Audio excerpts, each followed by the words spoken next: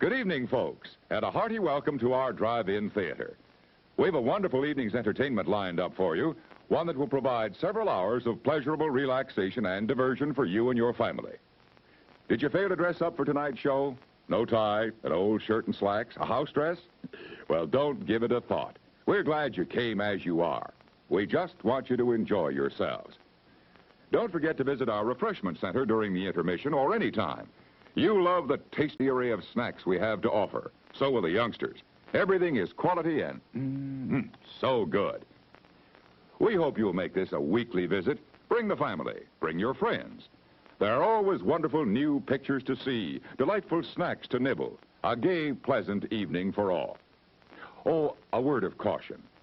Don't drive over 10 miles an hour in the theater area for your safety's sake. And Mom or Pop, go with the kids when they leave the car. We hope you have a wonderful time. Come back soon. It's 4 minutes till showtime. Hey, fellas, don't fight over that hot dog. There's plenty for everyone. Big, plump, and juicy, wrapped in an oven-fresh bun. Add mustard, relish, ketchup, and go to work. Yes, the hot dogs at our refreshment center are the best you'll find anywhere. Everybody agrees on that.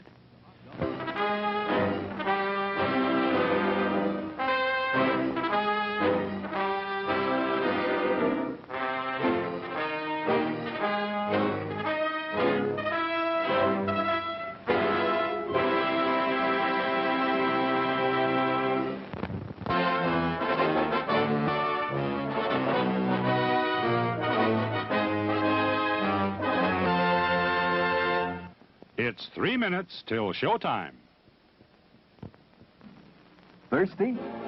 The refreshment stand is open with everything to satisfy your taste buds. Here's the menu: the hottest, freshest, crunchiest popcorn, each kernel popped to its fullest with that real movie time taste. Cold drinks. You'll find your favorite ice-cold, tasty, and thirst-quenching. And hot dogs, hamburgers, and candy, too. Now a short intermission, so you'll have time to make your selection before the show begins.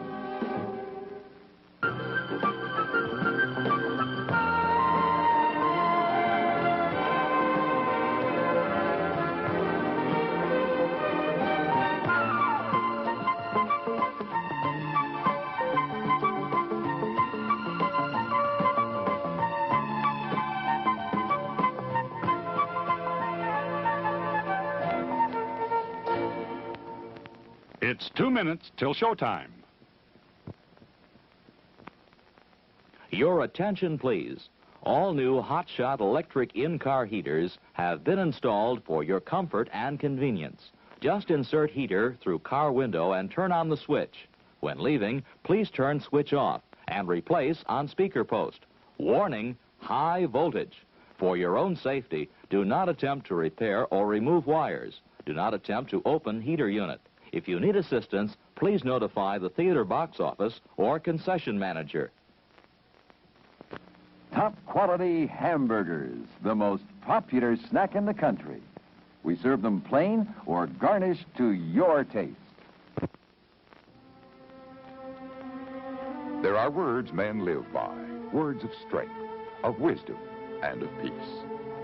We urge you to find the spiritual comfort and guidance we all so greatly need by attending your place of worship regularly.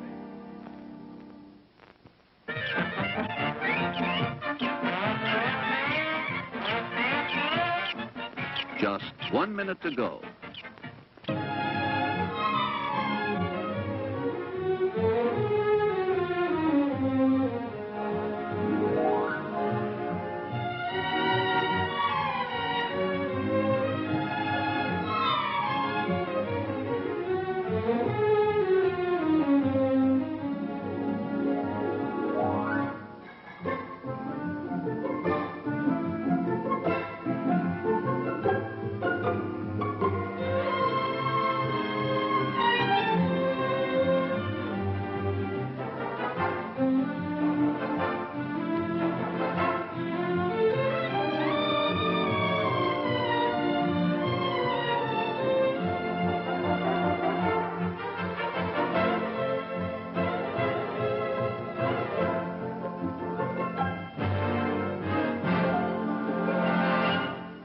And now, on with the show.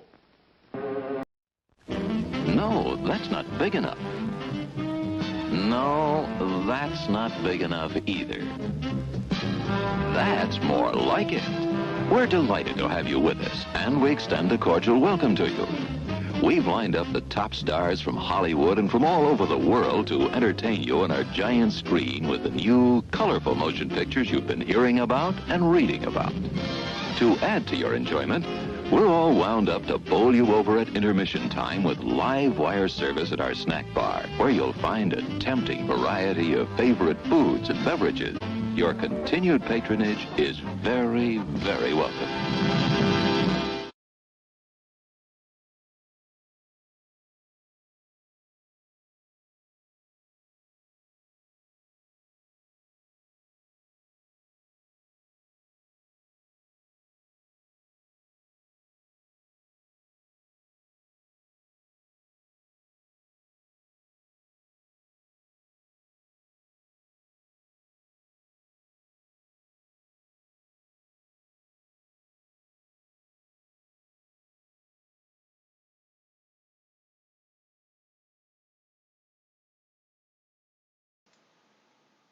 Hello, fellow humans. Let's do this with the mic on. How does that work? Alrighty, so it doesn't sound like we've got poker sounds coming up on the stream, so let's work on that. But regardless, hello, fellow humans. Nice to be back on the pokers after a bit of a hiatus for WSOP work, and then, of course, the epic live stream of Apollo 11 from start to end, which was a lot of fun. It was long, but it was a lot of fun. I enjoyed it. Don't know if I'll do that sort of thing again. Might do something similar. Might do something slightly different. But yeah, always thinking about it.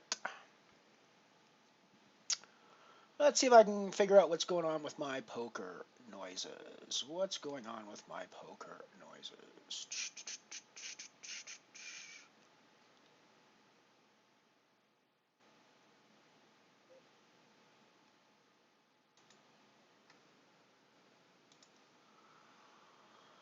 What is going on with my poker noises? So if we put this into here, what happens then? Does that give us noise? I bet that gives us noise. Yay, that gives us noise. Excellent. Alrighty. We now have poker sounds.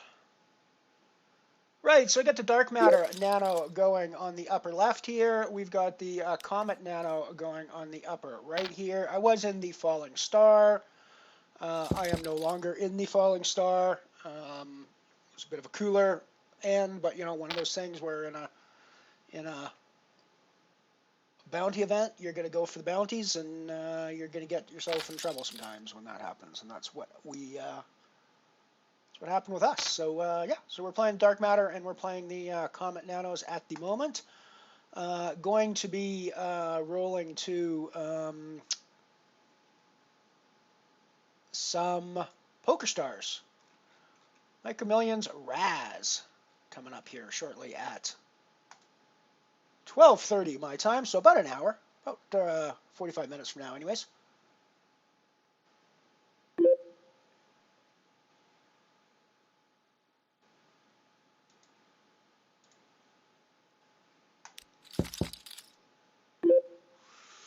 So we got second pair and a flush draw.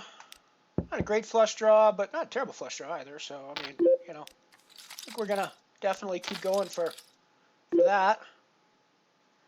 He absolutely doesn't need to be betting on an ace here or made clubs already.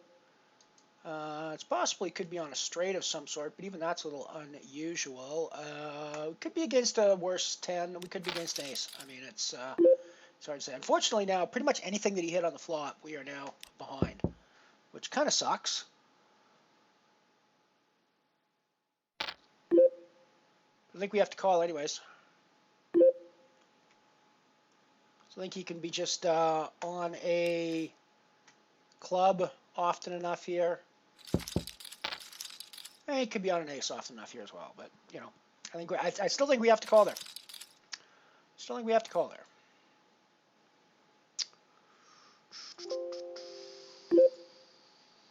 Yeah, so the Raz will be kicking off here in about 45 minutes. We'll get that rolling for us. 550 buy-in on stars.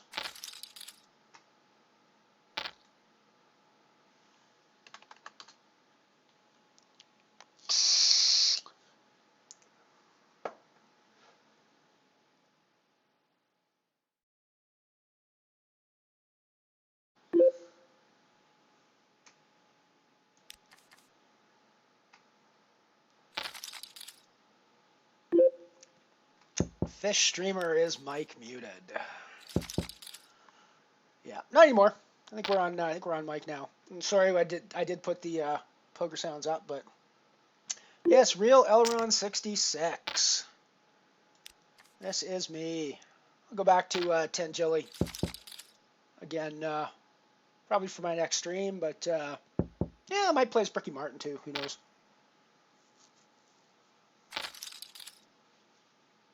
Yeah, we'll see if we hit the imposter. I still haven't been on a table with the imposter yet. I've seen the imposter playing with other friends of the stream when I've gone to look at their tables when they've said he's been on there, but I have yet to see the imposter at one of my tables. So maybe you are the same person. I just don't know it, right? I mean, you know, that's not likely, but I suppose it's possible. You know, we actually are the same person, and I'm just not aware of the fact that I'm, you know, maybe like playing poker in my sleep or something as Elron 66 under a different account. Hey, Tony, how's it going? You betcha, my friend. I am going to play the Raz. I'll be razzing it up later today for sure. In this, I will be razzing it up for sure in this one. I'm just turning down the poker a little bit because we don't need to be.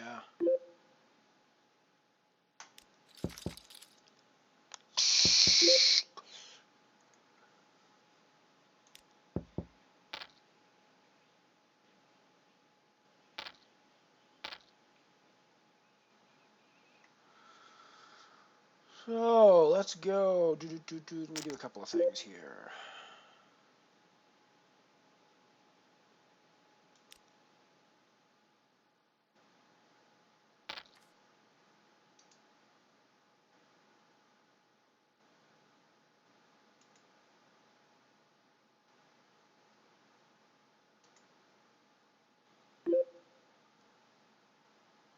Yeah, it is a terrible flush draw. It was an absolutely horrible flush draw. You're right.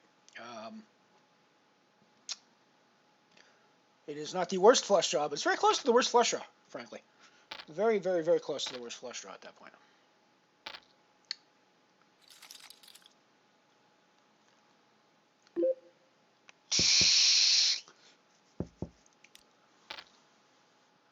Let's see what comes up on the flop here with my Jack King of Diamonds. So we got backdoor diamonds, and we've got the gut shot to the Broadway.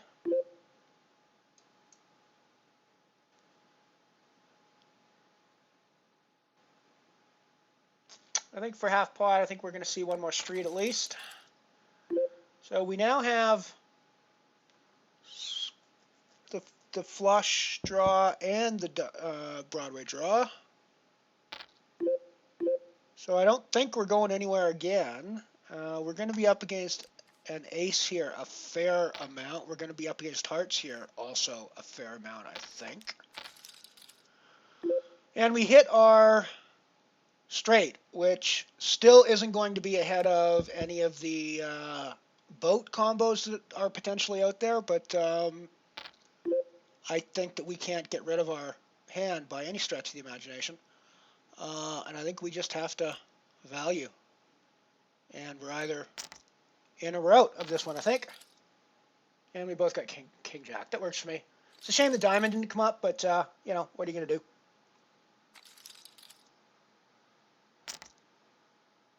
I turned him down eventually. Tony, I'm going to turn him down a little bit more as well.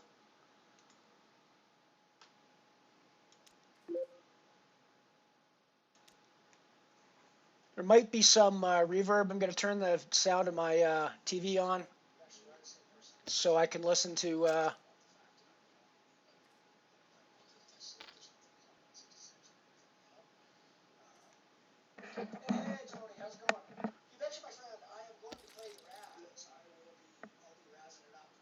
Yeah, okay, I've turned down some of the volumes as well, but I think I should be doing a little bit better now.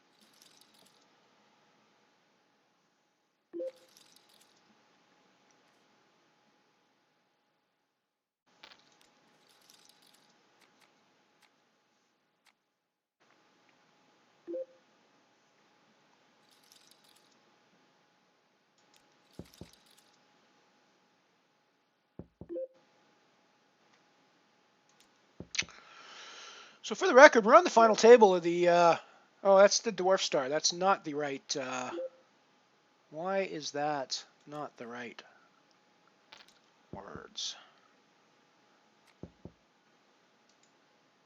Is that one showing right? That one's showing right. That one is not showing the right, that title. One moment. Uno momento.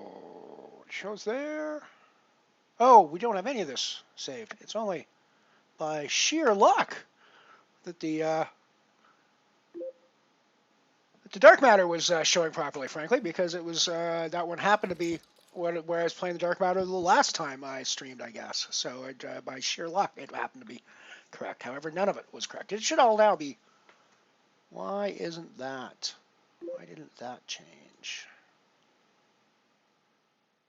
Save. Ah, that's why I didn't save all. There we go. Save all. There we go. Now we're cooking with gas. Alrighty. Yeah, good luck to you too in the Raz there, Tony. Final table, my friend. Let's get to the final table.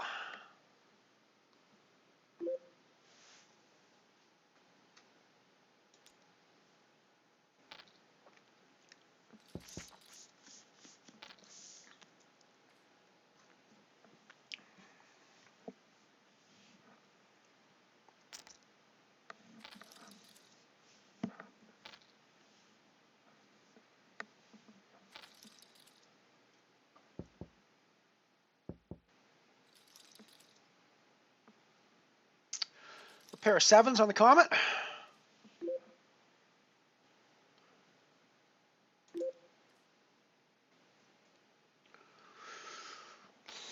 Let's play this as a set mining opportunity. I think after a limp and a bet, I don't necessarily think we want a 3-bet there. And I think that this sort of a 3-bet from the button is pretty suspicious most of the time. It's like a click back, so I think we're calling here, especially with the odds we're getting. I think we're calling 100% of the time. We got the like dregs of a straight backdoor happening here, so we might have some equity in this pot. He's going to throw another bet out, C-bet, that's not necessarily meaning anything other than it checked me. I was the aggressor, so I should continue. I think my sevens are probably in pretty rough shape at this point, so I think we're probably going to get out of the way.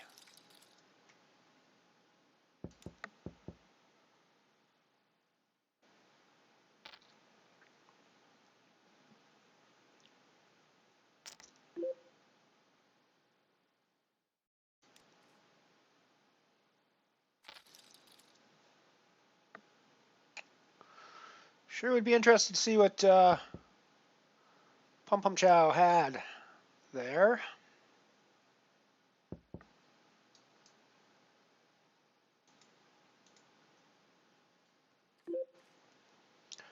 Because that sort of 3-bet on the button at that point is really suspect, as is all the rest of his action at that point from there on out. So, I don't know.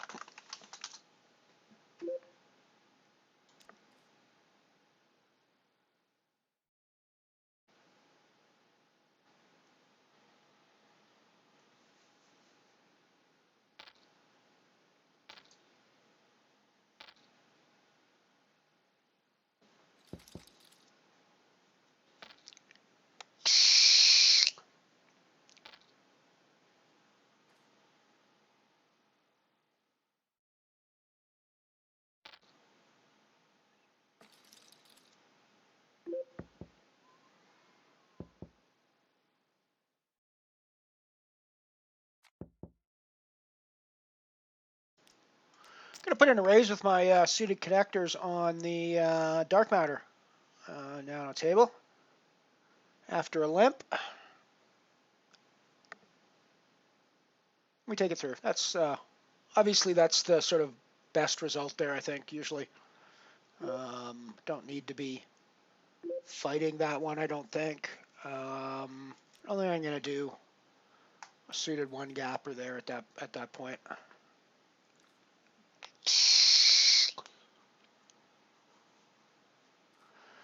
Excellent. Okay, well we will leave it at that then. I have some new commercials lined up for y'all today as well. Well, obviously, I don't have new commercials lined up for you guys because I don't play new commercials. I play commercials that are 60 years old, but I should say that I have commercials lined up that are, for the most part, ones that have not been shown on this stream before. I say for the most part because I do think that there might be a couple that are, if not identical, then similar to commercials I've shown on the stream elsewhere, same product or whatever. The stuff I'm going to be doing over the next couple of days comes out of a hour and 30-minute long compilation that I picked up off of archive.org and cut down to size. Oh, Jesus.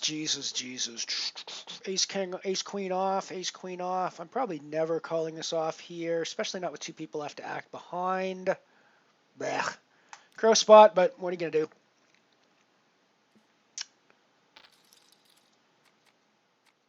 Wow, and we would have ended up splitting the pot. See, I think if I'm in ace flushes position, I'm probably way more likely to call off there. But when I'm here with two people left to act behind me, so a lot more tricky, right? I think. So I don't know. Maybe that was a bad fold. Let me know if that was if I should have gotten involved there. Let me know. But I think given that. I mean, like I said, I think if I'm in ace flushes position, I probably make that call as well with my ace queen.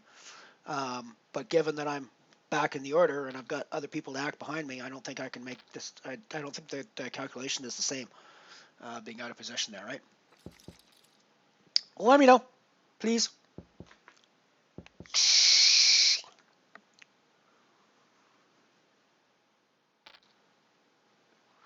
So it's funny. I was pretty sick of reading about poker hands by the time I got done with WSOP. I mean, I spent like 7 weeks, 5 days a week, 9 hours a day, reading nothing but poker hands from live reporters at various tournaments at the WSOP. You know, and that's a lot of poker for anybody, even somebody who really likes poker. Which I do really like poker. Obviously, I wouldn't be streaming like this if that wasn't the case. But I was pretty sick of it by that time. But what I realized is that I actually wasn't sick of poker. I was sick of reading about poker. I was actually really itching to get back and do the play some online sessions and do some do some actual streaming and some content creation and get out there and have some fun again because I missed you guys actually. Was the key thing here. I missed hanging out with the stream. I really missed hanging out with the stream.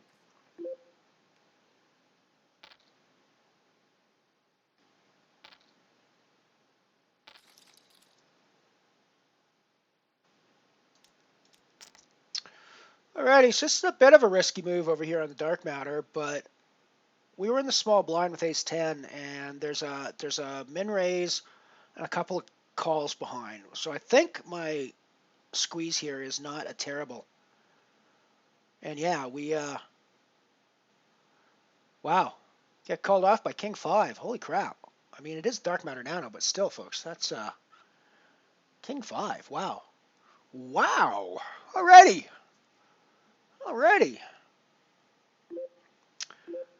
That is correct. New old commercials.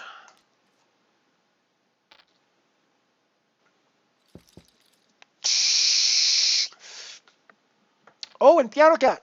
I don't know if it'll come up today or during the next session. Hello, Ant-Man. Good to see you, buddy. I don't know if it'll come up today or during the next session that I play or next couple of sessions, but there is a new Wizard Wick commercial in the mix as well for this. I got these commercials off of a compilation that's about defunct products. So there's all sorts of stuff, and none of it is stuff that you can get anymore. It's all products that, for one reason or another, no longer exist, which is always kind of cool.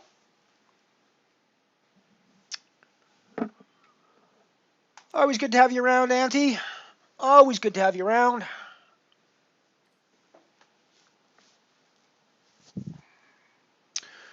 And we're coming up on our break here, too, so we are going to be going to commercial soon. In fact, we have one more hand to finish over here on the Comet, which we are just going to fold out any bet on. And we're going to go head off to a break. It's been fun to hang out. We'll be back in a few short minutes, everybody.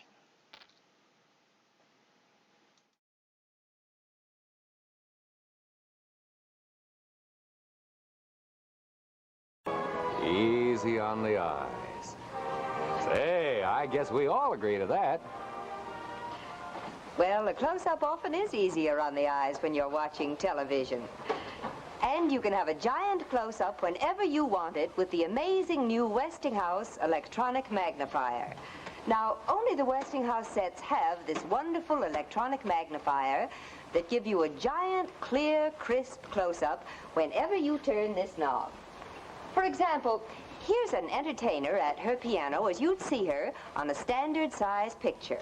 Now just switch on the electronic magnifier and there.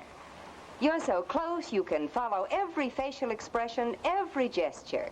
So wonderfully close. So easy on your eyes. Now, this Westinghouse set has a 12.5-inch picture tube. But with the electronic magnifier, you get an image almost as big as you'd get with a 20-inch tube. Amazing, isn't it? Suppose, for instance, that you want to get a closer look at, well, say my necklace. Just turn your Westinghouse magnifier knob and there. You can almost tell whether it's real or not. Yes, with this set, you get real big picture television and you get it at small picture price. Yes, and you can save on installation costs, too, when you buy a Westinghouse set. Look, 10, 20, 30, 40, up to $45. You save all this because in many localities with the new Westinghouse television sets, you don't need any roof installation. Why, you don't even need an indoor antenna. And the reason is Westinghouse builds the antenna right inside the cabinet. A wonderful Westinghouse improvement. And your stations come in so clear. Yes, and these new Westinghouse sets bring you even more. Westinghouse Synchro Tuning. Tune in for the best picture, and you get the best sound automatically. Come on in my store and see the new line of Westinghouse television sets. It's your biggest dollar's worth in television.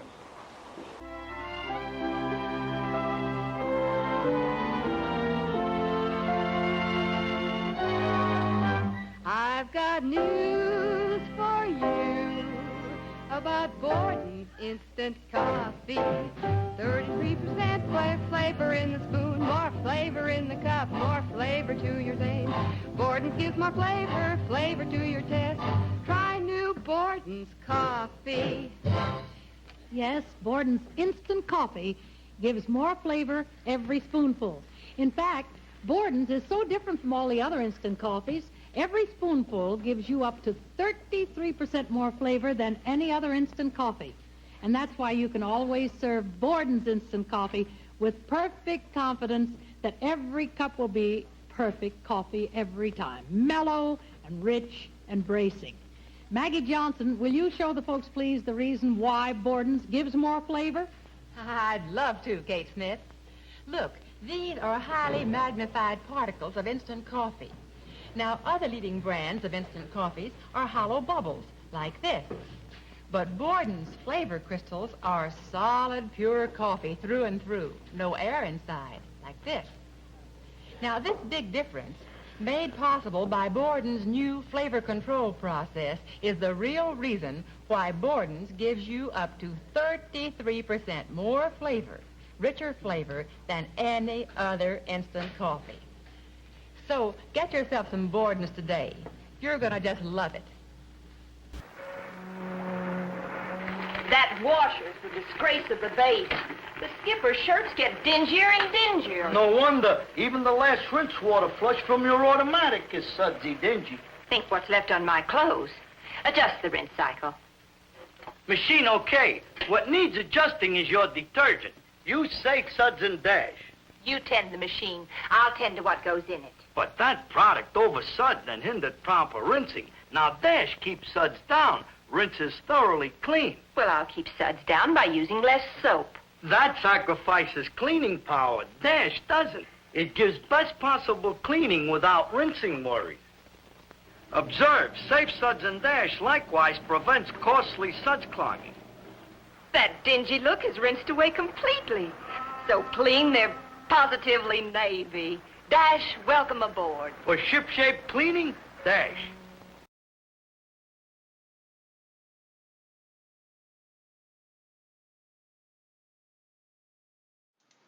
We're back.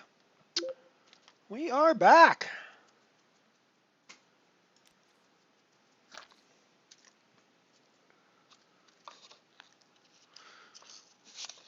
I'll probably be doing more music streams again on Fridays because this is my first day back. I'm not doing music today. I actually figured that people would be interested in the commercials once again. So there you go with all the commercials.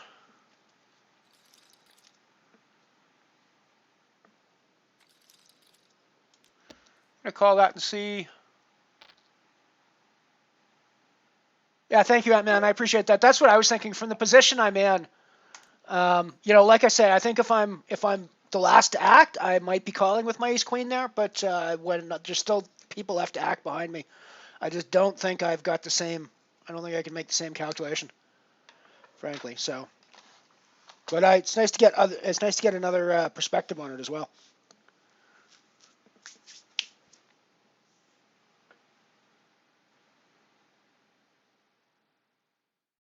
Hello, Haggis. Good to see you. Hags. Actually, not sure how I'm supposed to pronounce that. I only just realized that it's a double AGS, not HAGAS, which is what I thought it was at first.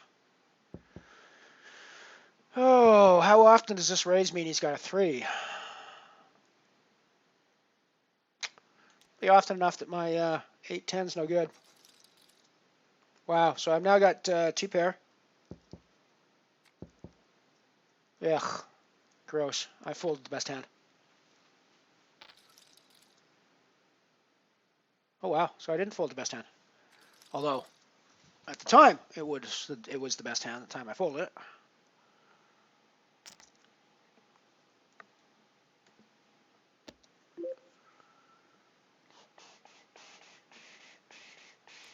Going to put in a 3-bet with my 7s here, I think.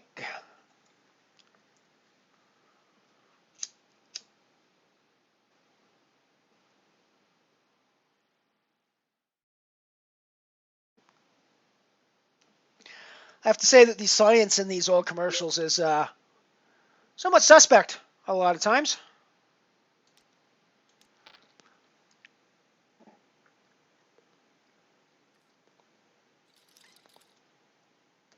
Cheers, by the way.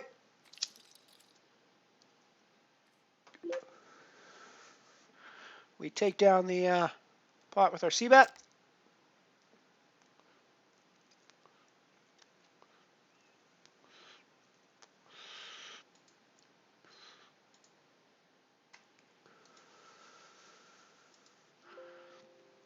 Alrighty, I'm regged in the Raz, so it will start up in about 30 minutes or so. Head back over to the dark matter table here where we got ace king under the gun, put in a raise.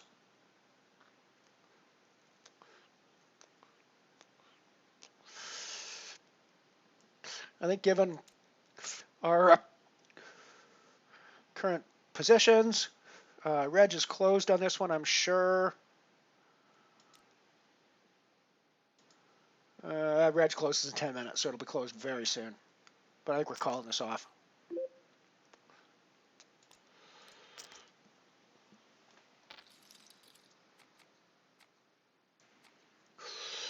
Really nice to get loose call from King 10 there.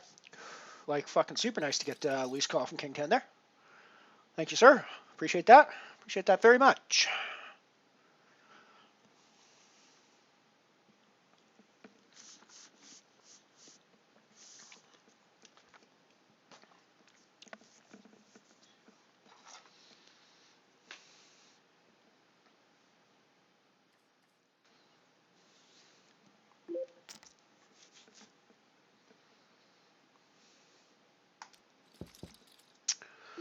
So we're doing pretty well. We're 4 of 11, 4 of 12 in the Comet Nano. 4 people getting paid at the moment. 24 people total. 12 remaining now. Dark Matter Nano. We are 3 of 12. 26 people total. 5 people getting paid in that one so far.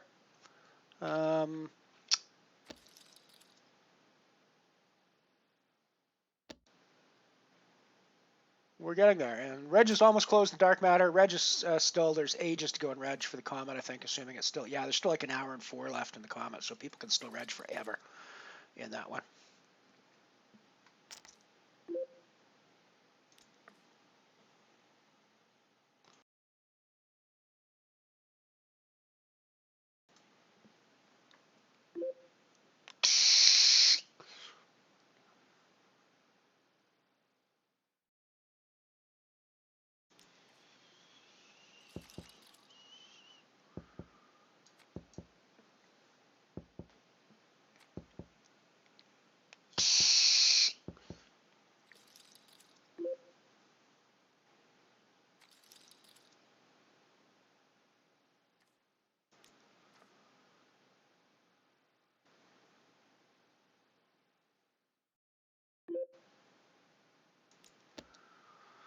See what the flop brings. Second pair. But a limp pot is probably not going to be a lot of aces out there, I wouldn't think. So we're going to have the best hand here a lot. There might be. Is he ever going to limp with 12? This is Dark Matter Nano. I shouldn't really be thinking that way. He is going to limp sometimes with 12 because he's going to be somebody that doesn't actually know how to play the game properly. So he's going to limp an ace here from time to time with 12 big blinds, potentially. So we could be behind there.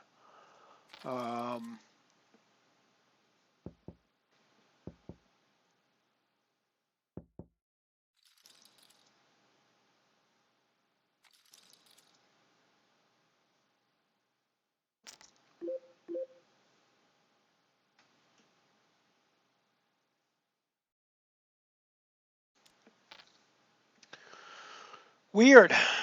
Very weird. Alrighty, well, I'll let them play it out. Somebody's got to have an ace here. I'm thinking the ace deuce is probably out there somewhere now at this point, or maybe an ace 5. Weird. It was a weird. That was, the way that pot played was very weird, I think.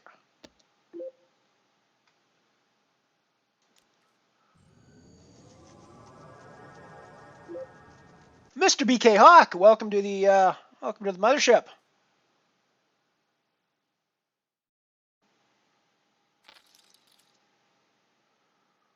Welcome to the mothership. Thank you for the follow. We are playing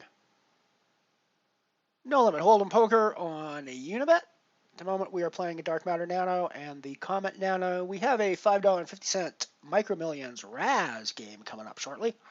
So that will be a ton of fun playing low ball Raz.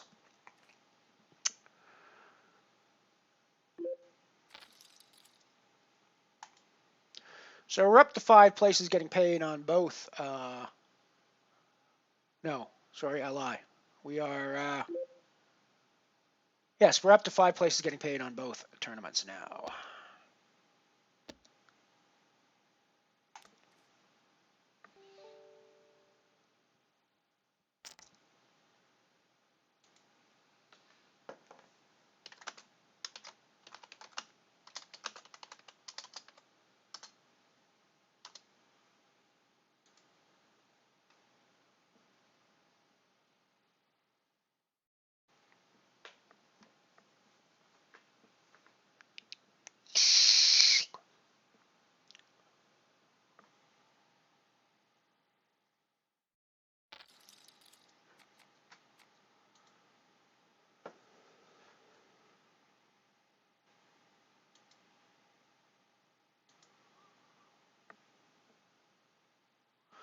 Current bankroll, Hags, is just over 200, roughly.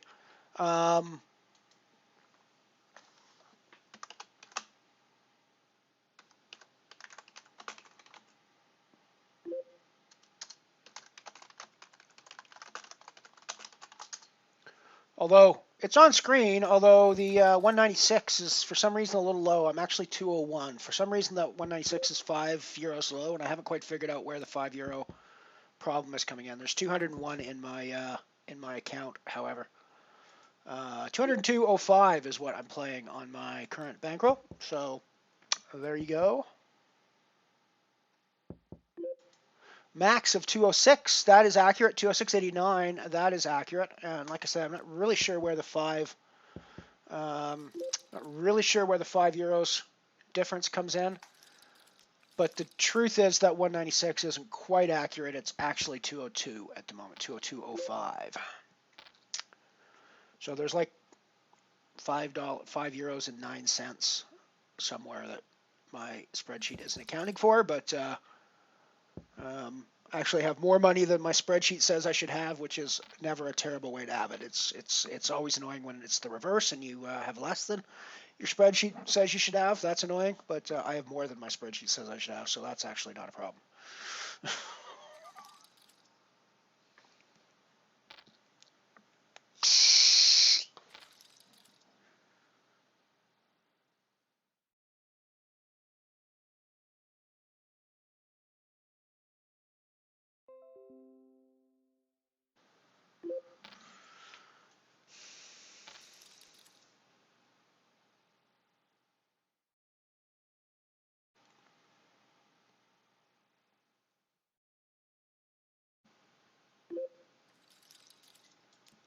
So I would normally have regged the black hole and or the abyss at this point as well, but I'm not going to do that today because we got the Raz starting up here shortly, so I'm going to save room for that. And given that it's a stud tournament, it actually takes a little bit more focus for me.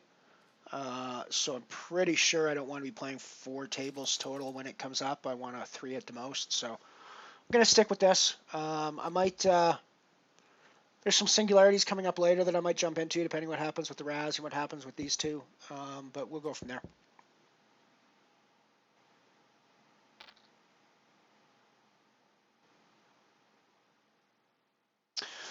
Just because it happened to be, because the Dark Matter Nano is one that I win a lot, so I like to play the ones that I win. That's the lowest tournament I play. I'm normally playing €1 and €2 tournaments now. But at the moment, there's no good ones at that range running. I'm also playing a 65-cent Comet Nano here. I played a €1 Falling Star earlier that I busted out of. So, I'm generally playing those up to €2 stakes and 5s sometimes as well. I'm going to set mine with these 8s, I think. I was thinking about putting in... I probably should have put in a raise there, but I don't know. There's something about all these limps that makes me a little bit nervous. Although now we've got like 1,000 people in the pot, so I have to actually flop a set for it to be any good.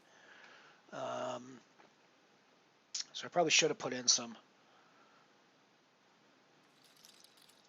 money pre to try to clear out some of these hands.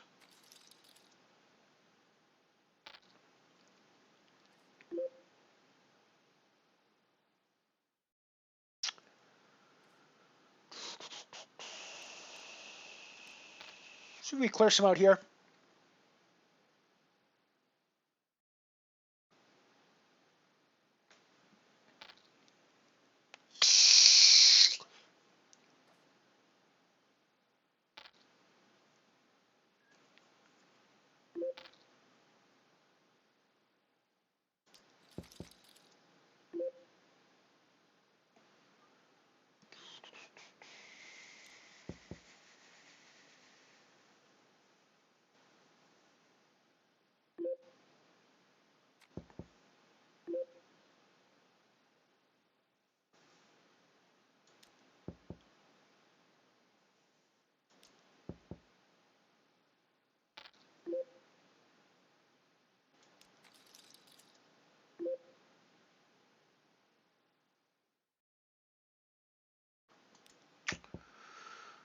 Interesting hand developing here on the dark matter table as well. He checked the flop. He limped pre-flop. He checked the flop.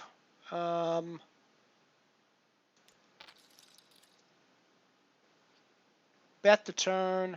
I called. Bet 400 on the turn. I called. Okay, I have to call him here. Yep.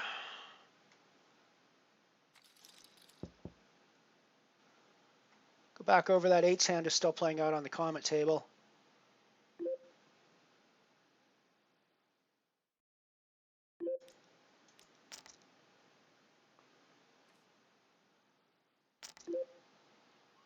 Yeah, I think for the odds, I just have to keep calling here. I've got like 17 to 1 odds.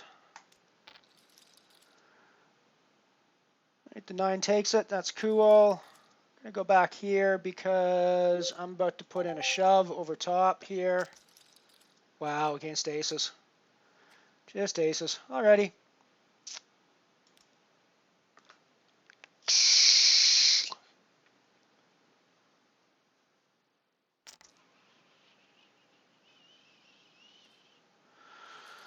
Just aces. What are you gonna do?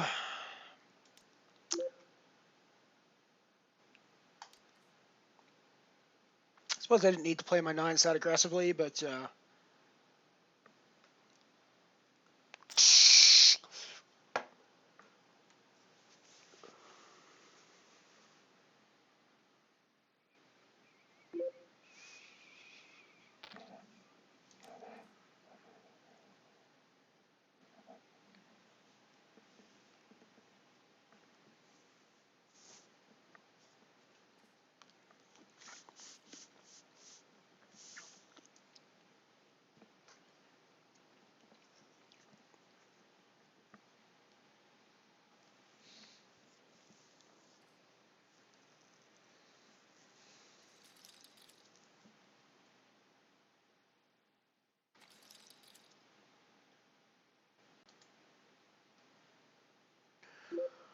deuce 3.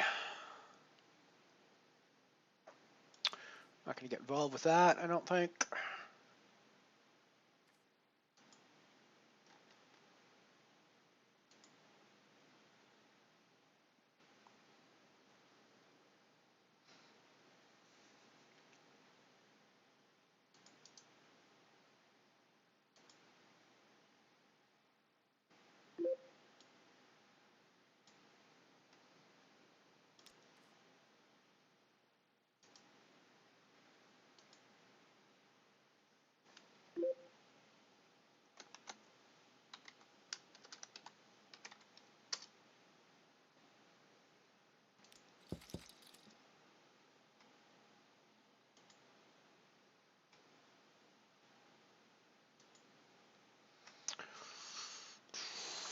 We got limp 2 in the big blind.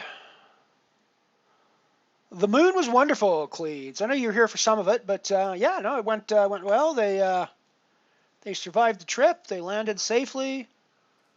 They spent 16 days in quarantine. They actually had to fill out customs forms, which was very bizarre and very strange. But yeah, no, it was good. It was fun. I'm glad I did it.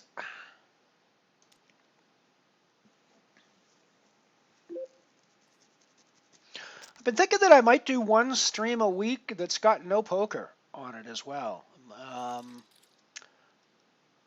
Wow, so we just folded the flop flush here. It's a crappy flush, but you know, it's a flush. Flush is a flush.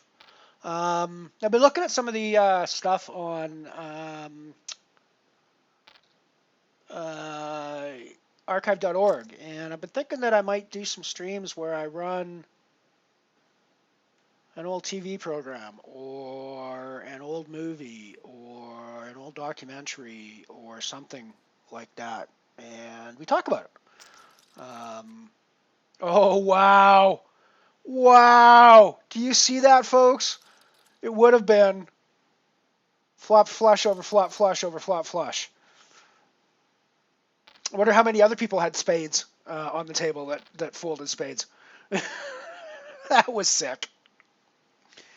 That was very sick.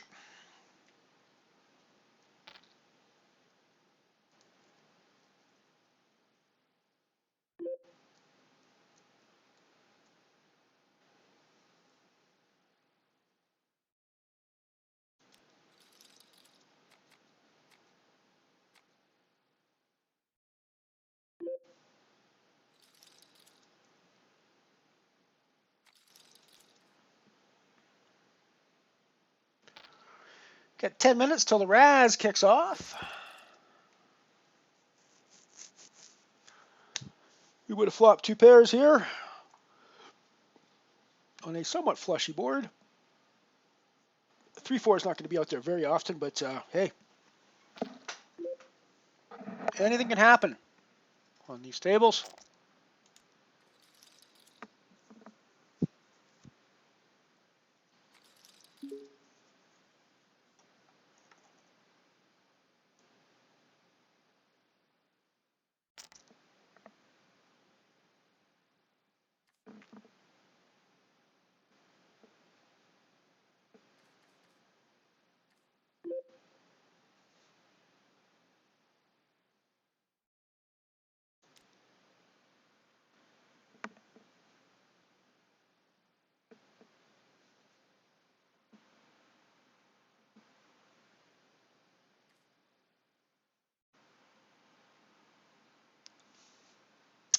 It was very quiet. I will grant that.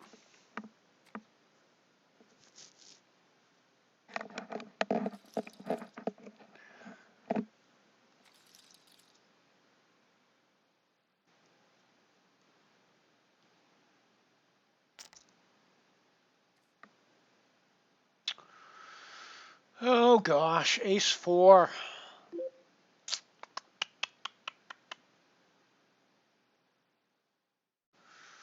No, probably not. I probably should be. Probably should be doing that one, but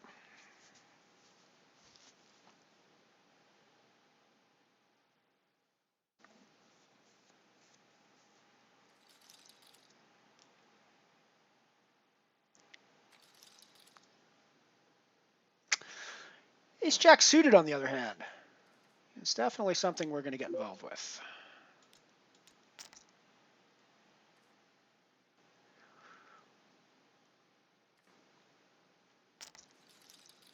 Wow. And he just fucking has jacks.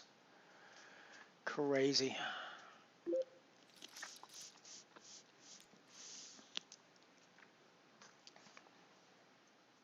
I guess we're getting our money in with, oh geez, you guys weren't even watching that.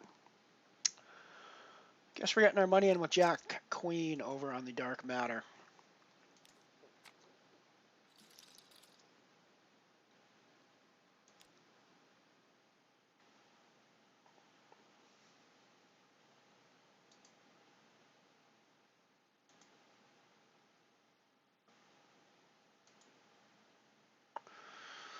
We'll let this play out. Here we go. Nice. We got the straight flush. Always nice to get a straight flush. Straight flushes are cool. We like straight flushes. Yeah, we're going to fold that one. So let's bring up the replay here. This is what happened with our Ace-Jack hand.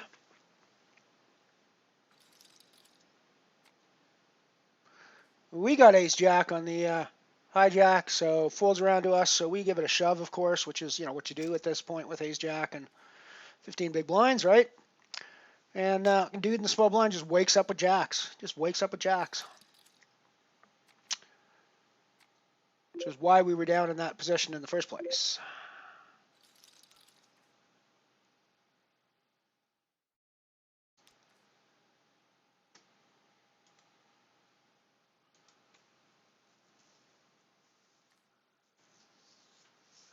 Four people to go until the money. We are 6 of 9, which means we're just outside the money spot. We are the bubble boy as things stand.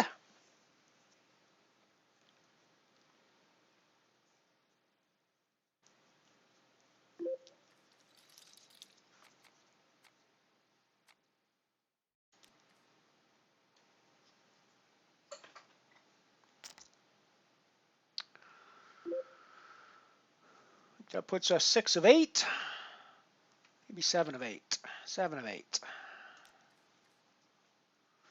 Means we're probably going to have to move at some point.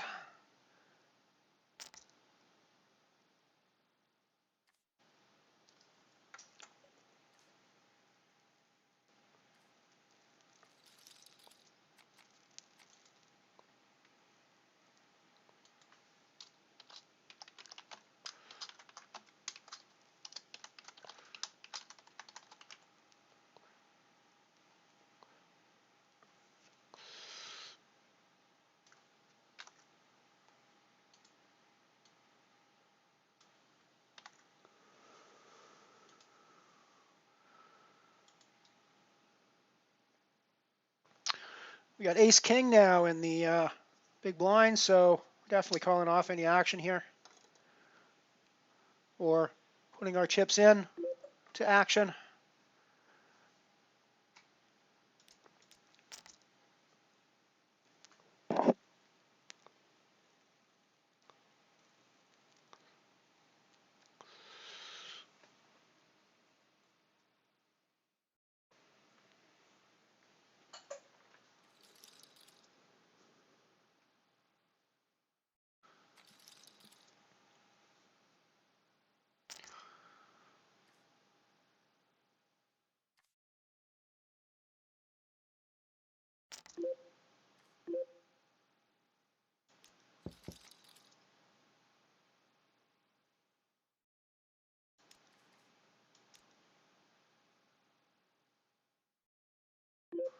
We're 6 of 7 now. The lobby does not seem to have kept up here.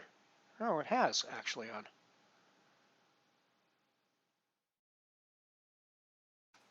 Weird.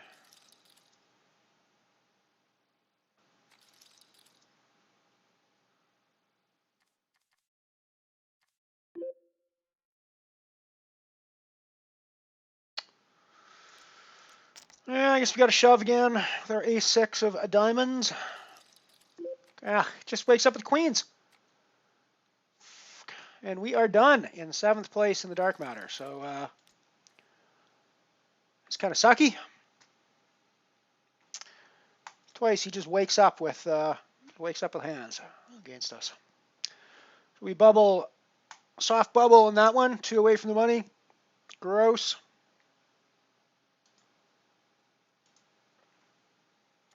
I mean, I think I'm shoving at ace-6 there all the time.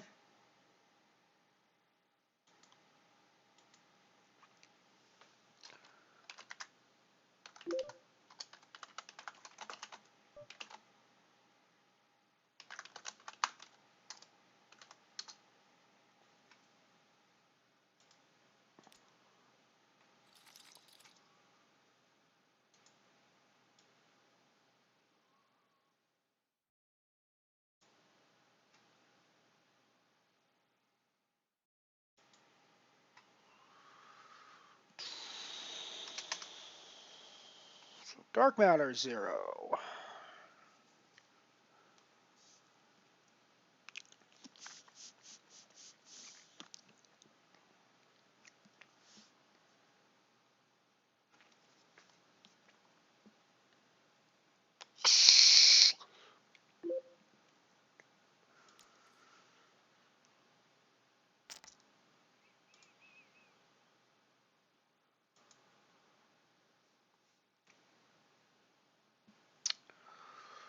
We are in the min cash spot. For the record, the Raz has just popped up. Let me get that configured for you guys.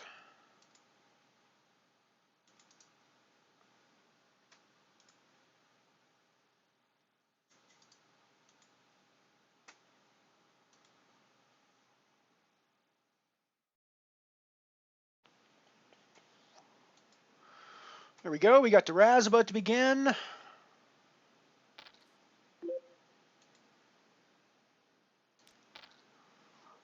Plus, we're going to see a flop with our queen. No, yeah, we're going to see a flop with our queen jack, even though dude shoved.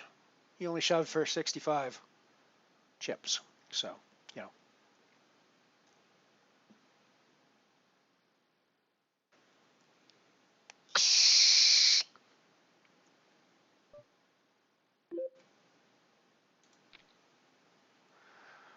First Raz hand has begun. We are the first bring-in with Jack 10-7.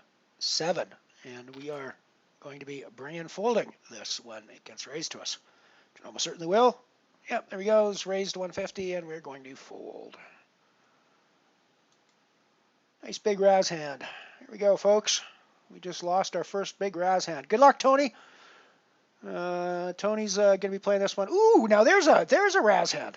There's a Raz hand, folks. This is a Raz hand. We've got 1-5 dead.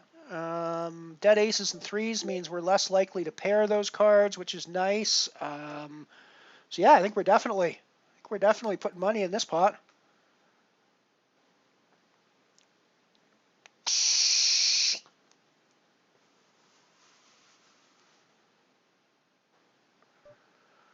And that is a very bad Raz hand. This is a very bad stud 8 hand. The only 7-card game where that's a good hand to start with would be stud. Stud up.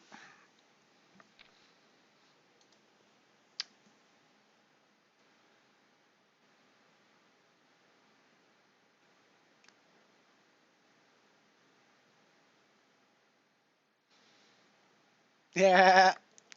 I'm not sure if I can't see it being cheating, to be honest. But yeah, I mean, I've smoked my weed on the stream every once in a while. Canadian, so it's legal here in Canada now, so it's not a big deal that way. But yeah. Alrighty, so I've only got one Unibet game running at the moment. I think I'm gonna kick off the Blackwell Nano. Let's do that one. Let's do the Blackwell Nano.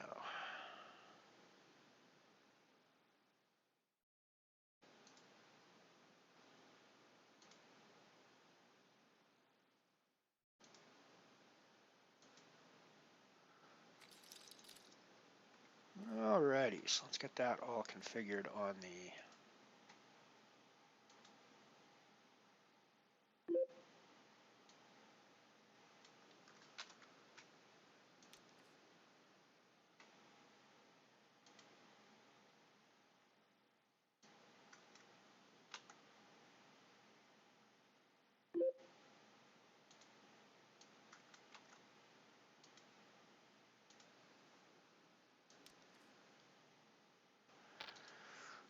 Alrighty, so let's do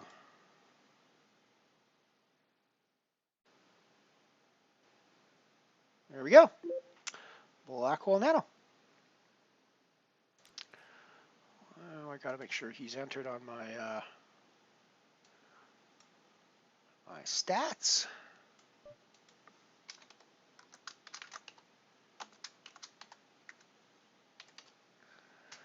Yeah, we're not gonna play our jack.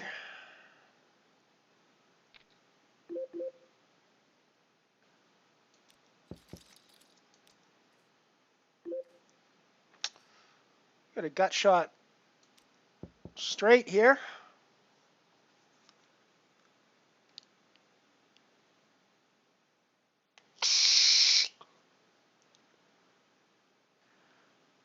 Gut shot straight draw, of course. There's no such thing as a gut shot straight.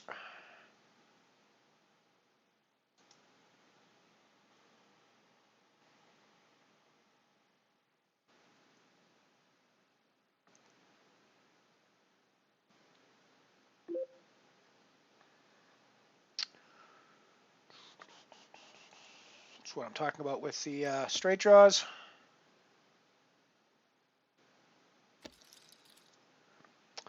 And boom, just right there in the gut. Gotta love it.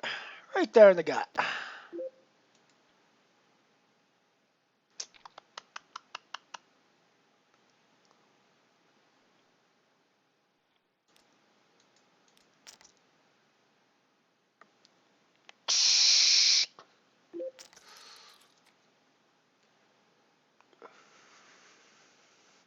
I mean, ace-queen obviously was something I was a little bit concerned about there, but I think I had to get it in there.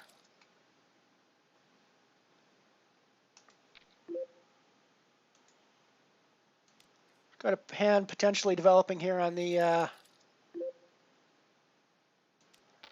Raz. I'm just going to call back on this raise from the ace. Doesn't have to have a good hand underneath that ace to be raising here. But he's probably not completely dead underneath of there either. So just calling back. Kind of funny that the jack is the one that's out in front now, but we're going to keep going for at least one more street.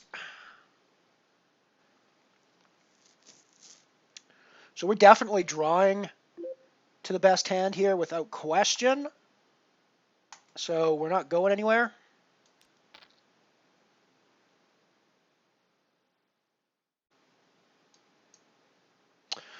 So the best PokerNews can be playing is an 8-6 at this point. We are still drawing better.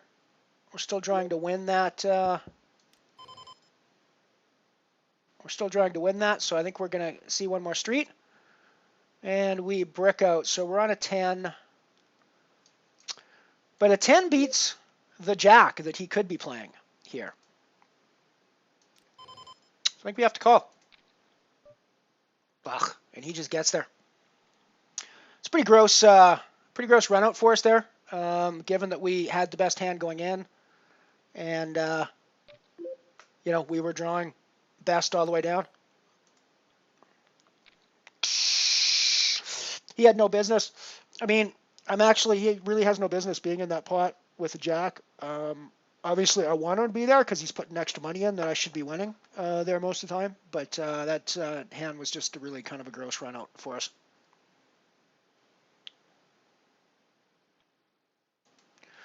So yeah, let's have a quick look at what he had again. So, I mean, he didn't have a terrible hand behind his jack. His down cards are 7-4 deuce, so no matter what he had down for his first two cards, he doesn't have a terrible spot there.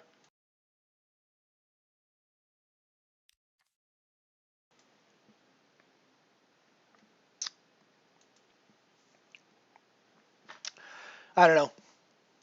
It's pretty weird spot. I calling there with the jack, no matter, even with the jack 4 deuce, is pretty weird. I gotta say. There's less action in front. I'm almost certainly going to be trying to snow with this ace here, but there's too many other people with potentially good hands in there for me to get involved with that.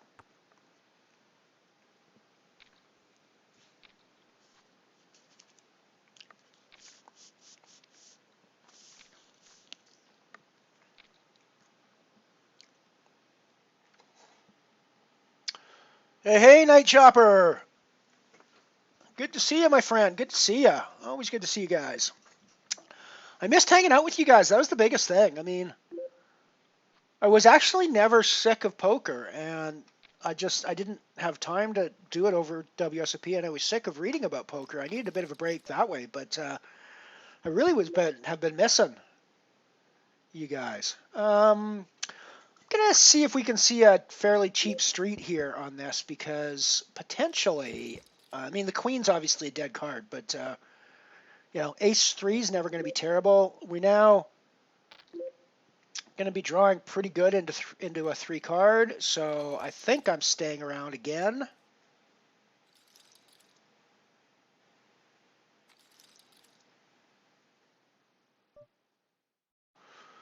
I think I'm definitely calling off here. We're basically still running for the nuts here. We're drawing better than his 8 all the time here, so we are 100% happy to get our money in. We are 100% happy to get our money in.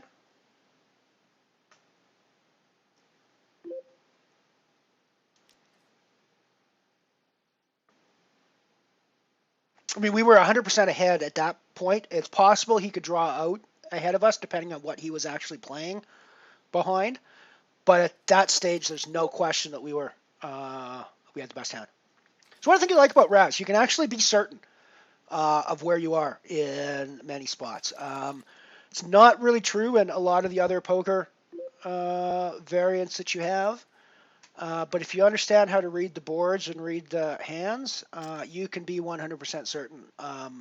Not all the time, but say 70% of the time, you can be 100% certain where you're at any given time on a Raz board, on a Raz hand.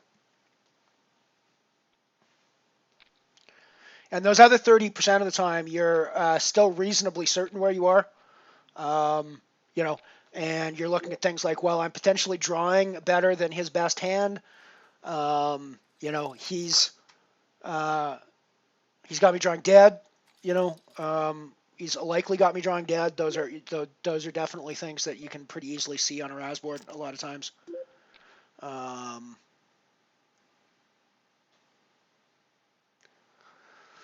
Yeah, the jack is weird, right? I mean, the jack is just a weird spot there. I don't really get where, but you know, what are you gonna do? What are you gonna do?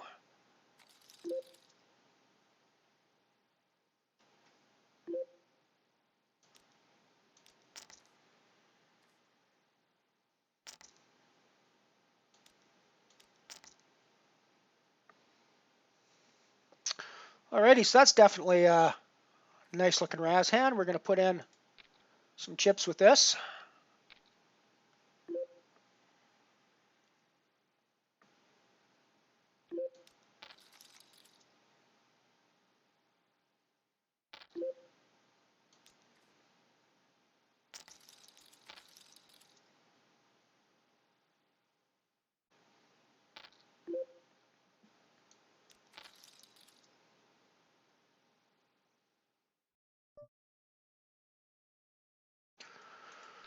We are so miles ahead of this guy.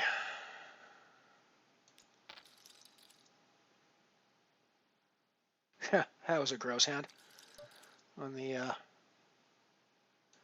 black hole, you guys didn't see that, but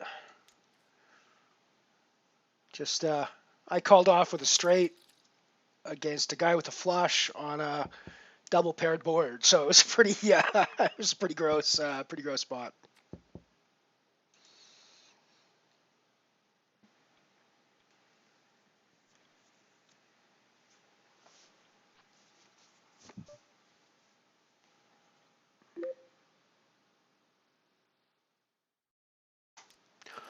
Oh my, that's a horrible Raz hand.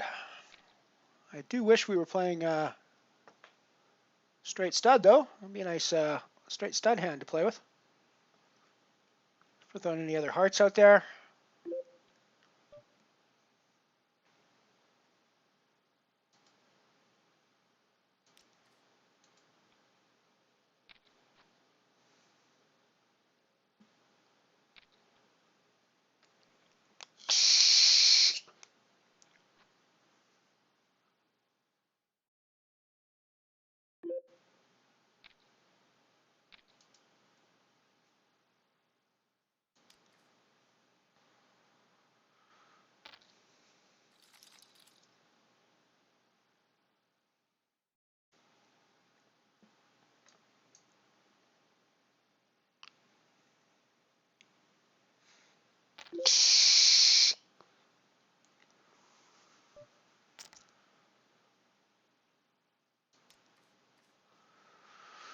This is a very weird hand.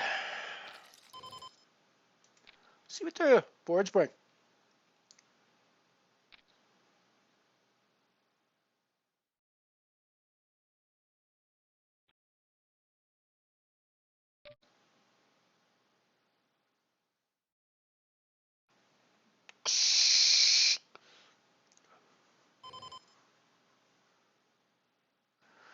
I mean, probably drawing good against everybody, but potentially Novinky here. But just limping like that, that's on third was really, his play on third was really weird with an ace up. Betting out with the six, it really makes me think he's not that strong elsewhere. Now I think he's strong. Now I think he's probably playing a 6 or a 7.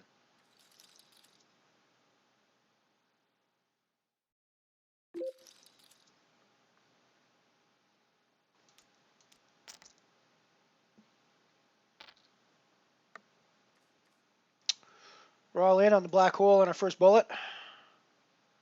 Ace king. He's on a 76. Against ace 9. Wow, and he just takes it. Oh, sure, why not? We'll do one more bullet.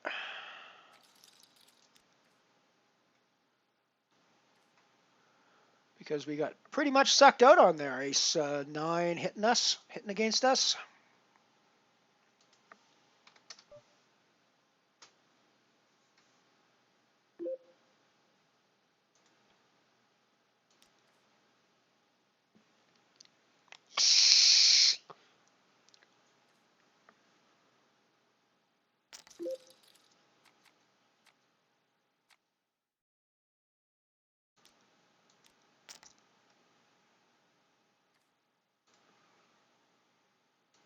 Just putting in a raise with my 7s here on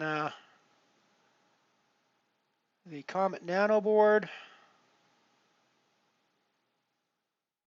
We are 9 from the money. Getting shoved on by a big stack and a small blind. I have 7s. I mean, I think this is going to be a race a lot of the time. I think it's a squeeze a lot of the time. I also think there's bigger pairs out there.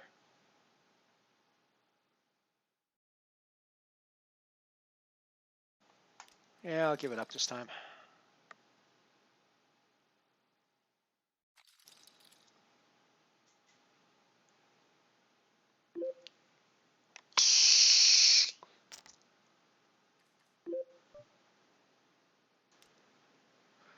Put another raise, this time with my ace king.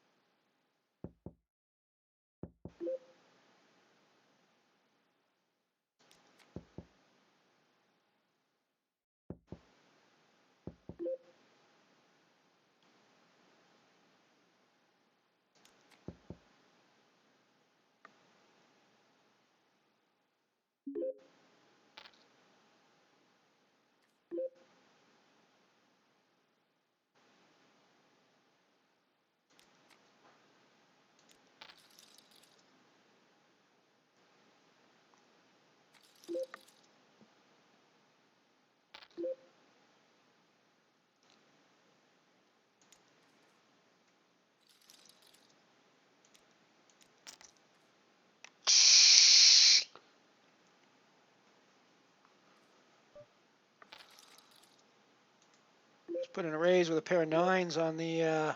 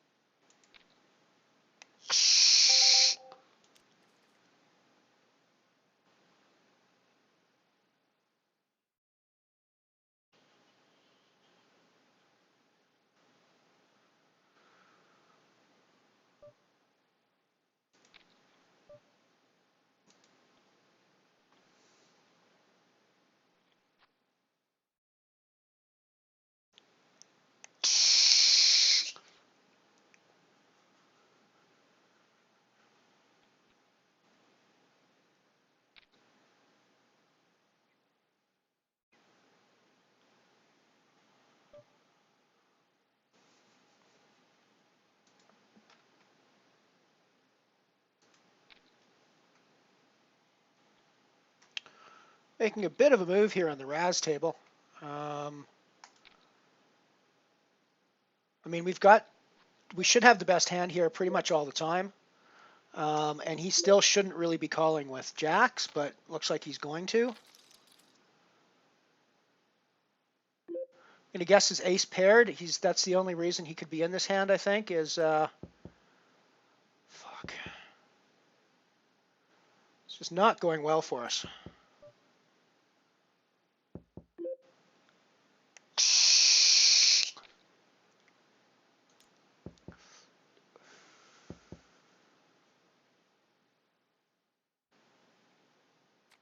So we've got a 10-8, which beats his jack if he has one. I'm not going to try to I'm not going to try to bluff him off. I'm going to check back for my showdown value, my 10-8. He got there on the river. I knew he was pairing.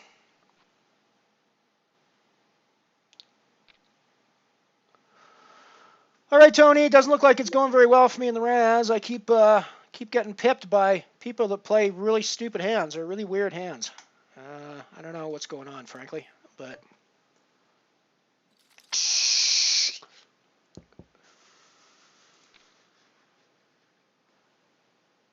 There's no way that he should be calling behind with a jack there.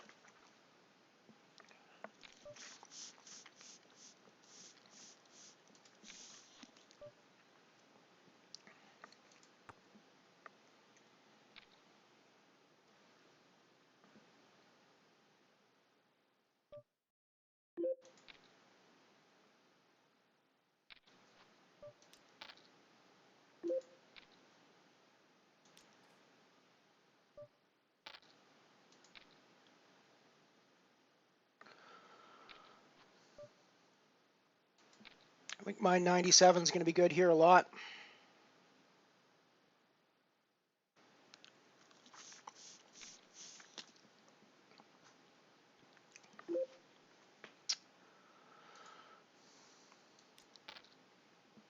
That's more the way it should play out.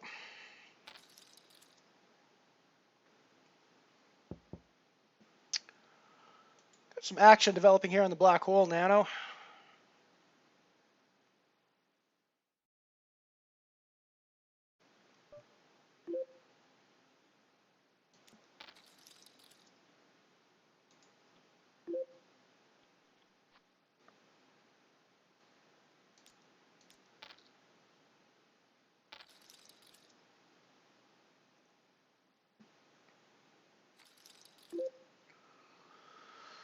Nice little pot there in the black hole.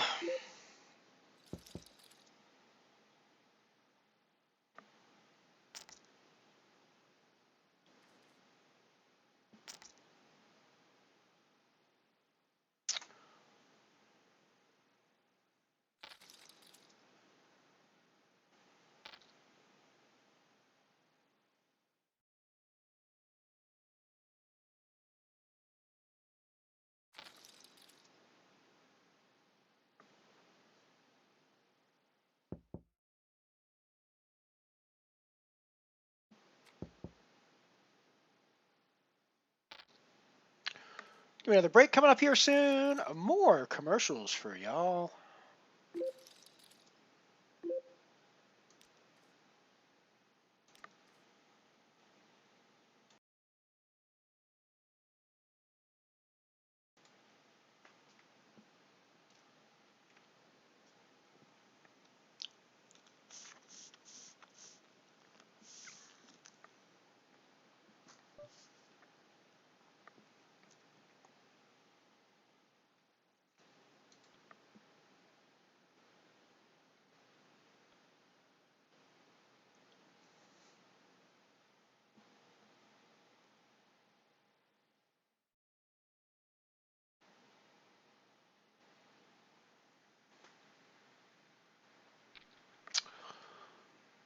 Hello, Prodeep.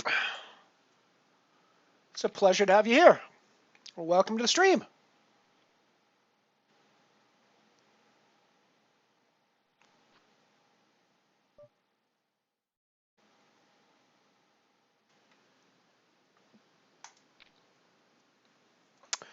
We have a break coming up. I'm going to send you guys off to our break screen now.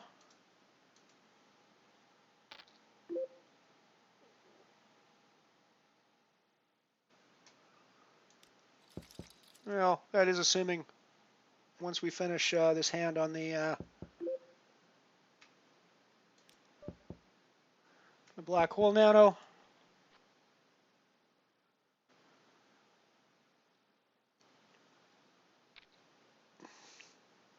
You got the flush.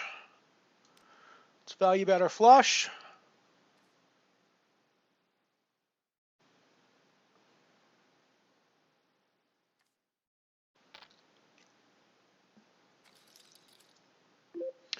Not thrilled with the pair, but I still think we have to value bet our flush. Alrighty, so we are on break. Let's go to our...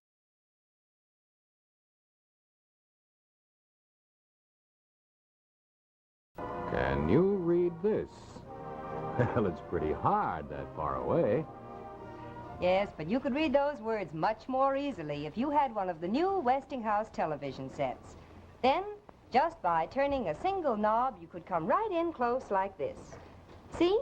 It says electronic magnifier. And only the Westinghouse television sets have this wonderful new development that give you a real close-up whenever you want it. And all you have to do is turn this knob right here. Suppose, for instance, that you and the children are watching a Santa show with the screen set at standard size, and you want a real close-up. Just turn the Westinghouse magnifier knob, and instantly you're up so close you feel you could almost tell Santa, "I want a new Westinghouse television set for Christmas." The exclusive Westinghouse electronic magnifier gives you a picture image half again as large whenever you want it. Takes you right into the center of the action.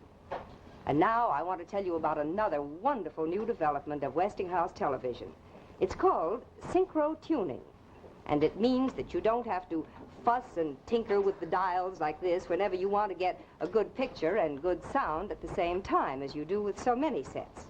Look, here's all you do.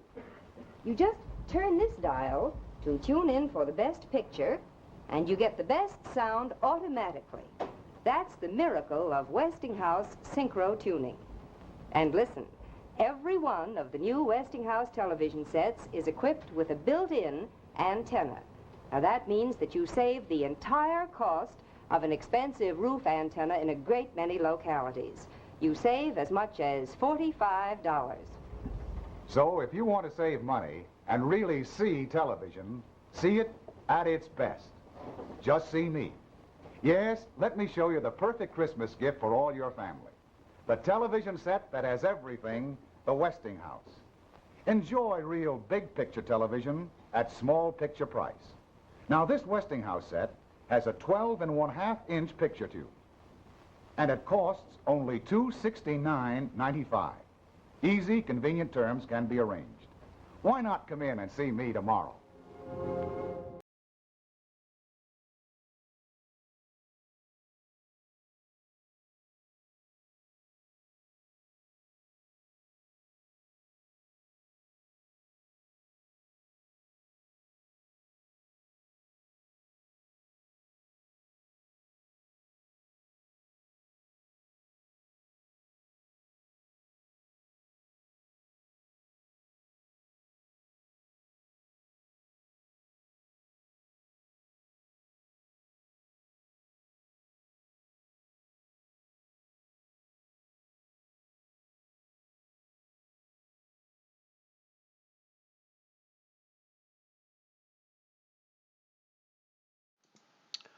I knew we went quite a bit into the break there, so I picked a quote-unquote short commercial segment. Turned out to be a little shorter than I expected. That's cool. We are back a little early. We have got poker action happening.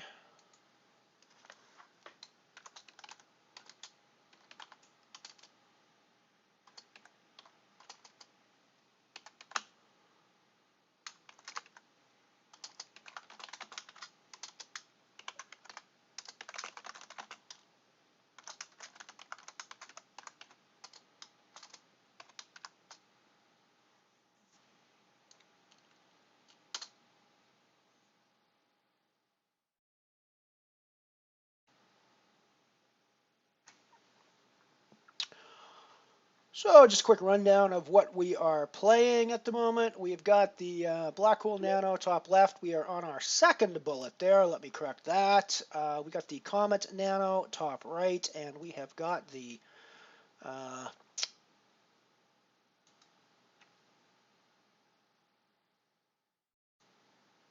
Micro Millions Raz on PokerStars running down there on table 3.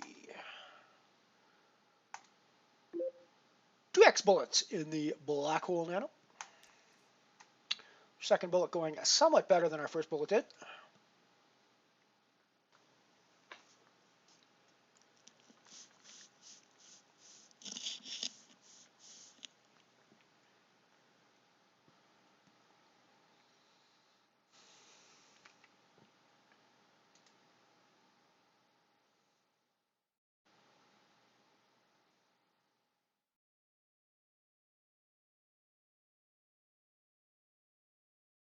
Thank you, Not the Ears. Good to see your. I saw your follow there a couple days ago. Thank you very much. Good to have you around, and welcome to the Mothership stream. Hope you hang out. I really enjoy the mixed games. I wish there was more mixed games on Unibet, but I do enjoy the mixed games. I'm glad you found my video on Badoogie useful. There's probably a few videos in there that you can get some value from. I might have to update some of that as well and go back and look at some of my other videos, because alrighty, so the Raz is going here. 753 is a pretty decent place to start for Raz. However, we do have a couple of deuces that are going a bit crazy here.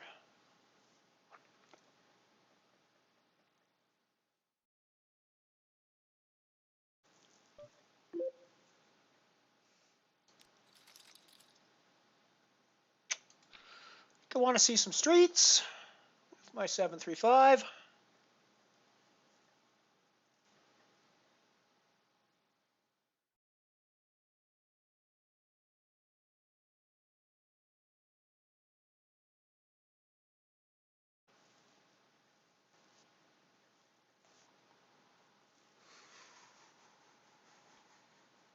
I can't believe that dude with the jack folded.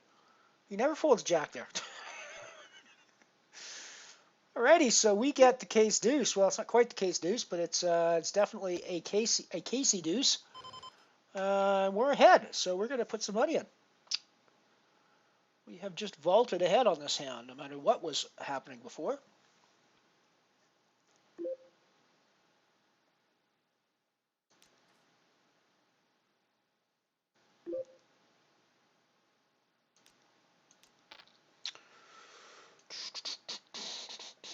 Well, I think given that we know we've got the best hand now, this is where we need to get the money in.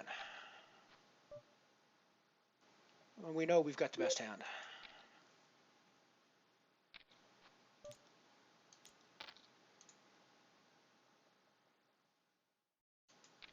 We're just trying to get as much value out of them as we can now. Well, thank you for the extra value, my friend. I appreciate that, Andy.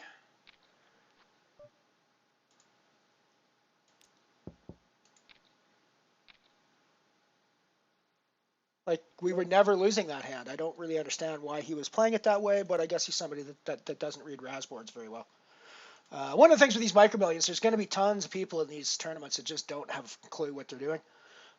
So even just basic understanding of the games is going to win you chips and win you pots a lot of the time.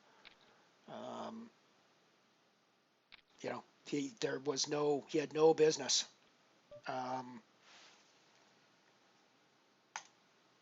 Trying to raise there. He did not have, I mean, he didn't have a board that could even make me scared. That was where it is. I mean, when you're trying to bluff somebody in Raz, your board has to look like you're not bluffing. His board, it was obvious that I had the best hand, right? It was obvious that I had the best hand. So there's his raises there are never getting through. All that's ever happening is he's getting met with re-raises at that point. And especially by 6th Street, because he's not even drawing live anymore, right? He's not at that point. He's drawing to an 8 at best, and I'm playing a 7, so he's not even drawing live at that point. Now he doesn't necessarily know he's not drawing live, but he can be pretty certain that he's in like really rough shape at that point. And yes, there's the argument that you can't win when you're in really rough shape unless you can push the other guy off the pot. But there's also the argument that you got to look at the hands and go, yeah, I'm never pushing the other guy off the pot here. So he was never pushing me off the pot there. He's never pushing me off that pot.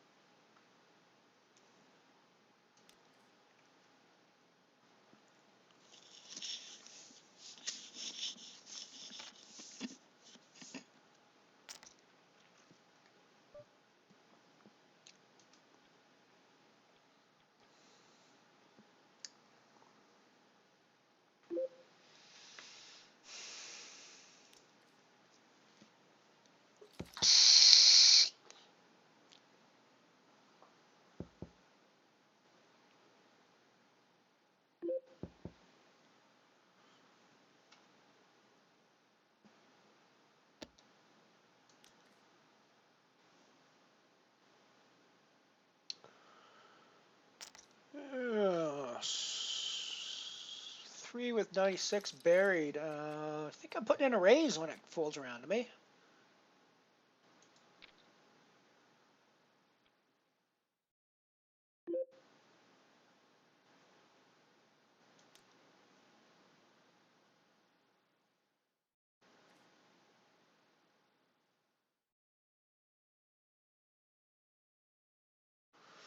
Wow, they just fucking throw us the king. Just toss us the king there, eh?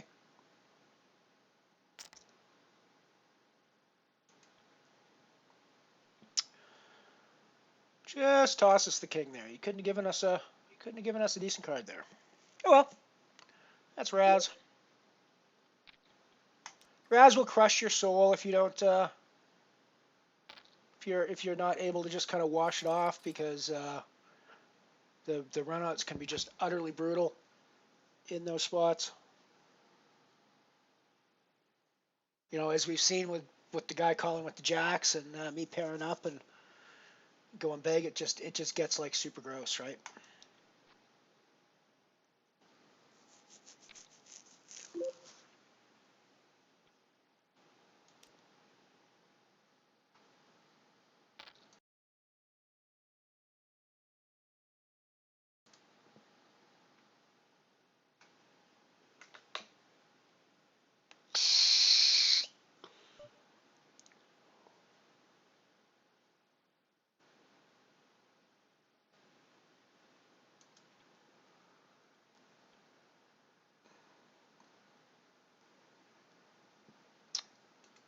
So Reg is closed now in the, well, let me make sure I'm not lying when I say that. Yeah, Reg is closed now in the Comet Nano. We are 4 from the money. I am currently not in a money spot, but I do have like close to 40 big blinds, so I'm not terribly worried at this point. This is one of those spots where you can easily, people with bigger stacks are going to go out against me, or are going to go out before me quite often in this tournament if I just hang around.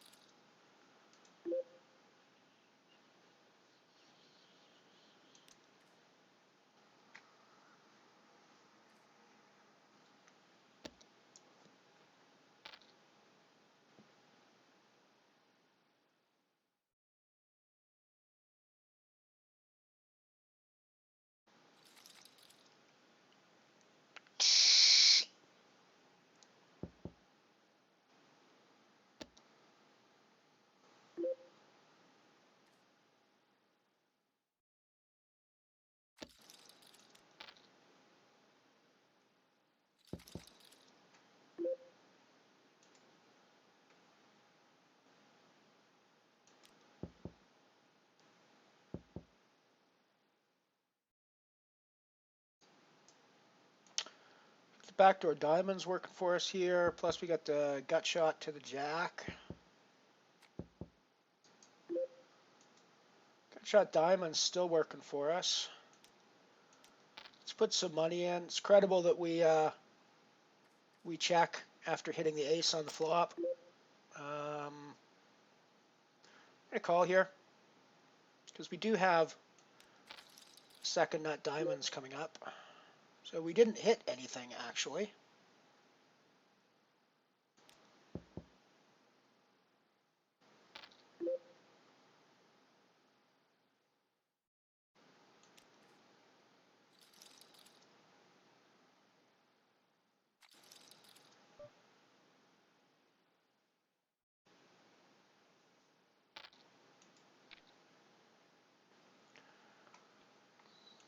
A bit of a bluff raise here, obviously, with the queen behind, but the seven's not terrible either.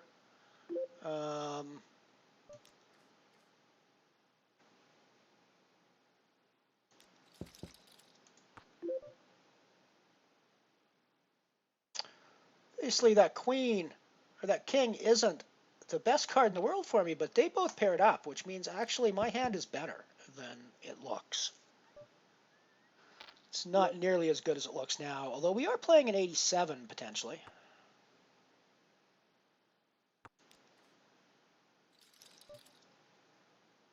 We're playing a jack 8. Yeah, I don't know if I'm check calling this or not. Probably not check calling.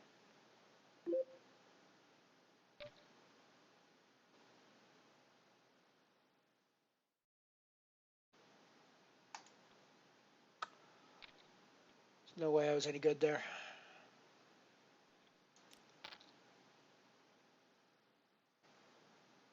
This is definitely one we're going to want to get involved with. We're going to have the best 6 here almost all the time against these two guys.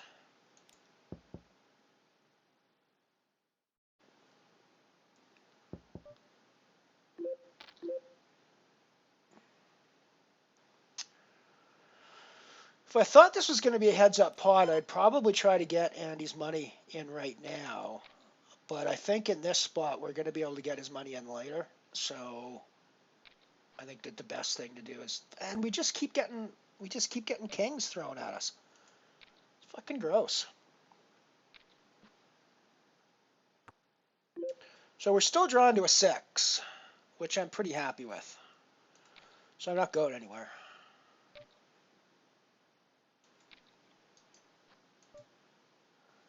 I'm on an 86 now. I don't necessarily think Tess on Tiger is playing anything better than that.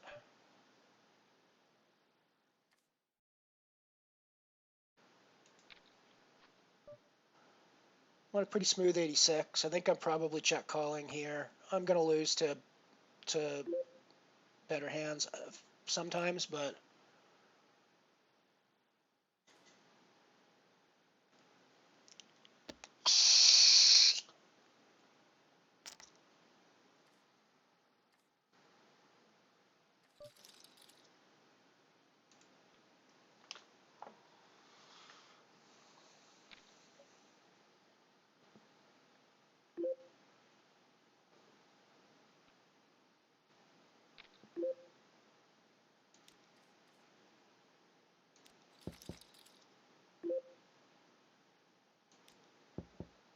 interesting hand developing on the black hole nano table. We have flopped the nut flush draw.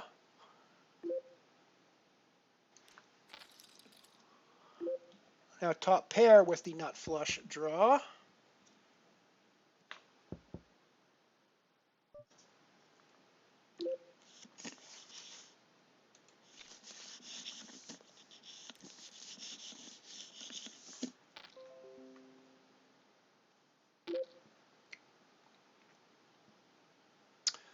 And we hit the nut flush draw.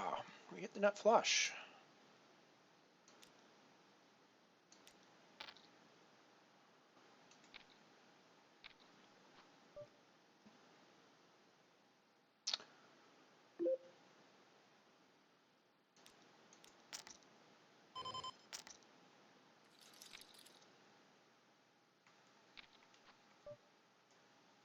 Nice little hand there.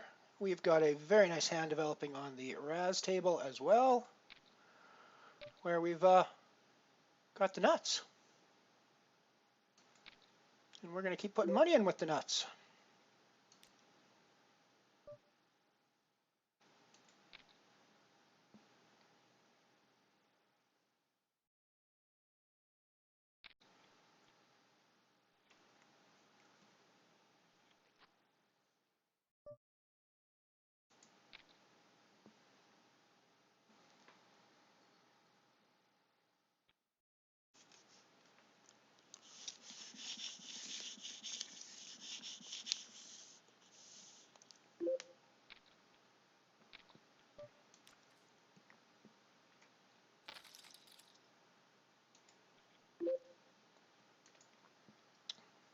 So for the record, hands like this, Queen 3-4, you should never play this. You should bring in and fold almost all the time.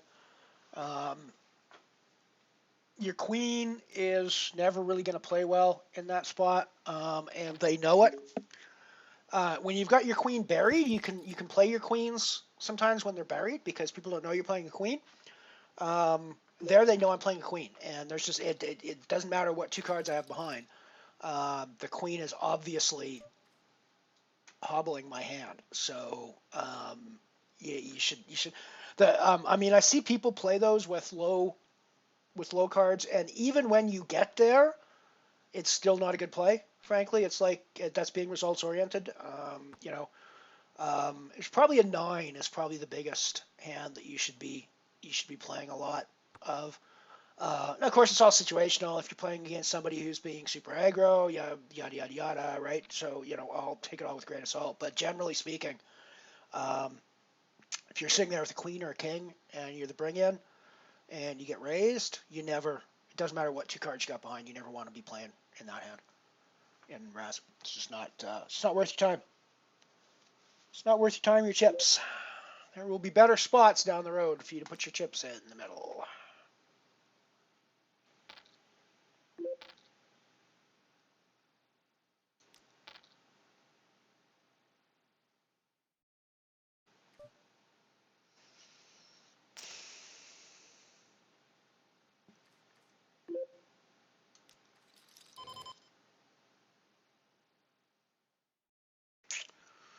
I could have played there with either a raise or a call.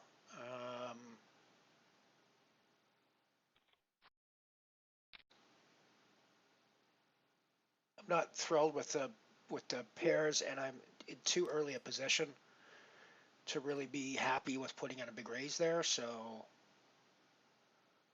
yeah, not the best. Not the best spot in the world, but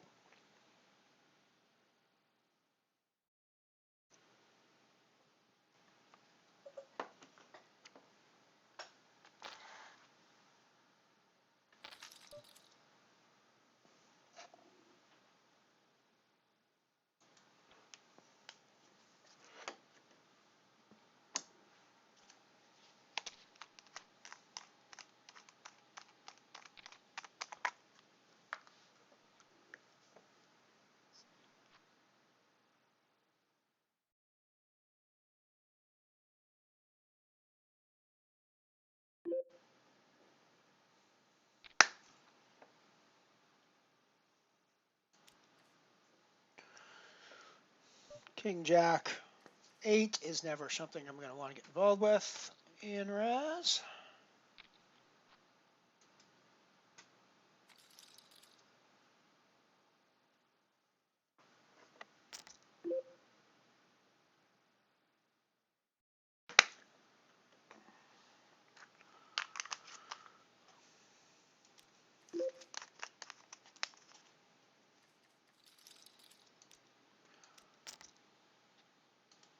Black wall table, got a pair of 10s under the gun, so we put in a raise.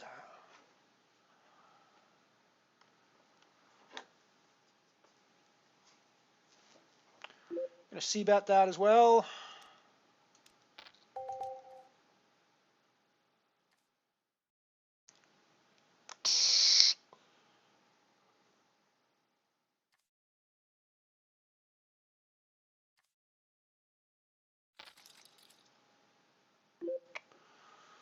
Now we got ace king. Let's see what the flop brings. Go from there.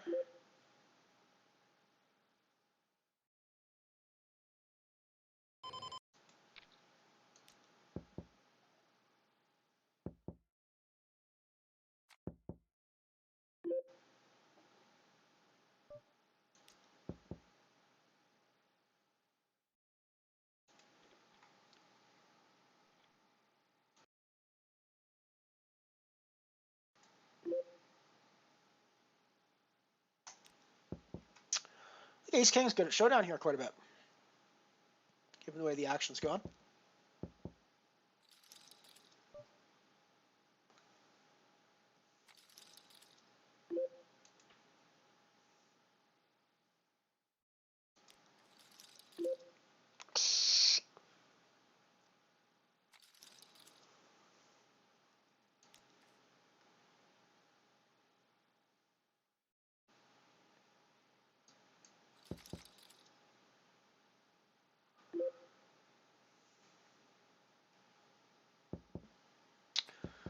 Putting my life on the line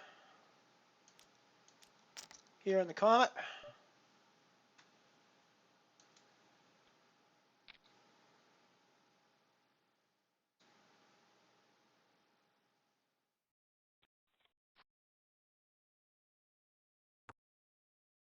I'll take the tens. I will take the triple up.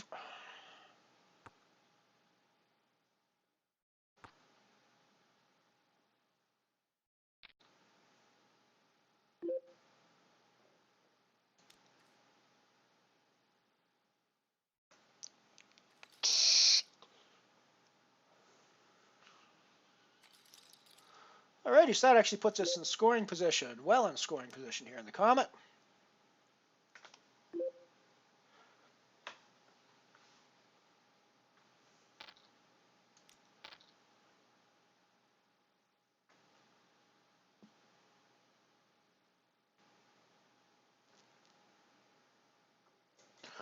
Still ages to go in the Raz. There's still like an hour and 12 late reg left.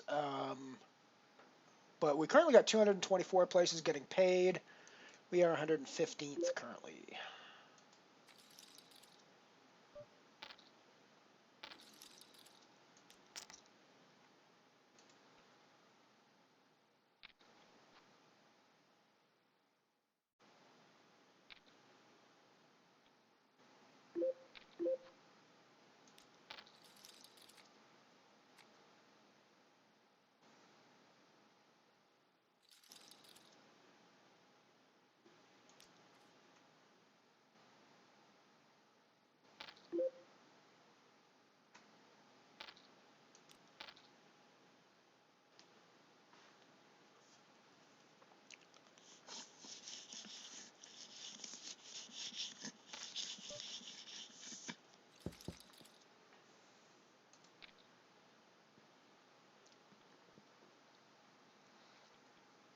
Backdoor diamonds.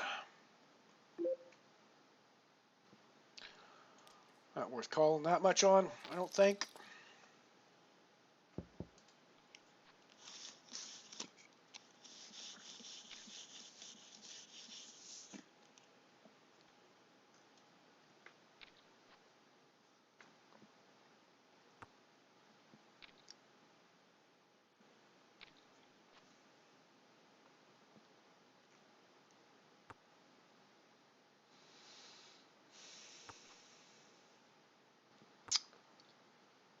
We are final table now.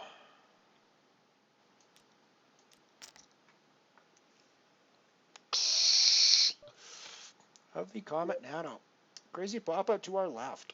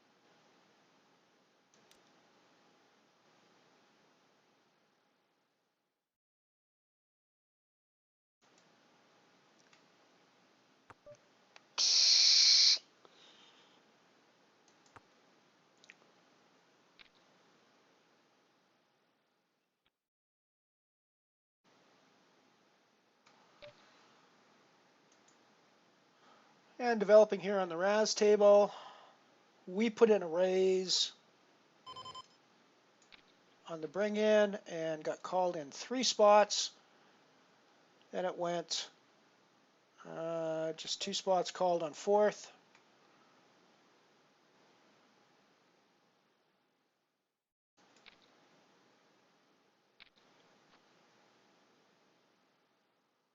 So we're on a 76.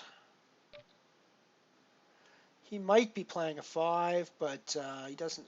There's no reason to assume he has a 3-4 back. We are playing a 76. I don't think we can go anywhere.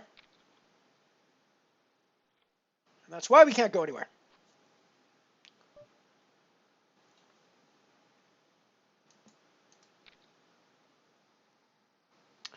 This is one of those spots where I'm talking about, I mean, the deuce 4 is a decent hand. And if I have the deuce or the 4 showing and the king buried, I actually play this hand a lot more often. But I would have folded to a raise in that spot. Now, I'm actually liking my spot a lot more at this point. And in fact, I think it's a bet spot, frankly. So I'm ahead of, most likely ahead of the king of Igor, although I don't have to be. Yeah, I guess I'm not necessarily ahead of any of either of these two guys, but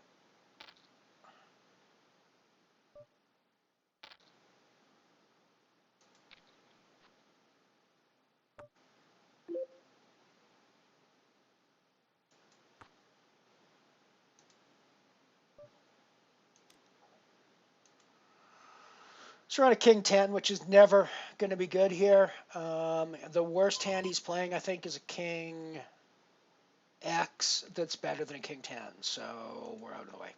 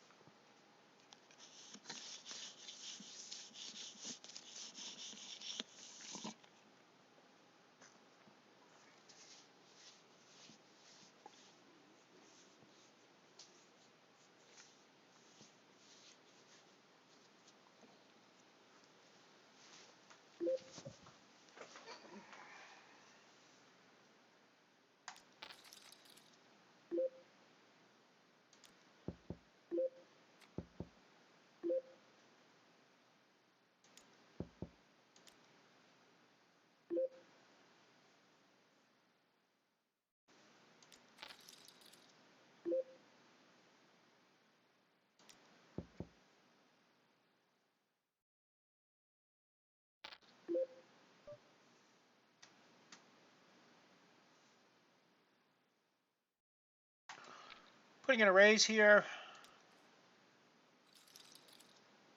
The ace is the only one that credibly calls me. There might have been a potential credible call one spot earlier, but pairing a 7 is gross. I'm going to see one more street, but pairing that 7 is obviously gross. It's not so gross now. We're going to be drawing to the best hand here a lot.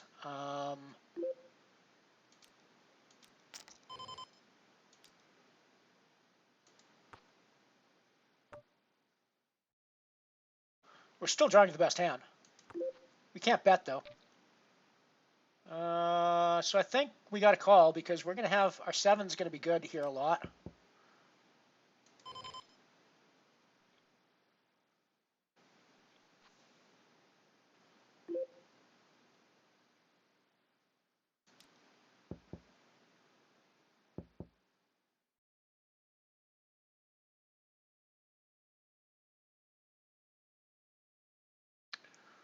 For the record, it is bubble time in the Comet. We have just turned top pair.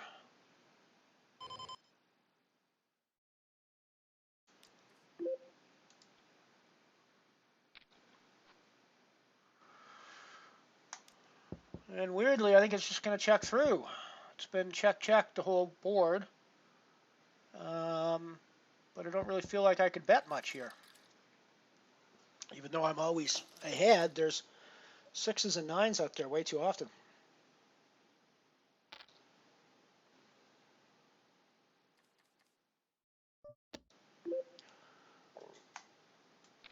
It is hard bubble time now, the Comet. So we are in scoring position.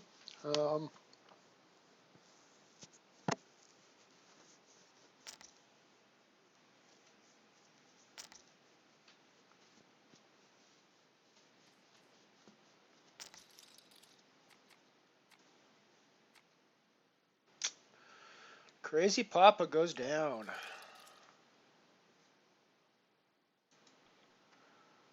As the bubble. Crazy Papa goes down as the bubble. So we're in the money.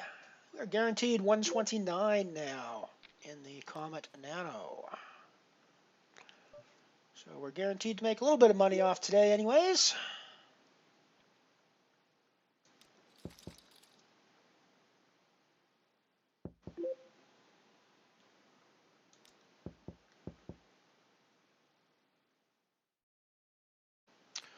We are sitting 5 of 7 now in the Comet.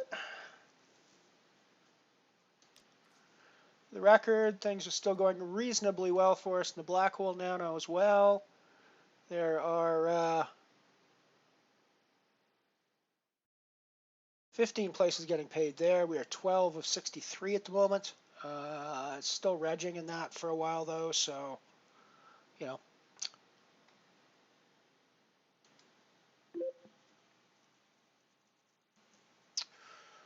Put in a raise with my suited Queen 10.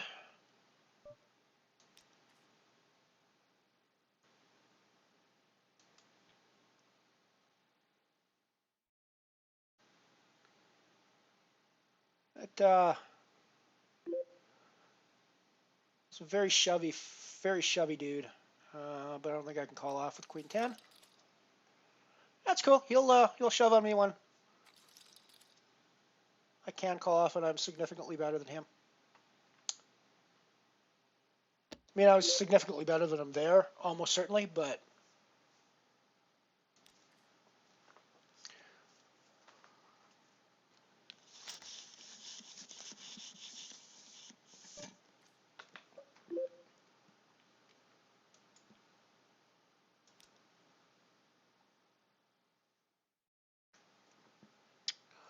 and of course we would have flopped 2 pairs here.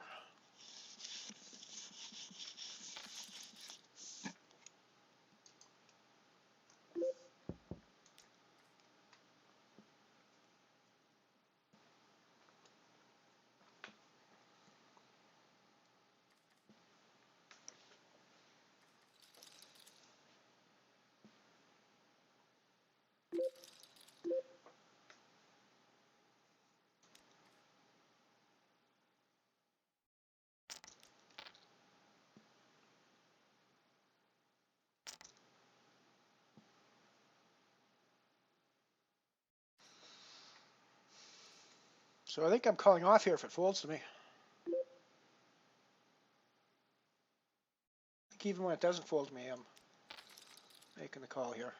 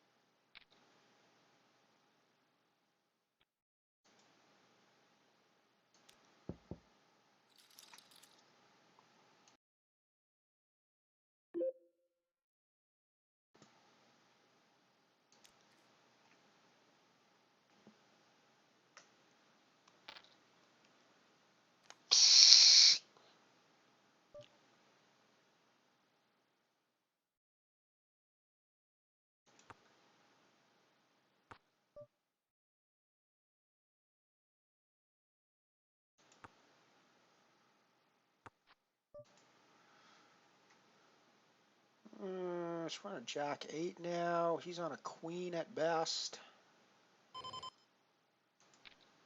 See if we get some money out of him.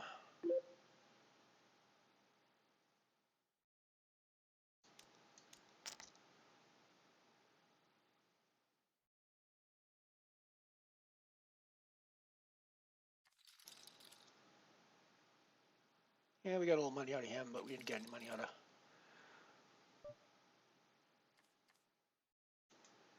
Tess and Tiger.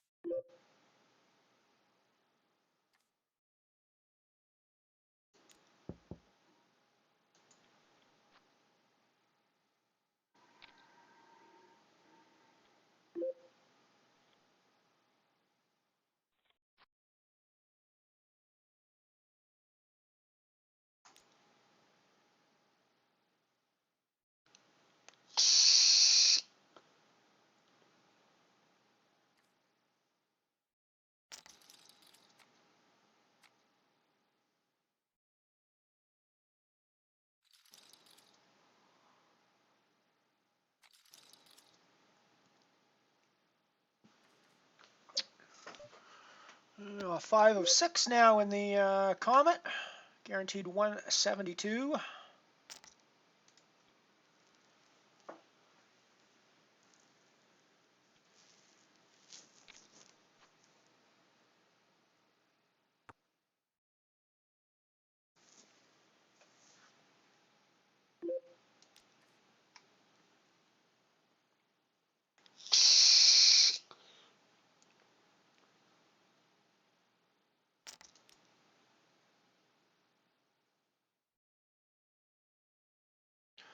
Comet Nano broke its guarantee today, $27.95 in the prize pool. It's nice to see the Comet Nano going over its guarantee. It's really nice.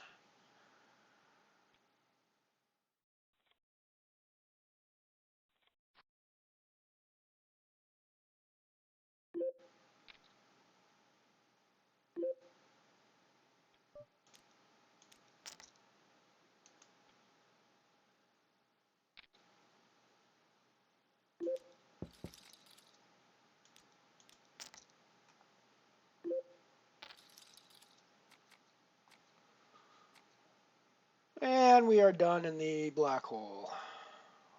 Or Comet, sorry. 6th place, 172.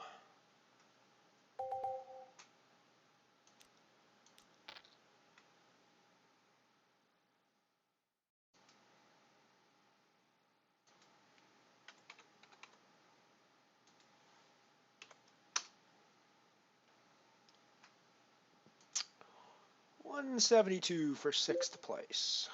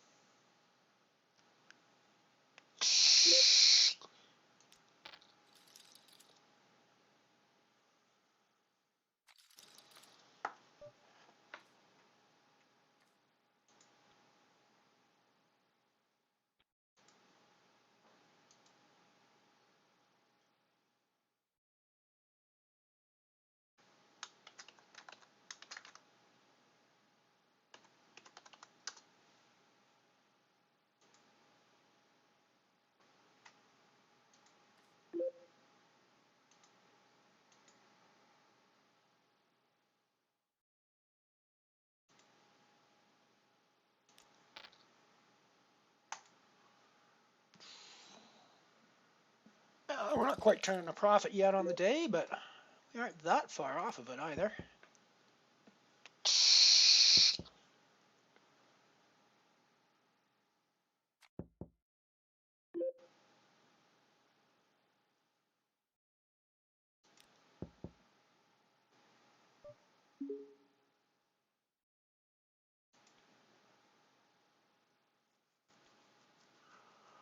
We're still doing pretty well in the RAS.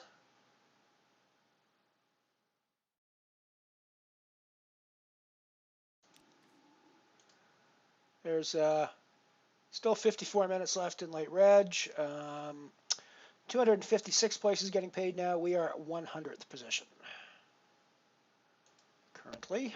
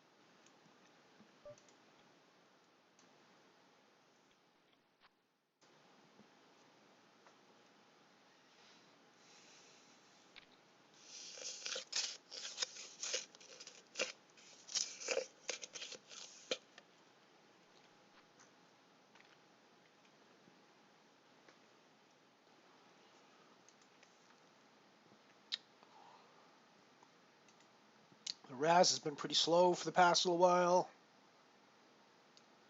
Continues to be slow when I get things like a Jack Queen.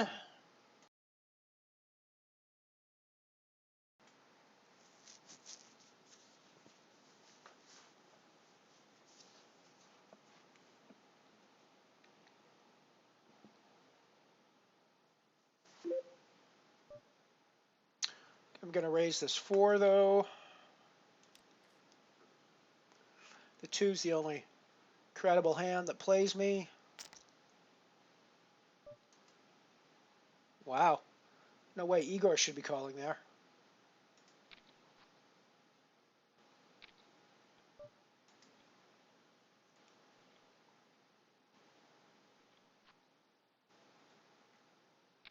Definitely putting in a raise here.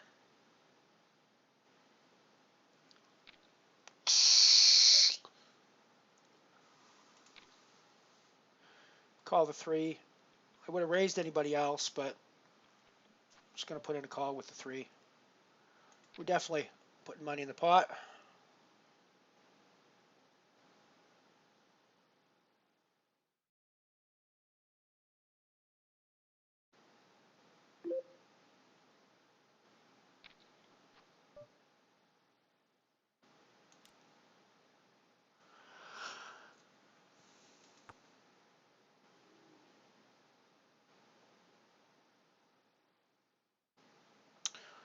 Checking there, obviously trying to induce because I'm going to check raise.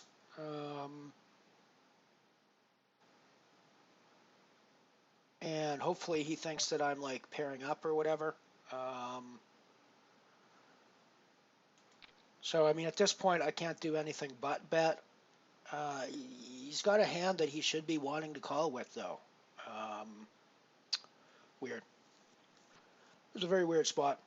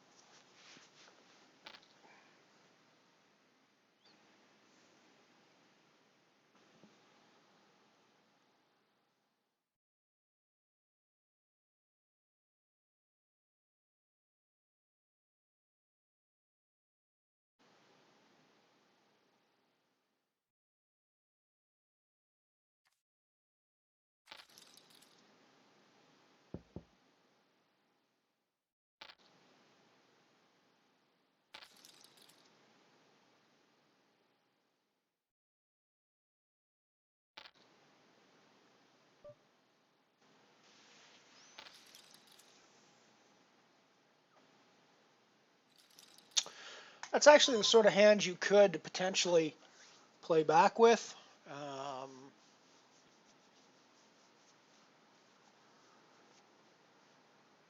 The five's not quite strong enough, given what I see behind, to be wanting to put in much of a bluff at that point. But it's definitely something that you think about at that stage, or something I think about at that stage.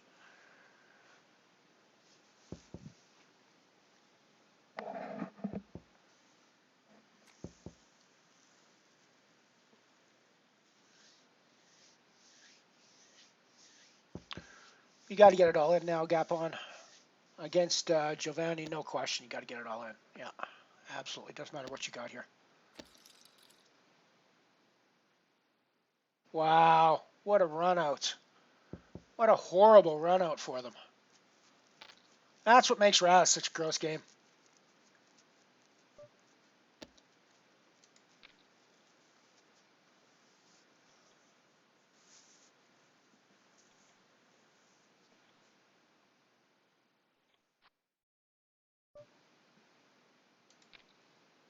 That's what makes Raz such a gross game.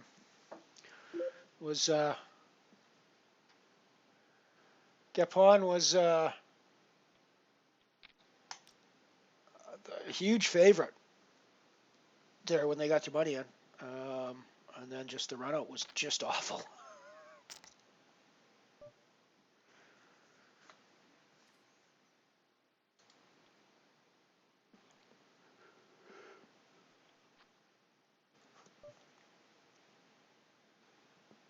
Ugh. A horrible Raz hand. A horrible Raz hand.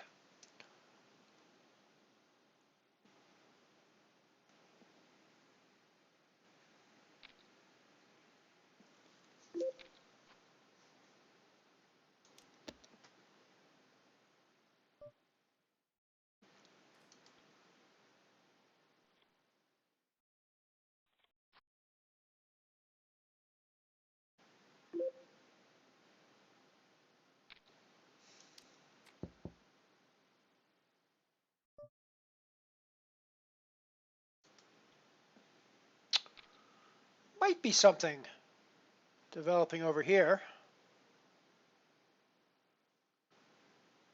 Although I don't think I can play back now. That was before he put in the double pot bet. I mean, obviously we have the second nut flush draw here, but it's just a draw. Board's paired. Second nut. Really nothing else other than the gut shot straight. Ugh. Ugh, gross spot, but ugh, gross spot.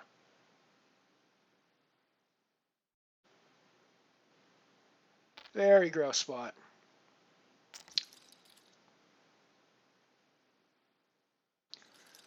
Very gross spot. Very gross spot.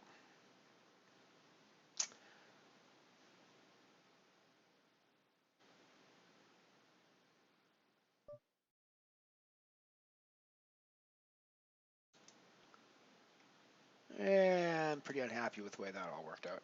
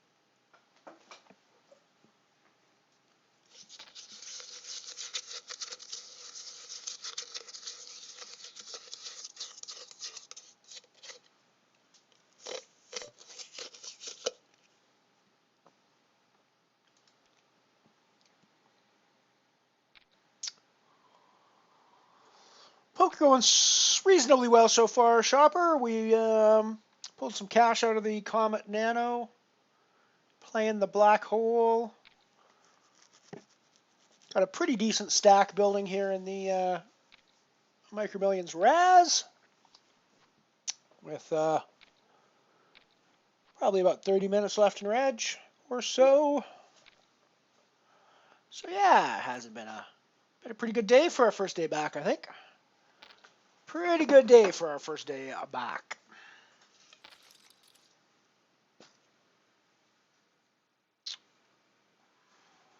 It's, of course, not my first day playing online poker. I've been playing a bit on and off since the WSOP ended.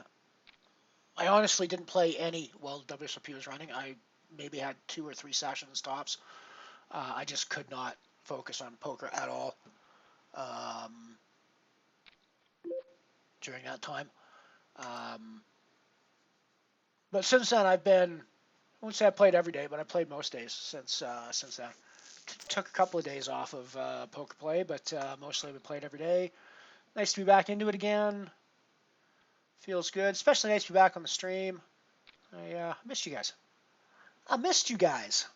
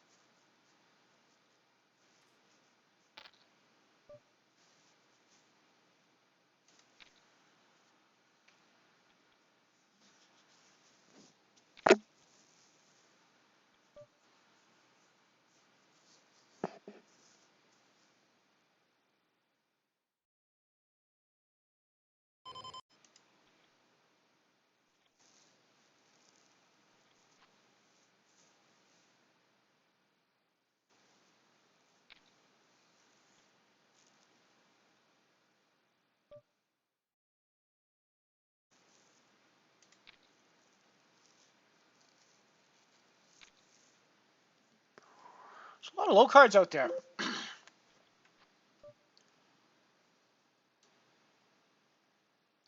mean, I don't expect that my 10 is good here very often, but I'm actually thinking that the 76 is probably drawing pretty strong at the moment.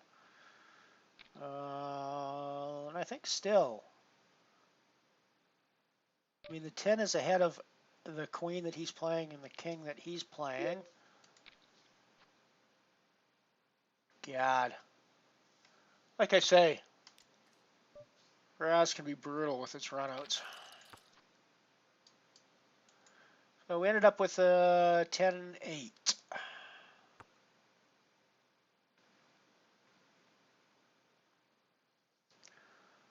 Which is better than his jack. It's better than his king.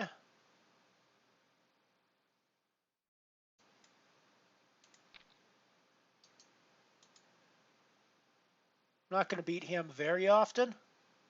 Well, I mean, often enough that the call makes sense, I think, but because he's going to be, yeah. Alrighty, so we're on the break. Let's. Can you read this? Well, it's pretty hot.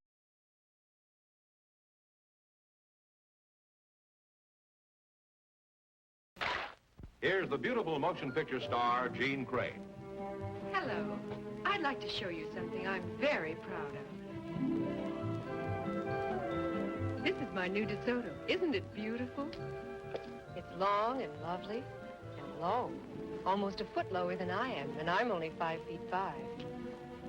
I think its styling is outstanding, and these new fins are really striking.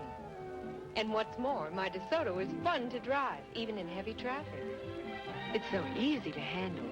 DeSoto's full-time power steering is the best I've ever tried. Of course, push-button driving is a wonderful improvement. It's so simple. And the way my DeSoto rides, you just won't believe it until you try it. As you may have gathered, I'm very pleased with my new DeSoto.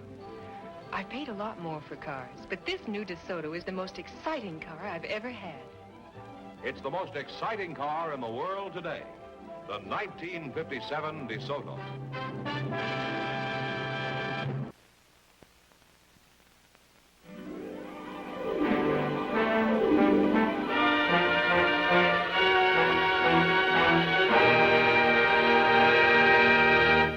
This is the Edsel, unlike any other car you've ever seen. This is the Edsel.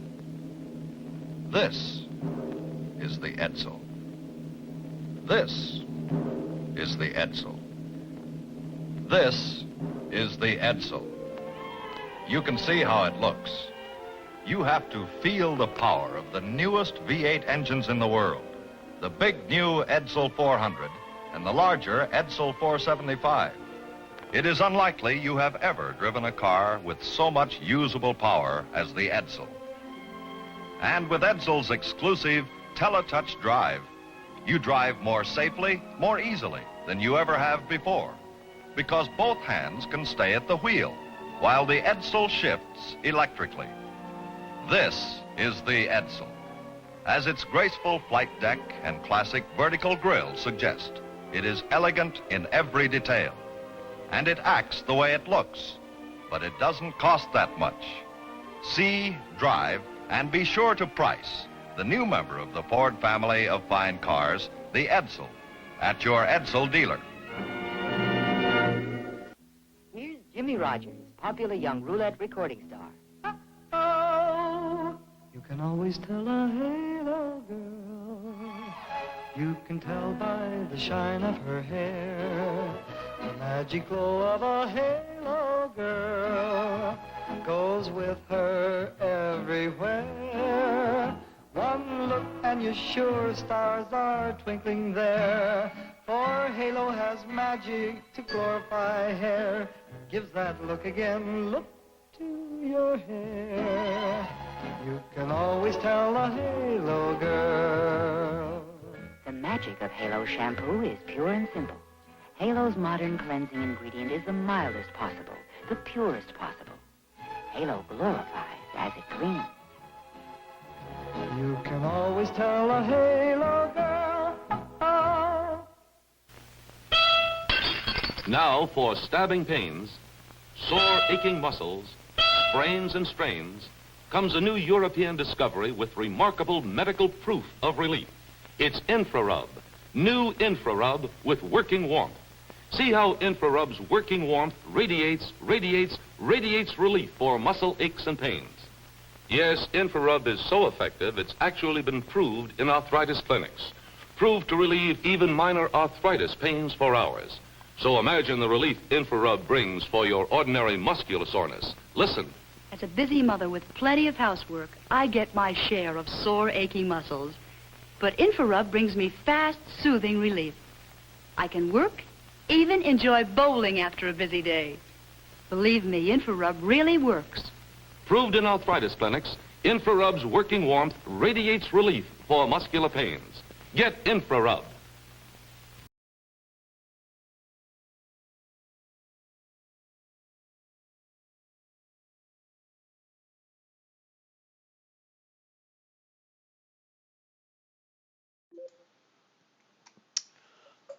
We are back playing the Black Hole Nano on Unibet and the Micro Millions Raz on PokerStars.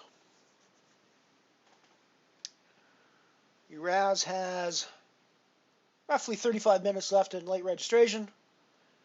Currently 304 places getting paid. We are sitting in 116th place. Black Hole Nano should be relatively close to being 16 minutes, 17 minutes left in late reg on that one.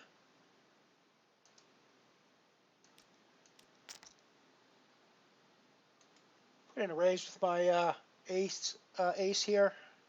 I think we're going to get it in.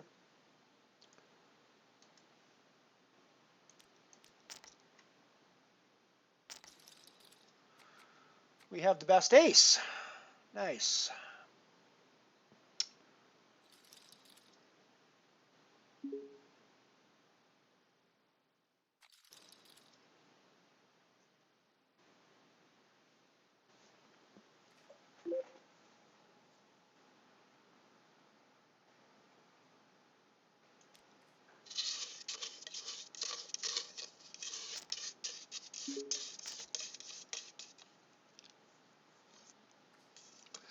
This was a really weird commercial where you basically never see the woman's face. It's very strange.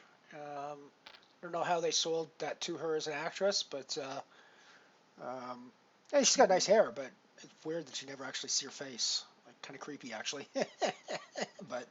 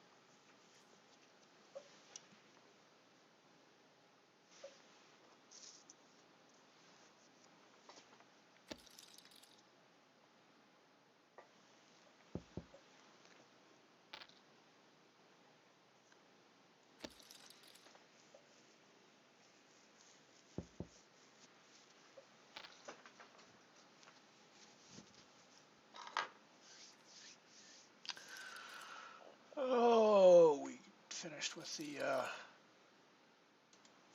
black hole or the comet, aren't we?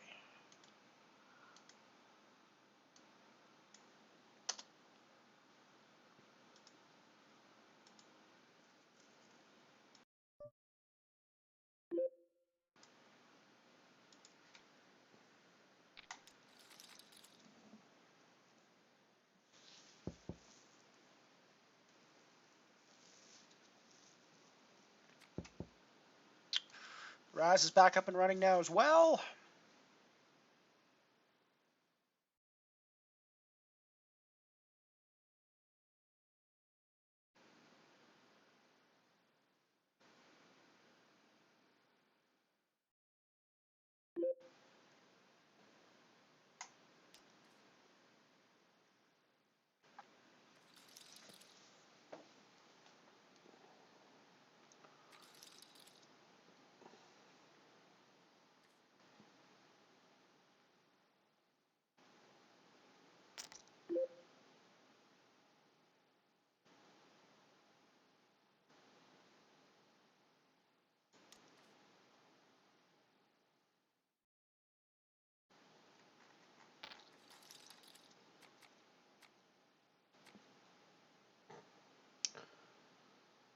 We just folded a full house on the black hole table.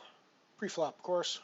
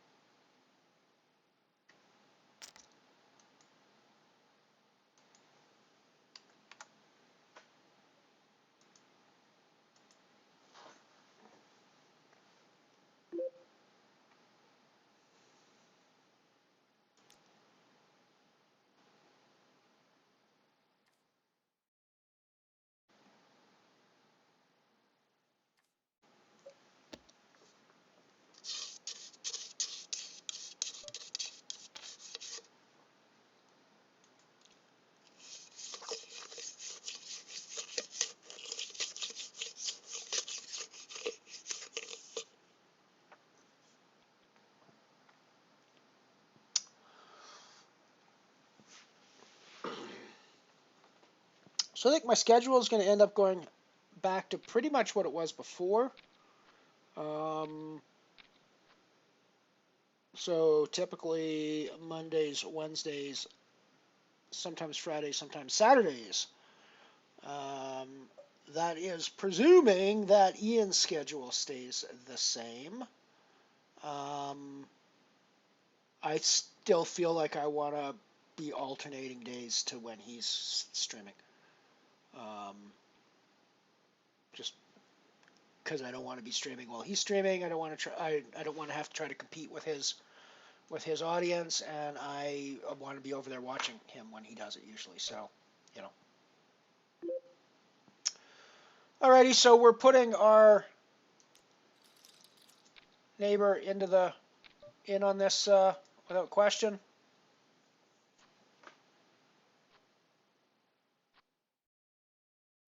looking good for us.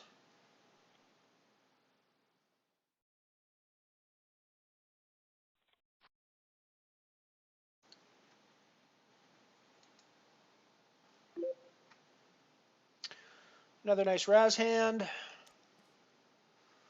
Definitely going to put in a raise with that. 3 plays back at us sometimes.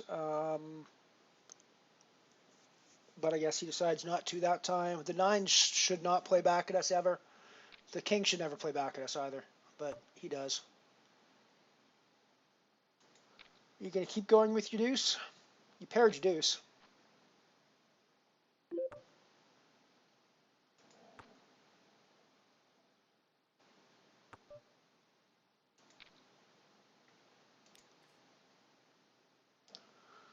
Oh, I just misclick folded a hand on the black hole nano table. When I went to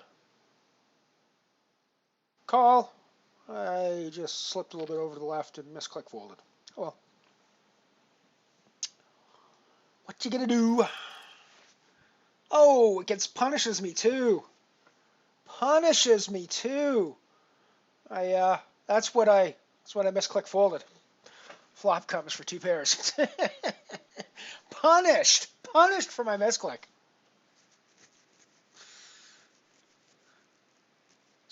Punished for my misclick. Oh, just punished, man.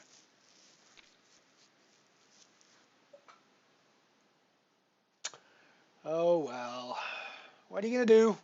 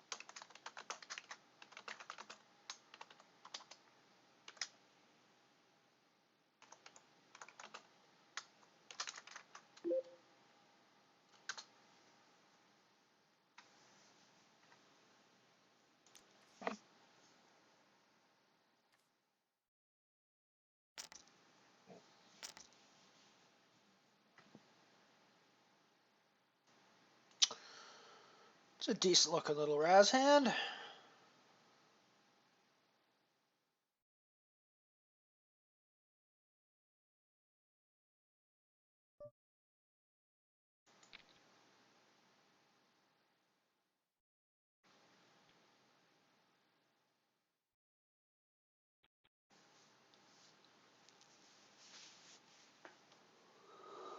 Oh, excuse me.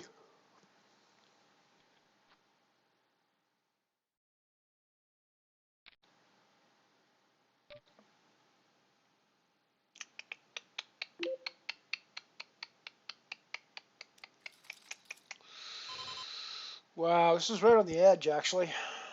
Let's see one more straight.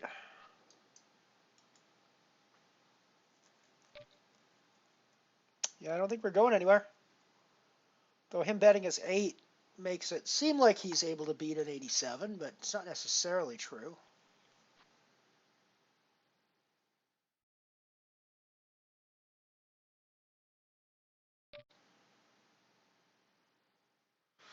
I mean, I sort of hate that king, and I hate that 4 that he got, but I don't think I can go anywhere.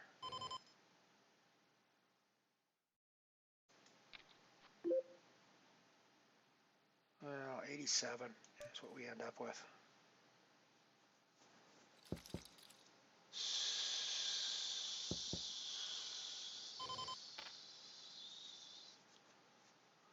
The feeling he's paired at least ace 3 or 4.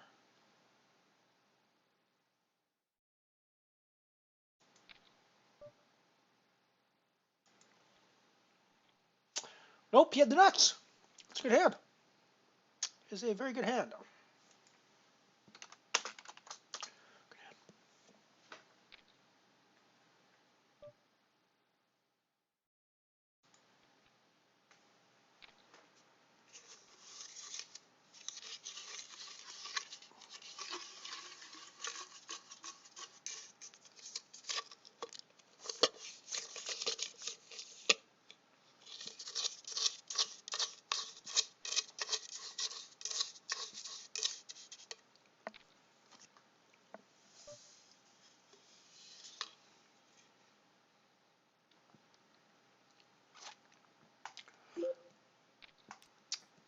Someone's going to play back at me if I raise my ace there, and I don't really want people playing back at me when I got a 9-8 behind the ace. If I'm in later position, I raise that a lot, but from early position there, it's just not going to be, it's not going to pay off often enough.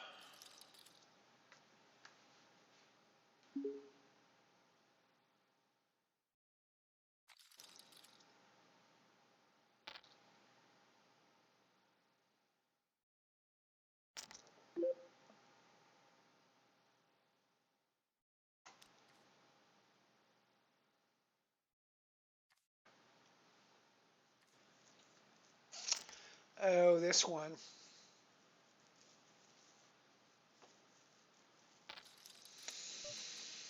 Remember when I'm playing games like Raz, that the 3-minute delay is actually not that much, because I literally just finished playing this hand, like not that long ago.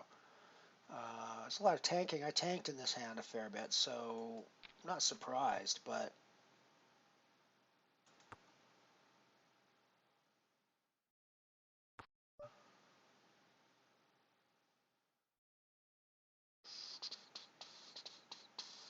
got a nice straight draw. We're working a nice straight draw here on the Raz table. And as much as this paired card is nice for us, just don't think we can credibly keep putting chips in the pot.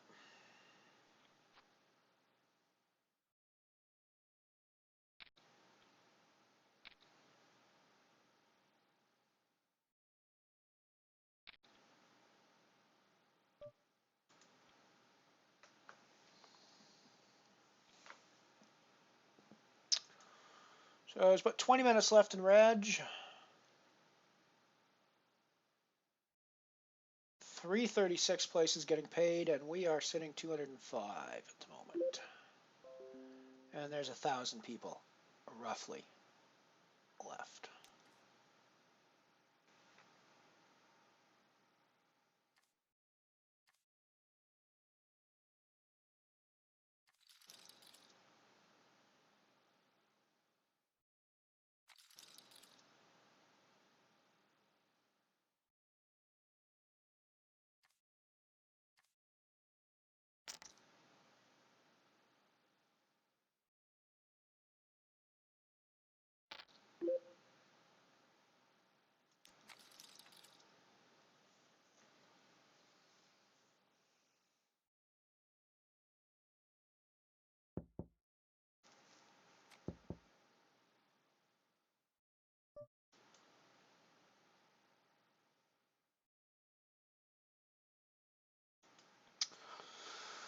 Might play that without the queen in there, and there are some other spots where I might play that even with the queen.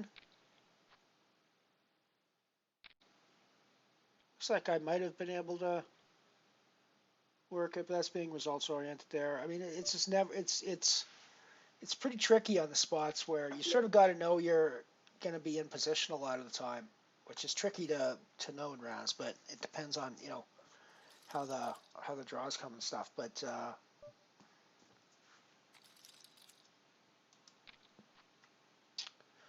spots where you would play aggressively with your deuce there, and the spots where you wouldn't, are pretty subtle. Not sure I can explain.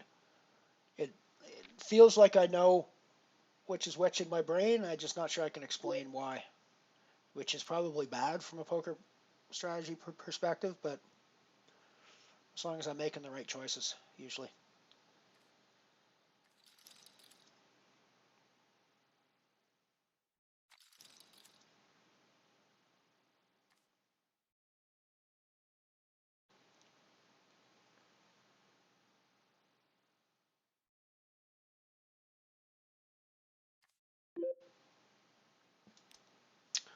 So the other game we're playing is the Black Hole Nano, of course.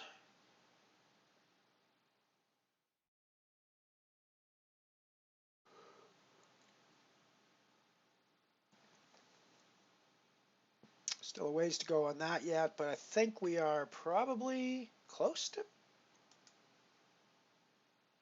Red's just closed on that one. So there is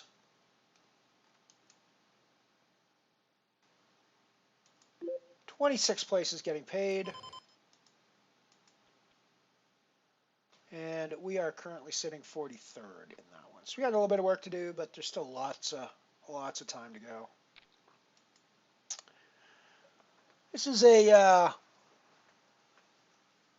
nice little Raz hand that I think we're going to get involved with. Not entirely sure how yet. It's going to depend on what action comes in before us, but I don't think we're folding this hand.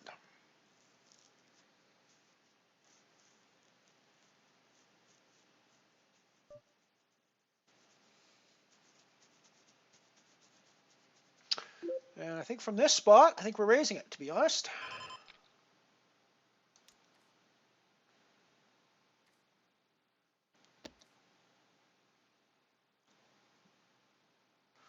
I think we're pretty happy to get it in against 19 Brittany.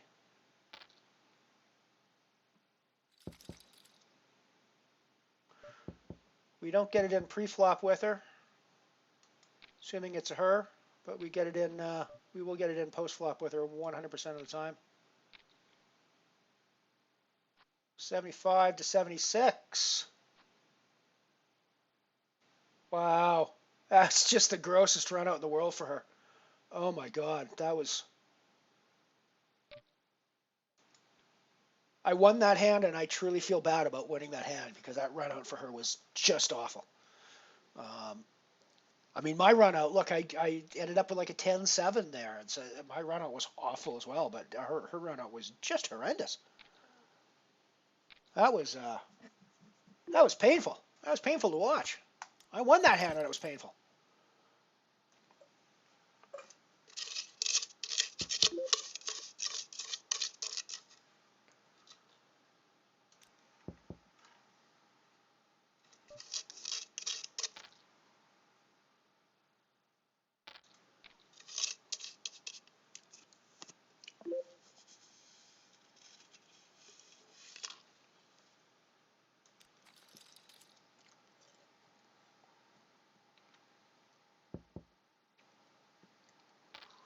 Nice one, Ant-Man. Welcome to the Raz. Let's have some fun in there.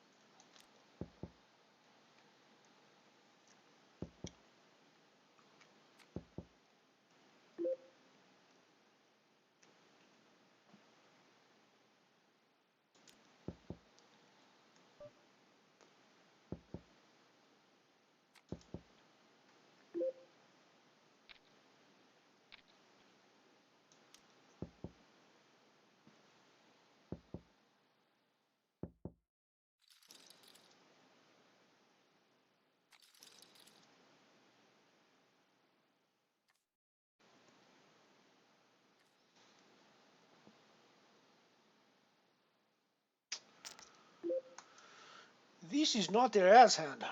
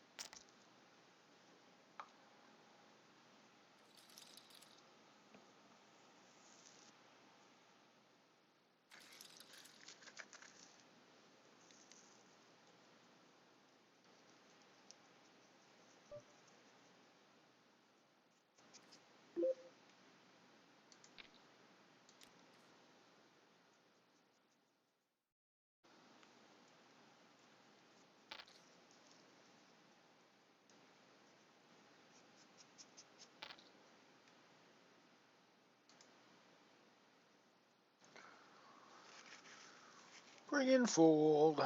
Such is our lot in life and Raz.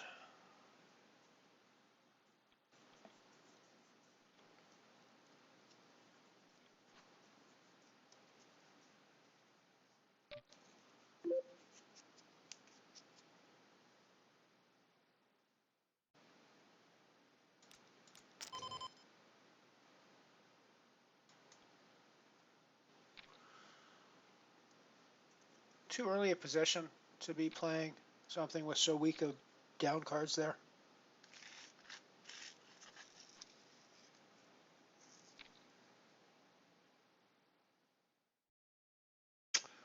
We are done in the black hole nano.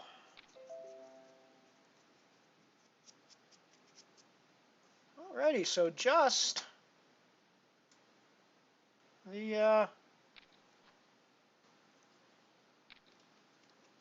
the Raz left now. Although I think I might fire up. There's a 1 year singularity that I play at 3, which is half an hour from now. That I might well fire up on Unibet.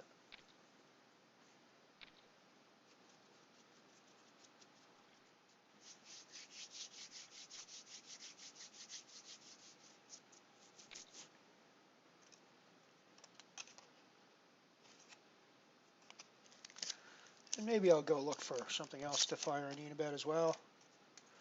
Actually missed a lot of my, didn't play the Dwarf Star Bounty today, which I usually play. Well, nano version anyways.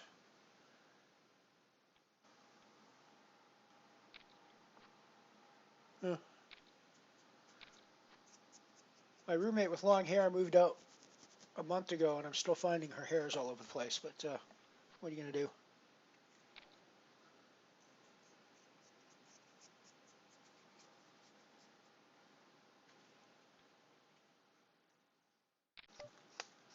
Because clearly that long hair is not belonging to me.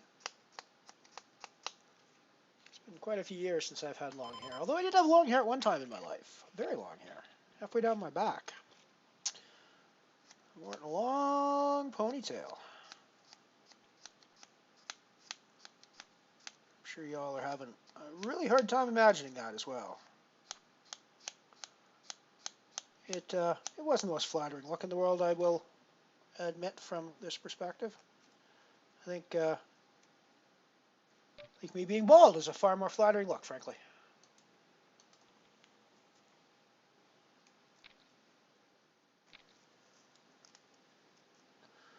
Actually, I think me being bald is the most flattering look I can wear.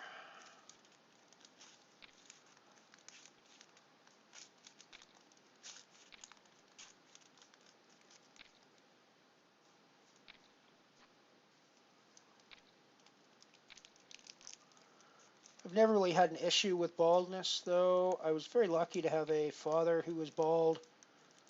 And not only a father who was bald, but a father who was bald and didn't give a shit that he was bald and actually thought it was, just the way life goes. And, didn't let it affect his self-esteem whatsoever. Didn't bother to wear hats to cover it. Didn't bother to do anything like that. It was just, hey, this is me. Take it. And, a lot of things I thank my father for, but that attitude is one of them. That's just, hey, I am who I am. And, we can either get together, have a few beers, have fun about it, or, move on your way. But you ain't bringing me down over it.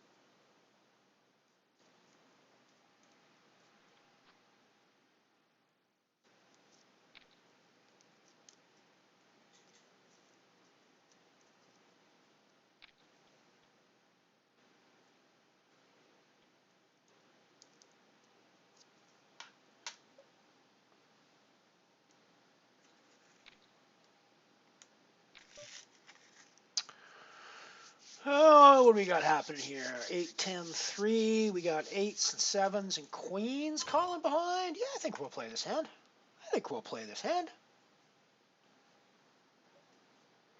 I don't know what the hell Bobby M's doing in there with the queen.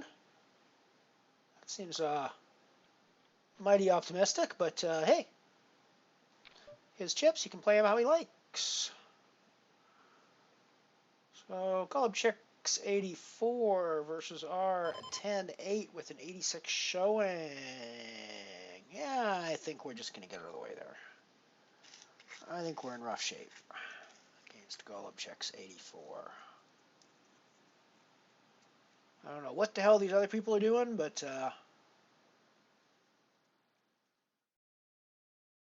because there's no way of the hell.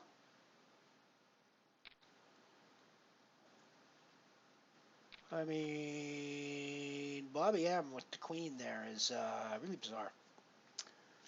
Really bizarre. Maybe they think we're playing stud. I don't know. That's been known to happen. Even in games that are not mixed games, it's been known to happen where people think we're playing stud. And you're like, you do realize that that hand never wins in this game, right?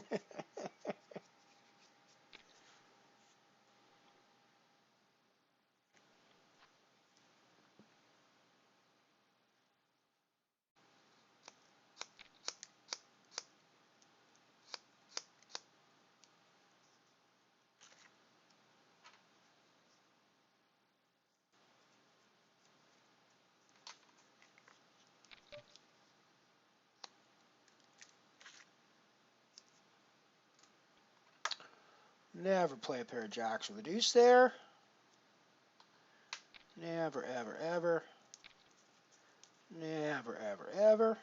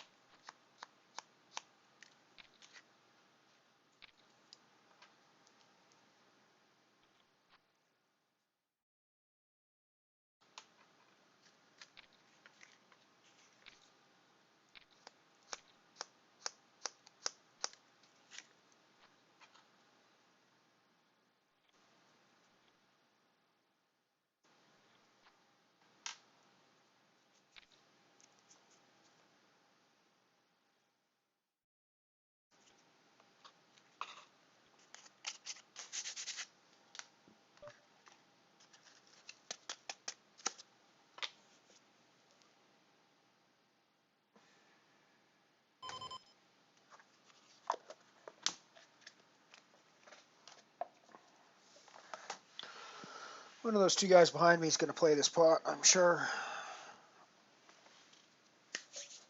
And they would have played back against me, I think, in that spot. So.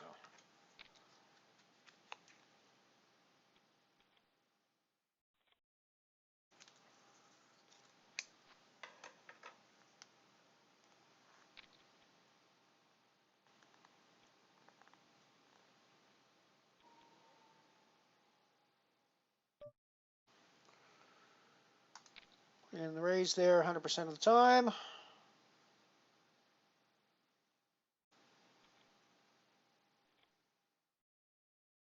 A nice example of a spot where if I'm on his, if I'm first to act after he brings in, I never raise that hand. When I'm last to act after he brings in and nobody else has come in, I'm raising that hand all the time.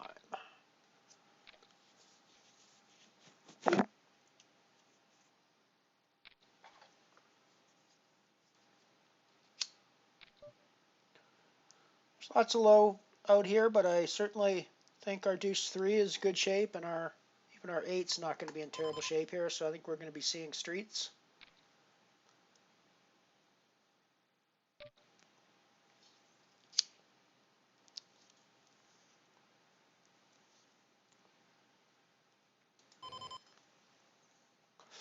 Once we draw the 10 there, though, we're probably in pretty rough shape. Not as bad a shape as we might have been.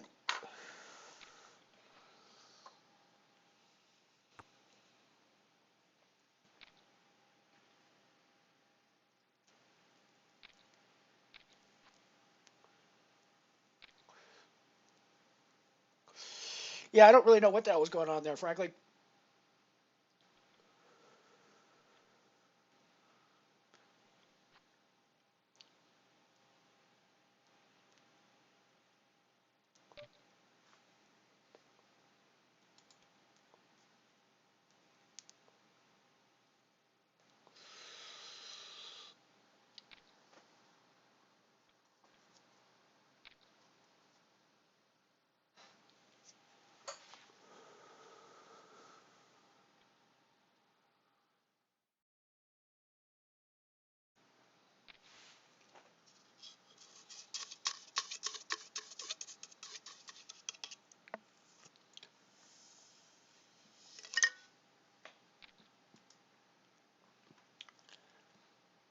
So late reg is effectively over in the rounds now. We got 1 minute left.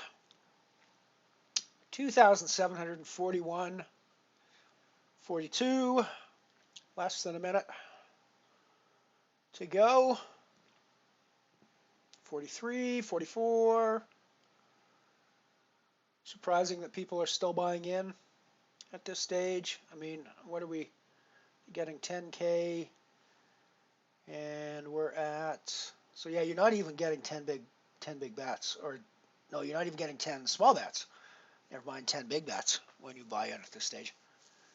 You're getting like 3 big bets, less than 3 big bets when you buy at this stage. So you're pretty much playing one hand and one and done right now if you buy in. But people are still buying in. 27.44. Late reg is closed now. 27.44 is the final number. So 400 places are getting paid. 867 players remaining. We are 373rd currently. So we probably have some work to do, but we don't have to go too crazy at the moment. We can sit around and wait and see what happens for a little while. We need to play good hands, but we don't need to generate any sort of action, I don't think.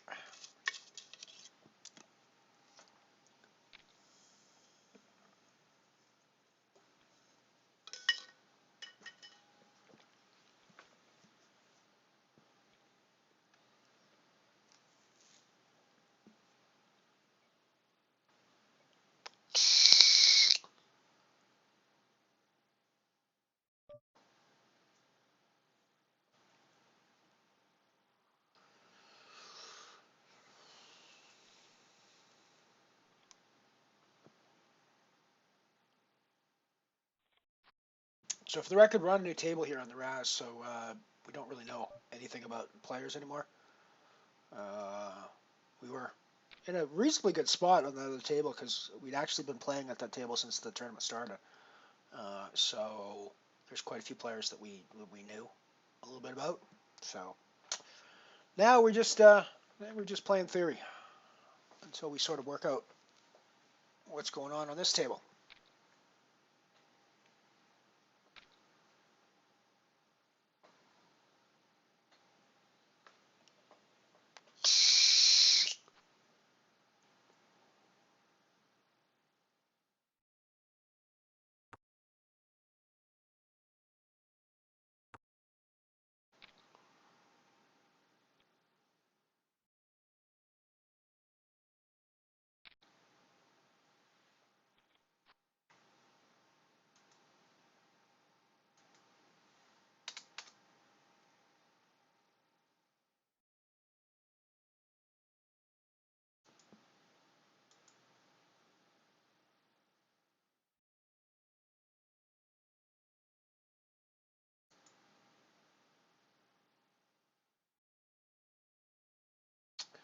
I should try that Galaxy sometime. Yeah, I'm gonna have to try that Galaxy sometime. That looks like an interesting. It's a little late to buy into it now, I think, but.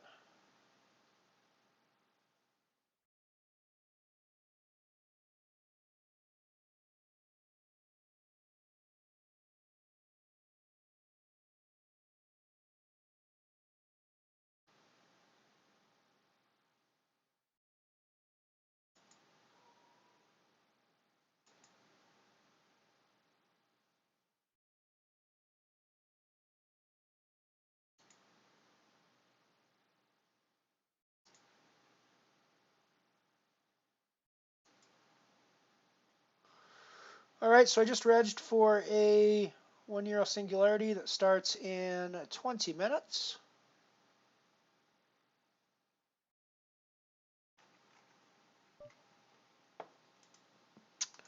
So there will be more Unibet poker action coming up here shortly.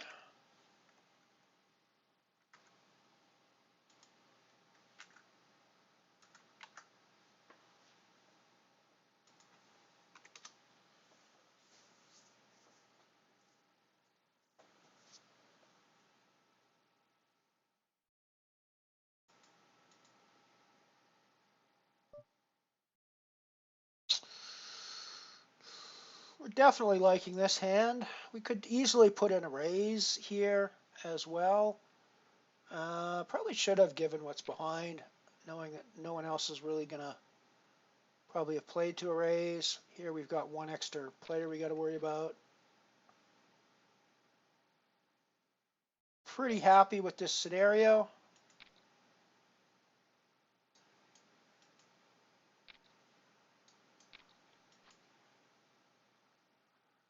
Not as happy with it with the king coming in, but we're not going anywhere.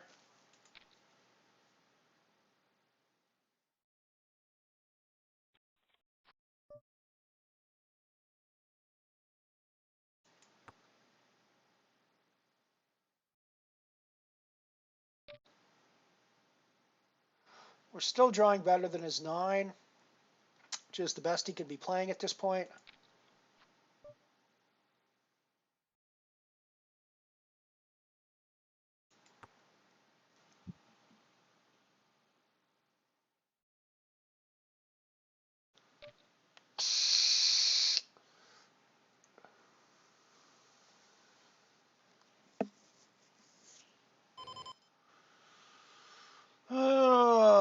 So I beat his king, but I can't beat his 9. I beat any 10 that he might be playing. And I think I have to call.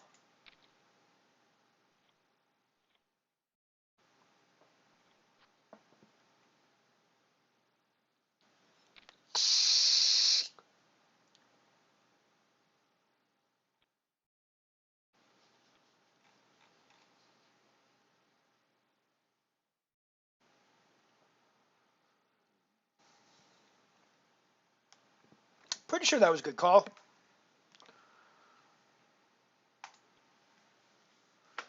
I mean, it's only when he's playing his perfect hand that he's beating me there, so, as it turns out.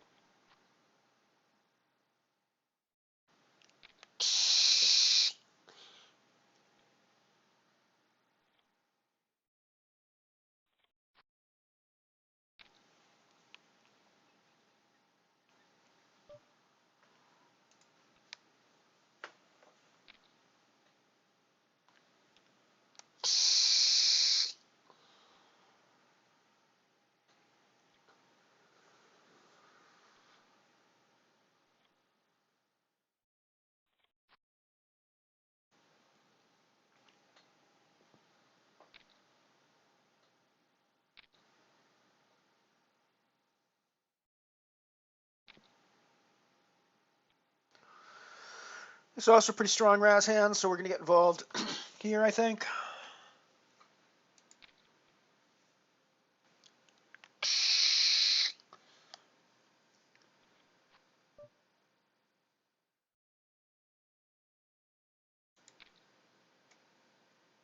So I obviously don't like the fact that I paired my 3 there, but given what the boards look like, I had to put in the bet there. They should not really have called me, frankly, but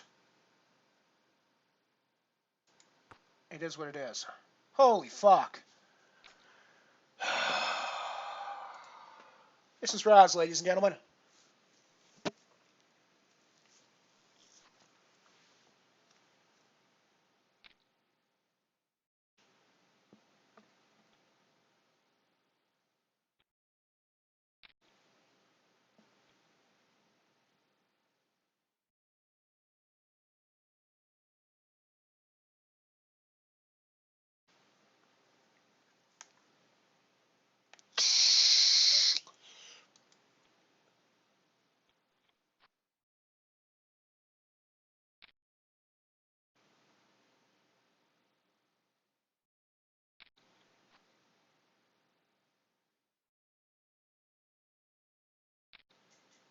Yeah, Ramrider's got a bet there. Ramrider's got a bet there.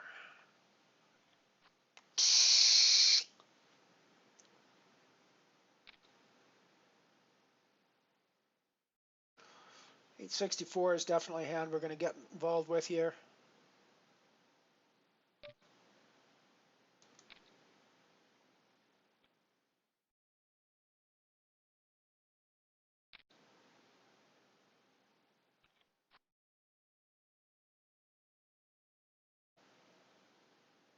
$98 now against the ace-3 of Scally, who you would think would have raised pre-flop if, or on third if, thank you, Ant-Man. Took me a few seconds to reason it out, but it seemed to make sense.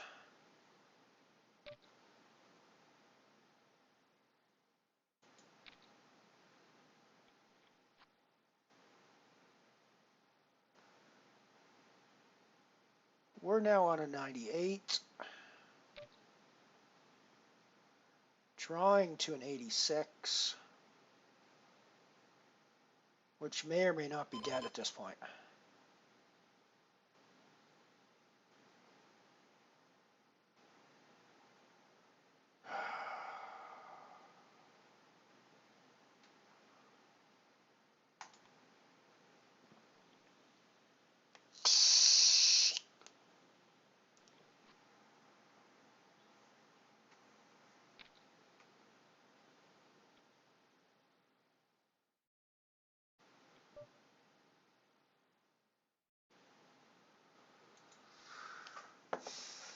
Still not sure about that last fold, actually. I'm honestly conflicted about whether I should have folded there or not. I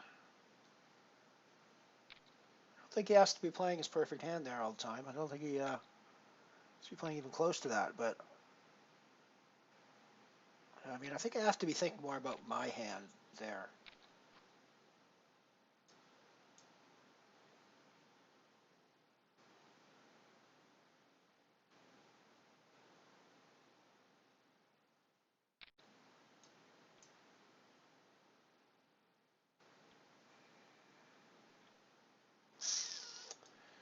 Yeah, I think I have to be thinking more about my hand there, frankly. Yeah, I think I'm reasonably happy with that fold.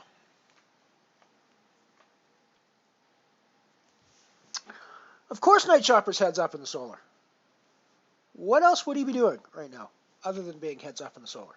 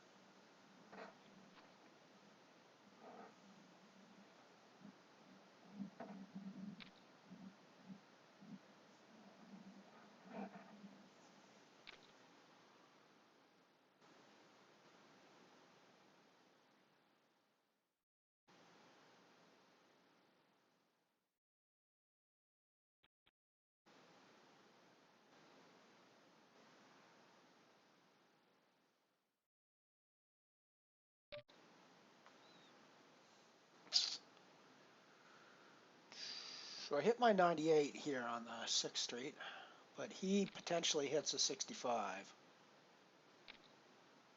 Or an X6 for anything smaller than a 9 to beat me, an 8 or a 7. Buried.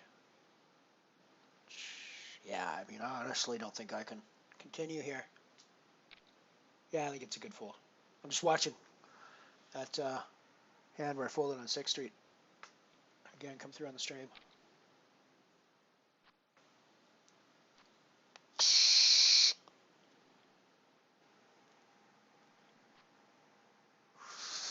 Classic Raz side there, eh? Yep, you betcha.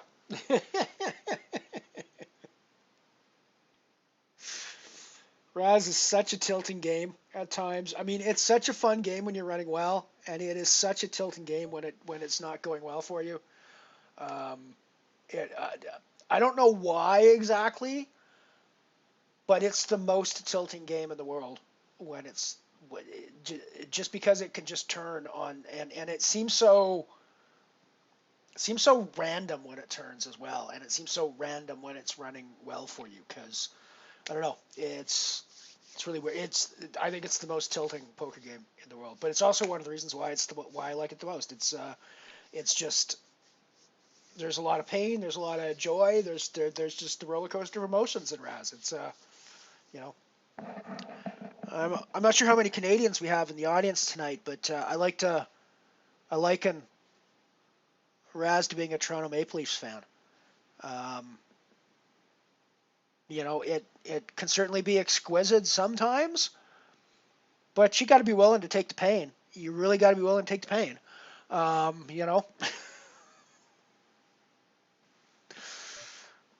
Nice one, Shopper. Good job. Well done, my friend.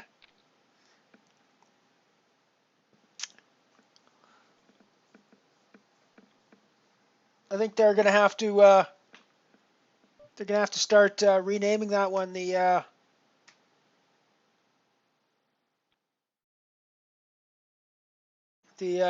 Night Shopper Special Anti-Solar Tournament.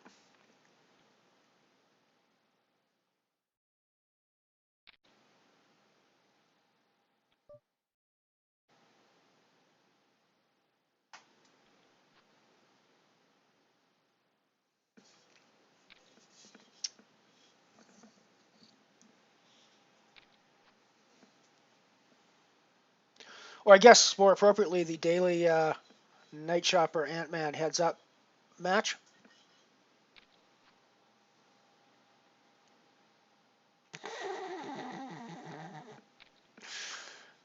Oh, we're getting the shit talking going in chat here. We got the boys doing some chest bumping.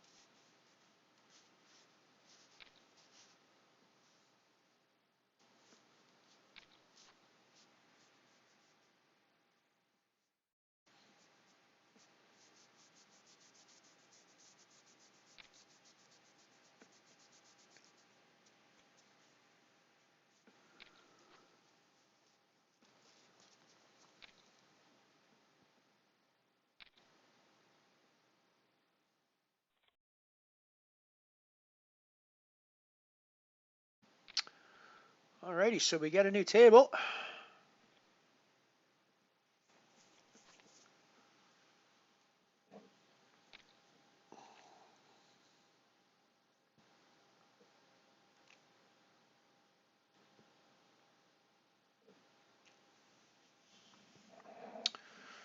Ace 3-9.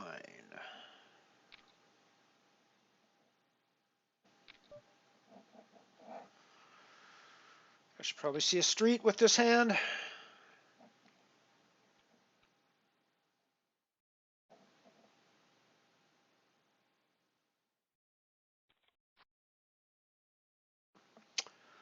Not the street I wanted to see.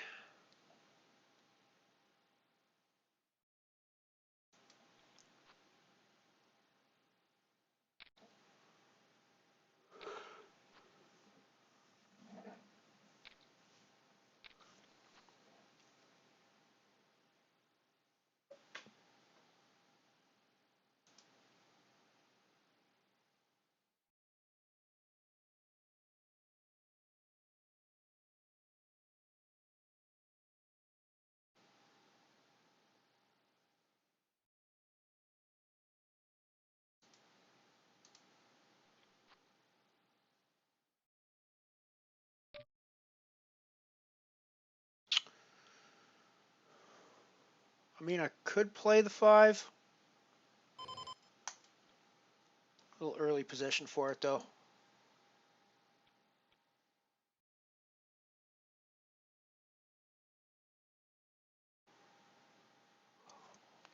Yes, of course, that's true. That's true. The Night Shopper, Ant-Man, Piano Cat 3-handed match.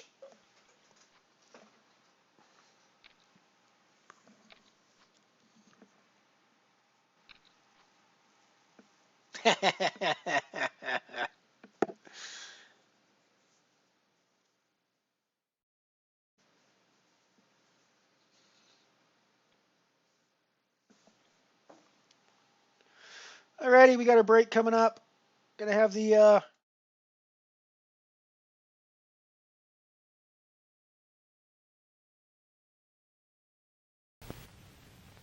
Take a look.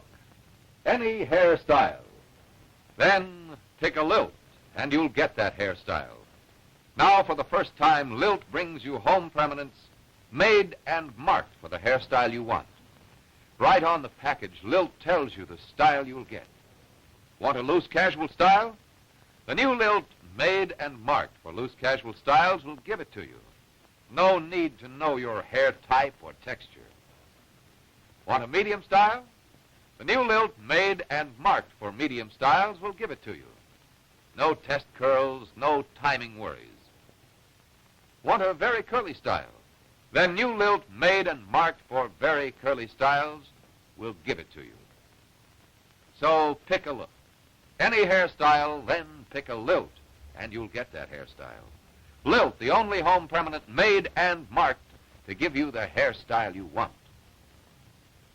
To all of you folks from Jersey City and points west, south, north, and east, I'd like to talk to you right now about Phillips Milk and Magnesia toothpaste, if I may.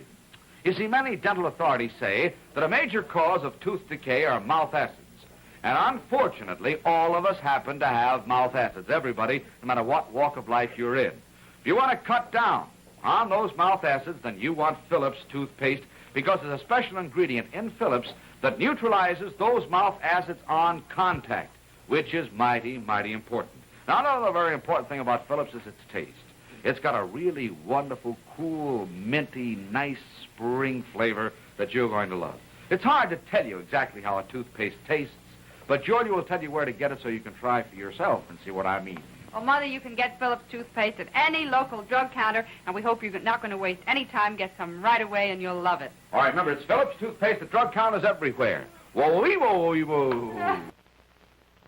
What's the best way to reduce? Eat what you want or starve yourself?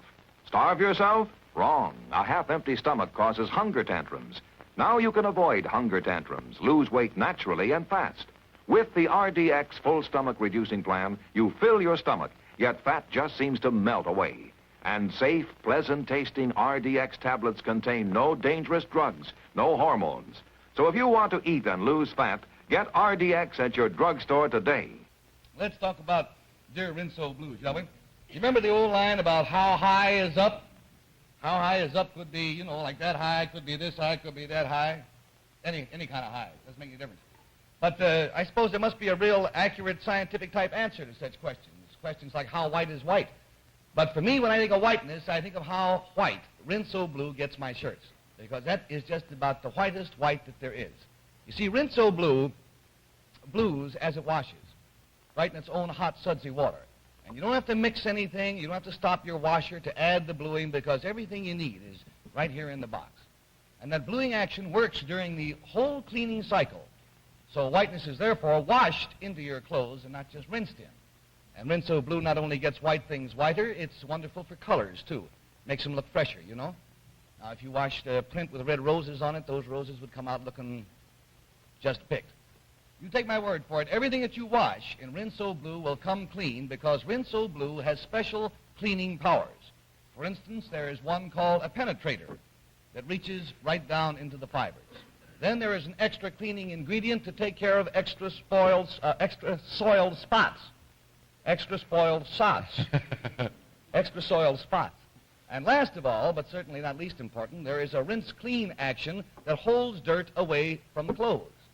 Now, all of these powers, they work together, you see, like a team of little magnets to loosen, to lift, and to pull the dirt from your wash. So the next time that you do a wash, you put those special cleaning powers to work for you. Pour Rinso Blue into your washer, and you will see with your own eyes that there is something magnetic about the way Rinso Blue works. You try it. Real great stuff.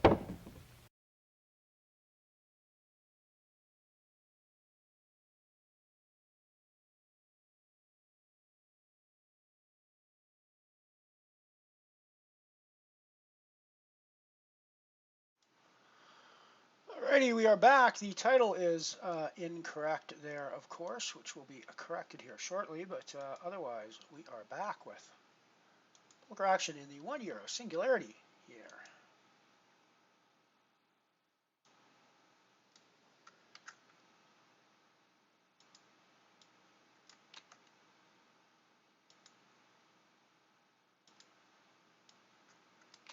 Still playing the Raz, of course, although we are somewhat short-stacked in the Raz, but we can still pull it out.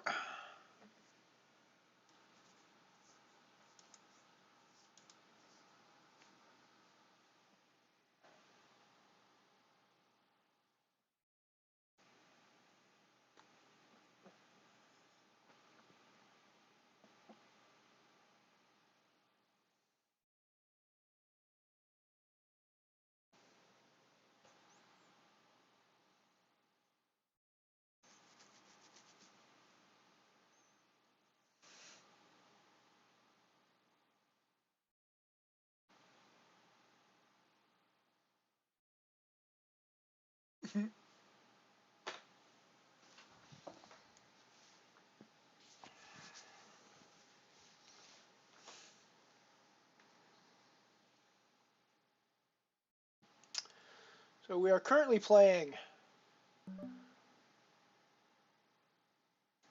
2 games.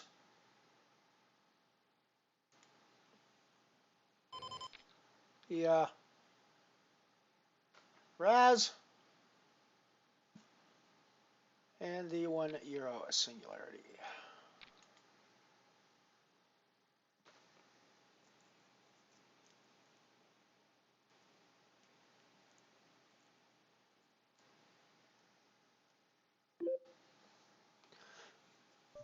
That Rinso Blue commercial that they had there was really weird because I couldn't figure out how all that bluing was so good at getting things white. Strikes me that bluing would get things blue, but you know, what do I know?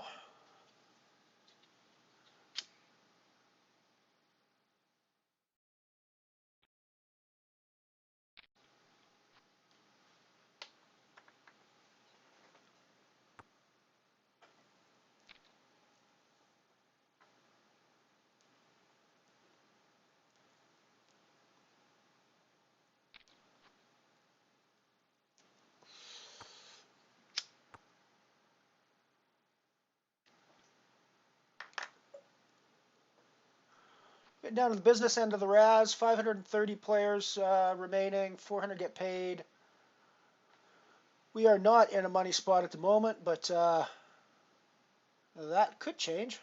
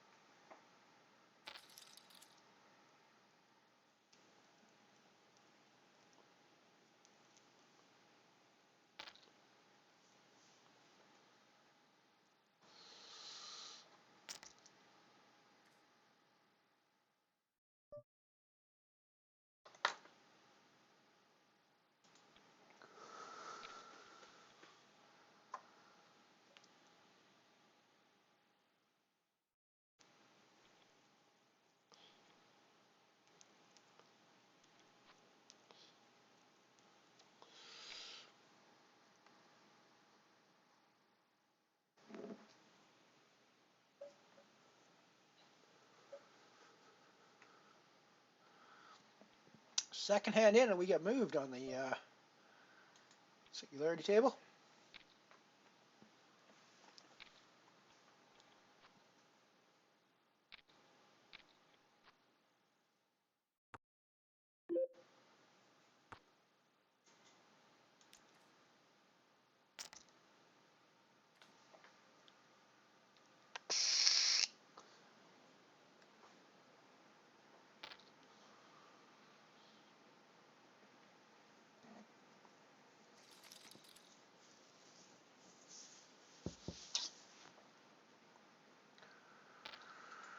This might be the hand we live or die on. This might be the hand we live or die on.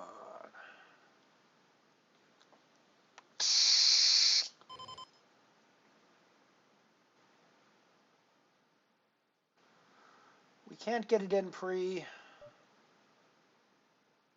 We're absolutely getting it in here, though. Well, we would have had he let us.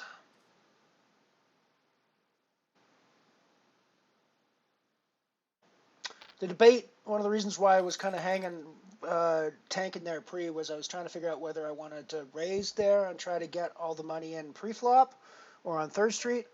Once I realized that I had too much to get in on 3rd Street, I realized that just calling there was my best bet, and then going for the chips on 4th.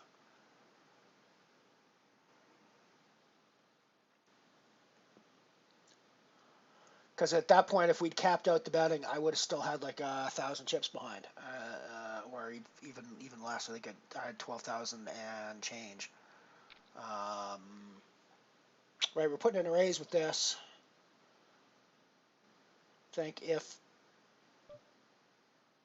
Yeah, we're absolutely putting in a raise now. I wasn't 100% sure what I was going to do if Andre completed to the. It's not a raise. We're putting in the completion.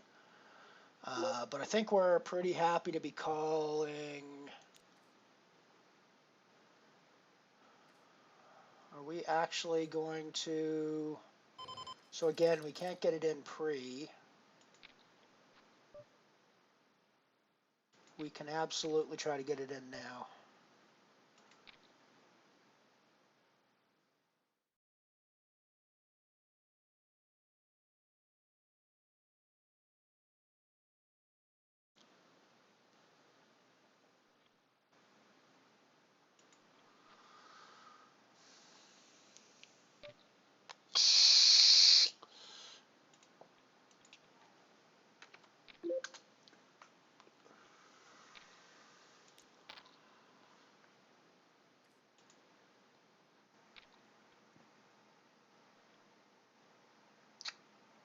Nice one, Chopper. Good job. Good job.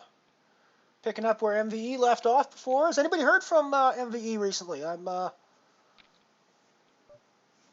assuming he just hasn't heard that we're back yet. Is he still playing? Is he popping? I guess there hasn't been like Unibet streams, so we don't actually know where anybody is anymore, right? Because I guess David's still been streaming. I haven't actually been over there again. When during WSOP, I had just turned off. I wasn't actually watching. I was barely watching any streams. Even when I tuned into Ian's, it was very much a back of the brain sort of thing. So I have not really been paying any attention to the streams whatsoever. But I guess David's the only Unibet-ish guy that's been streaming, right? I've noticed he seems to be playing more poker lately, which is nice. There's nothing wrong with him playing the other games. Just if he's going to be like a Unibet spokesman, then they probably want him to play some poker from time to time.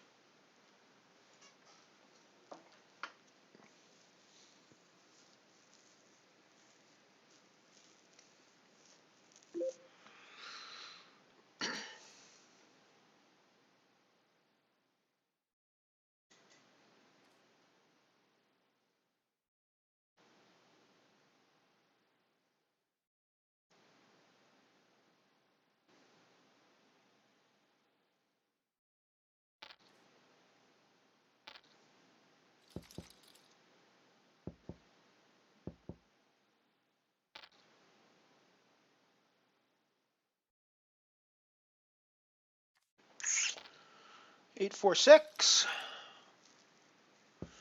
We are in scoring position now. 71 people to go till the money. I mean, I'm not super stoked about just min cashing this.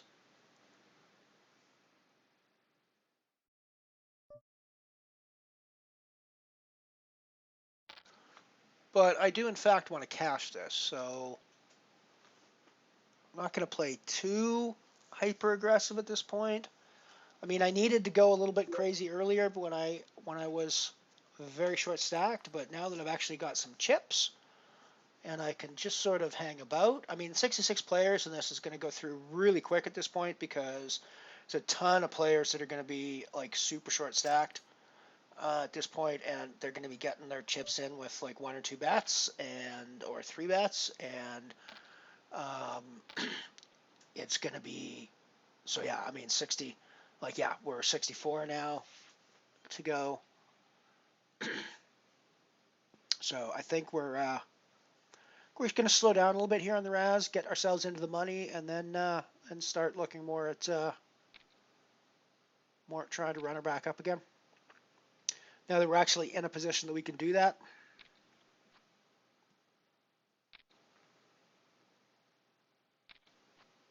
I mean, that all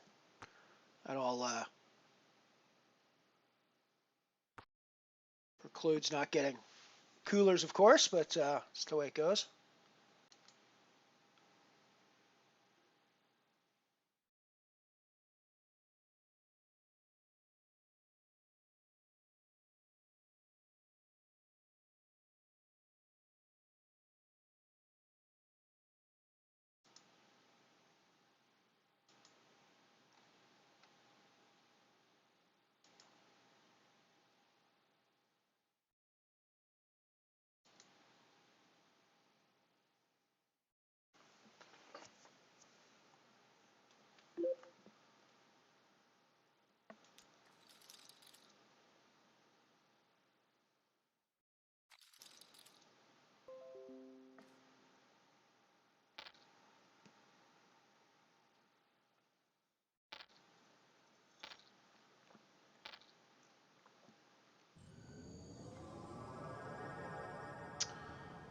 Hello, Borval. Thank you for the follow. Welcome to the mothership. Keep your arms and legs inside the spacecraft at all times, please, for your own safety.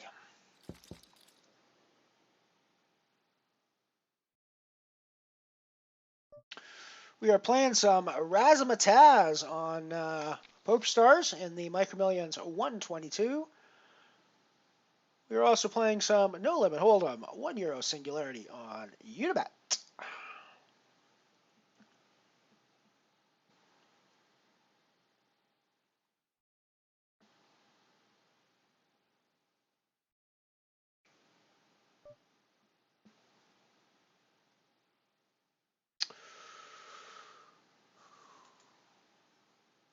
This is like the only situation where you might ever be tempted to play with a king, but even there, you're never in great shape at that point, and basically you have to run well and expect them to run badly in order for that pot to go well for you at that stage. So it's really never. There are times when you could possibly throw out a full bet instead of a bring in with hands like that. But even still, when you've got the king showing, they don't know what you got behind. So it's, I mean, yeah, it's just pretty tricky to, do.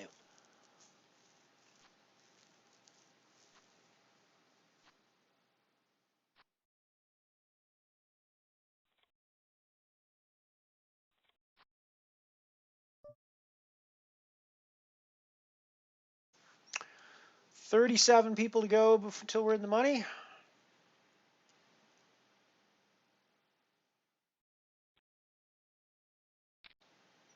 Yeah, exactly. So it's going to be, I mean, it's going to be super quick, and we're going to be in the money. As you type that, I'm actually showing 437 now. So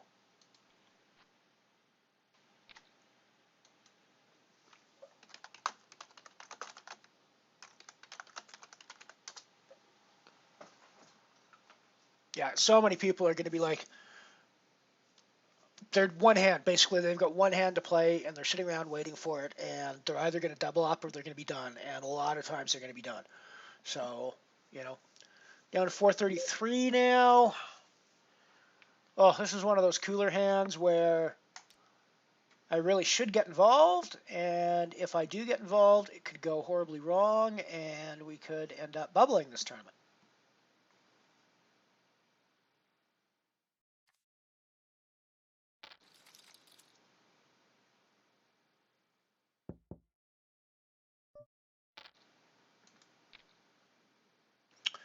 But I think we can see how things go without necessarily jeopardizing our entire life here.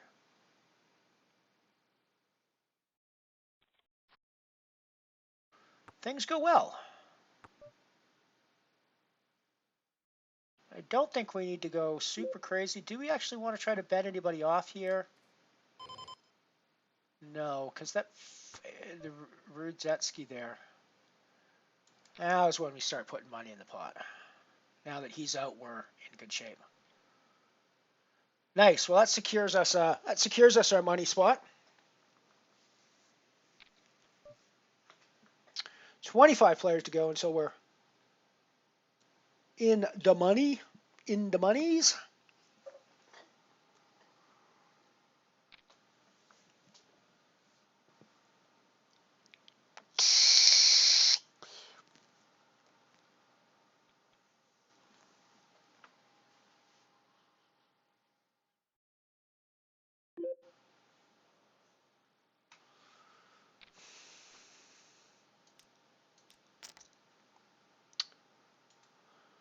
Put in a 4x raise on the singularity table here with a pair of 9s after a couple of limps. Might have gone 5x instead of 4x.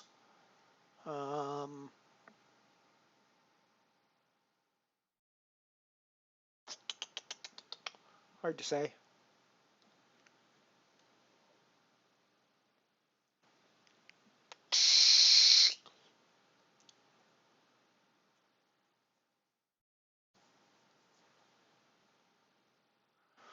So we've got an overpair to the board. Pretty happy with that.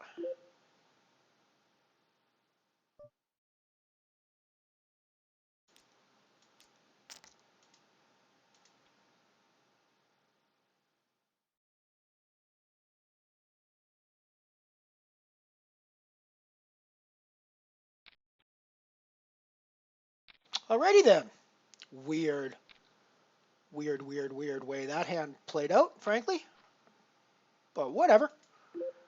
Go back to the Raz mostly for the time being, as we're 21 away from the money now.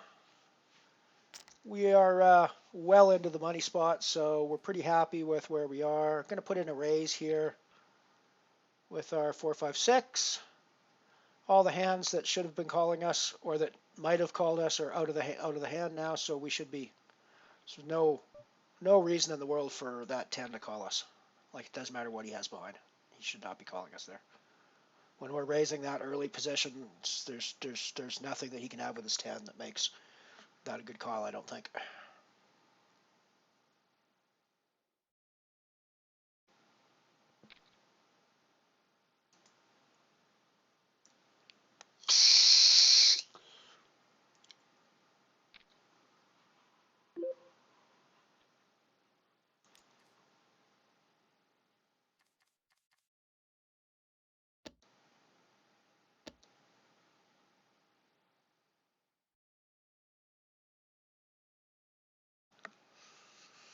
I suppose if he wants to rely on me drawing badly and him drawing well, you can maybe, but it's a pretty low odds call there, I think. 14 players to go until we're in the money.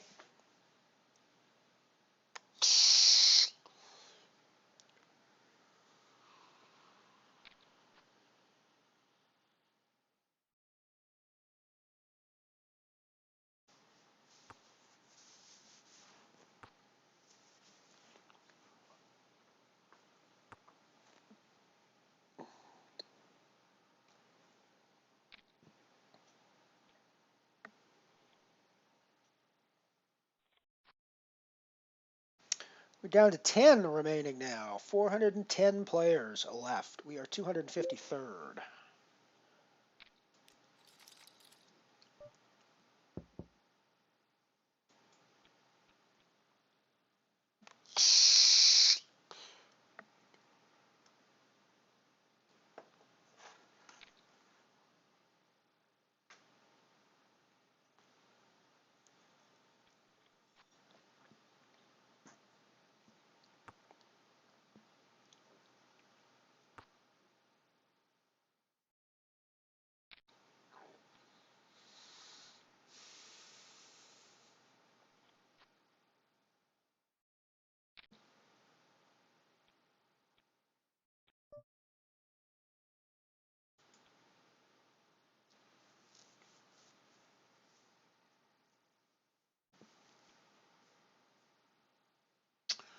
Alrighty, 409 remaining. Gonna be hitting hand for hand here pretty quick, I think. I don't think they're gonna want a 405 now. Yeah, it'll be hand for hand. If not this hand, then next hand will be hand for hand, I'm sure. Or we may just totally miss hand for hand and go straight to we're in the money.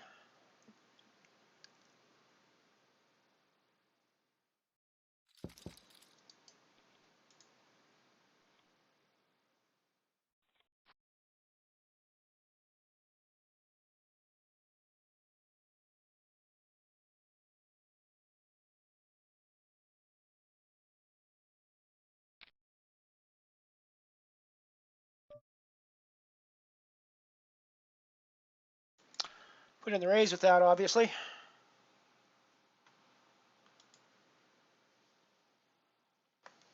Tournament is now hand for hand.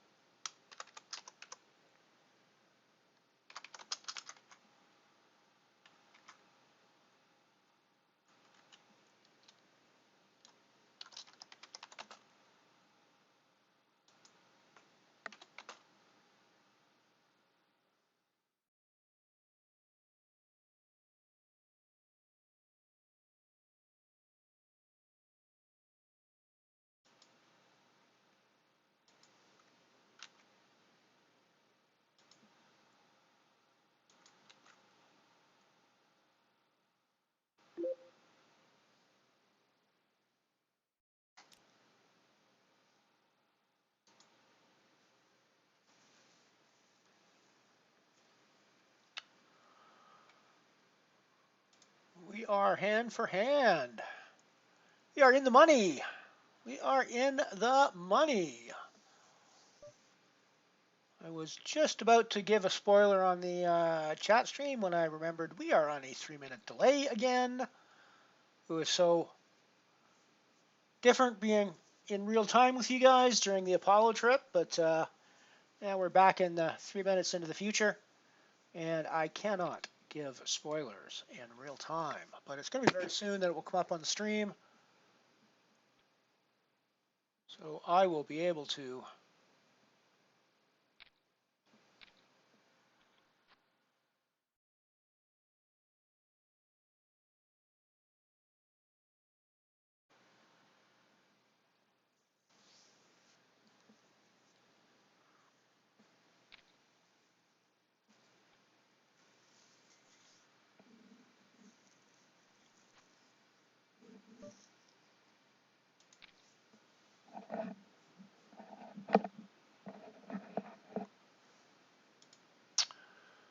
So everybody now is guaranteed 766. As a payout, we get our next pay jump at 385th place. Goes to 779.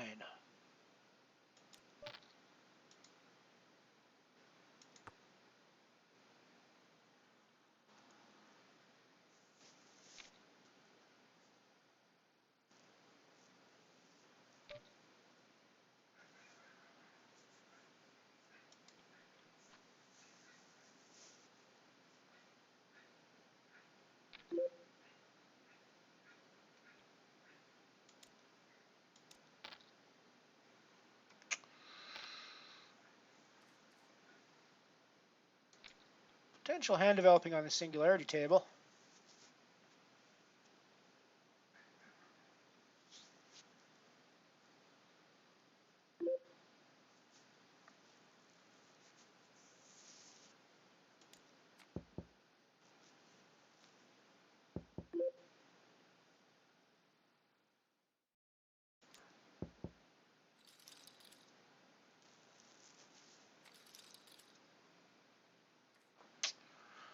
Head back to Raz because I'm going to be putting some money in the pot with this hand, I think.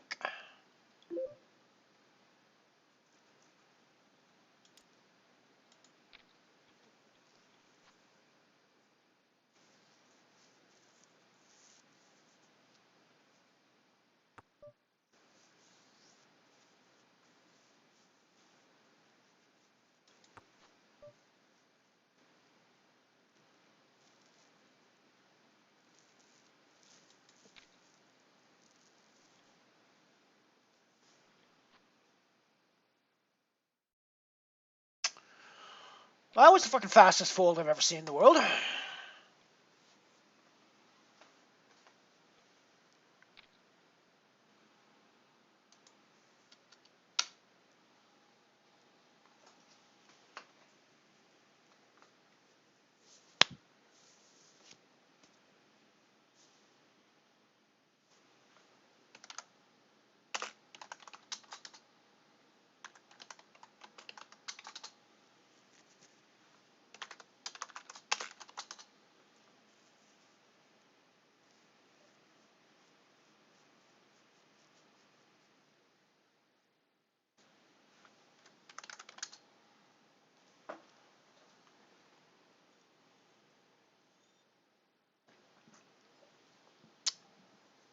Very nice. Ant-Man and I both cash in the razzle dazzle.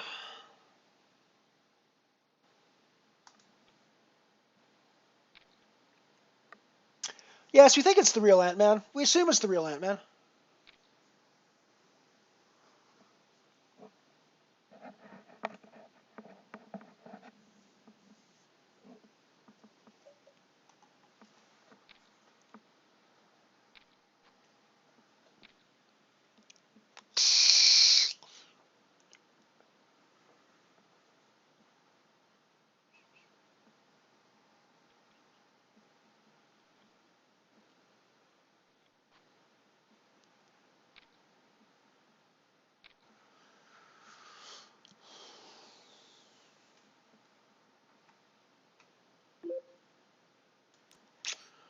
I think we want to play 4th Street with 854.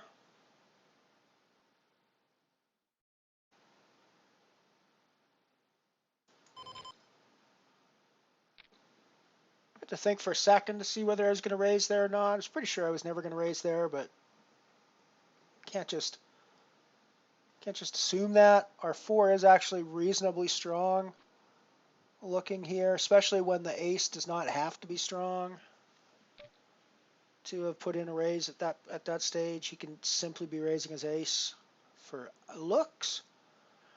But I think now that we're 98 versus the 9 and the 8, I think we're just out of the way.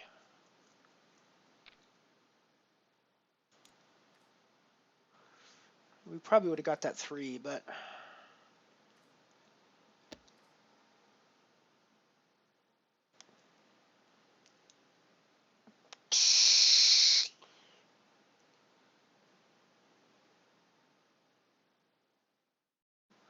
righty, so we've laddered up to 806 now for our guaranteed prizes.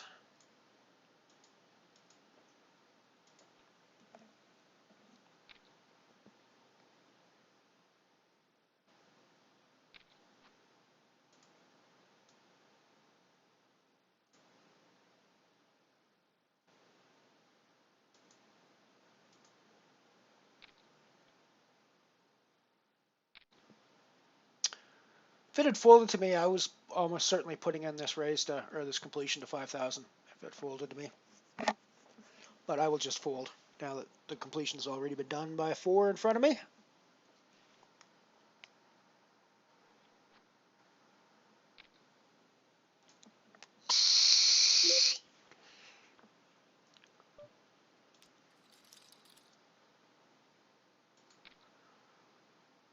Definitely put in the completion here. Pyro can obviously play back with the 4, but he doesn't necessarily have to have a really good hand behind here to be doing this. He can be playing his position a lot. We're going to see 4th Street for sure, and then make a decision from there. And we'll get out of the way now to a bet.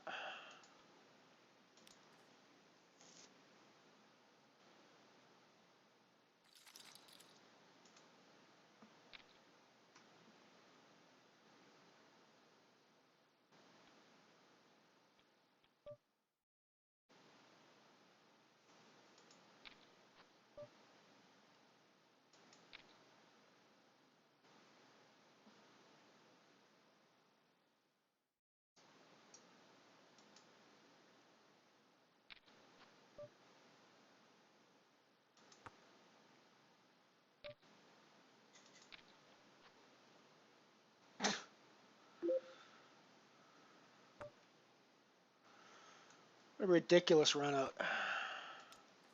What a ridiculous run out. What a ridiculous run out.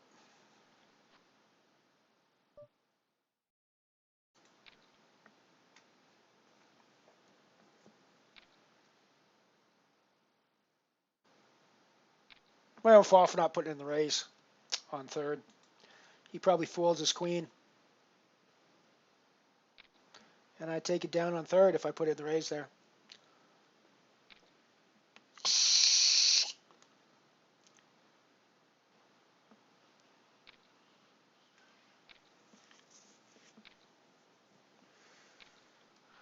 Laddered up to 833 guaranteed now.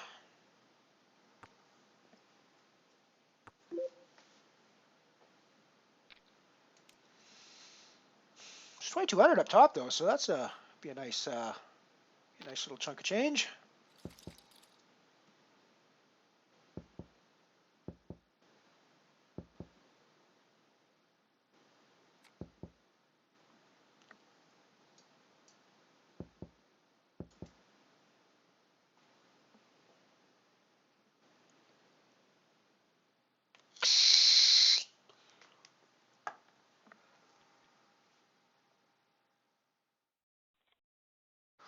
Nice one, Tony. Good job, buddy. Good job. Let's all see if we can do something here. I'm in pretty dire straits at the moment. No music today. I normally do music on Fridays, but since this is my first stream back after WSOP, I decided not to do the music today. I figured there's some people jonesing for my commercials, and I don't do commercials when I have the music on, so I decided to go with commercials instead of music today. Commercials in the breaks. My old-timey commercials. You're going to be playing the deuce later, Tony.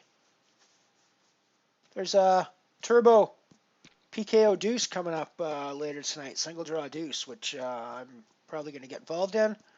It's one of those ones that could go really quickly, horribly wrong, but it could also, the PKOs you can make some nice change at if you hit your hands. 349. We don't have a whole lot of time left to get money in. Yeah, I think this is the hand.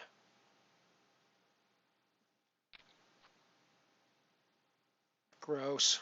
But I think we're calling off anyways.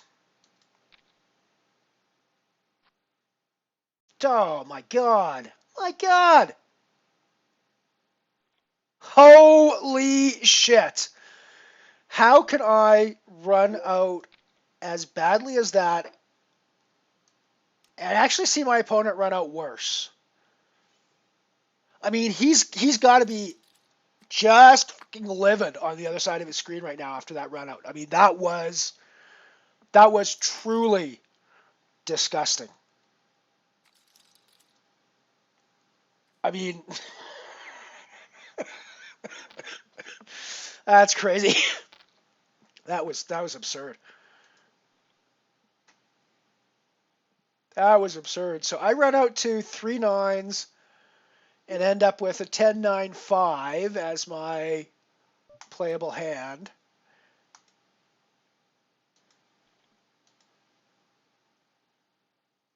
And Zigzag Man up there runs out to trip sevens, playing a Jack 8-7 as his final playable hand. What a gross spot for him. Man.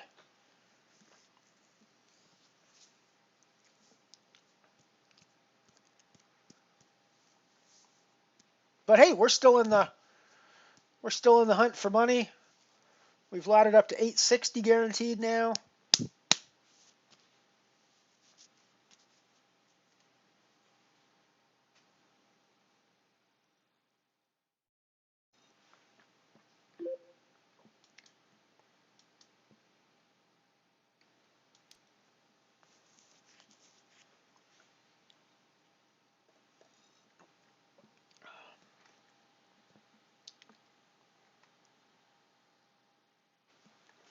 I mean, I wasn't actually focusing on his board when I was watching that. I'm watching my board run out, and I'm going like, how can I run out that badly? And then the pocket chipped me, and I'm looking at how can I run that badly, and he runs worse. I mean, I'll take it. I'm not complaining. I don't want anybody to get the impression that I'm complaining about it. It's just it's an utterly absurd run out there.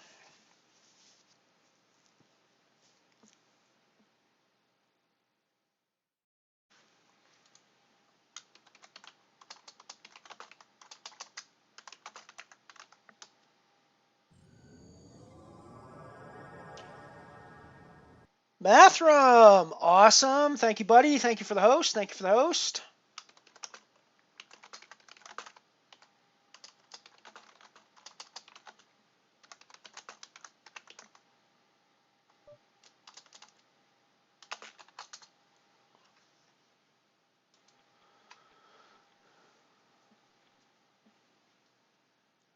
Welcome, welcome for everybody.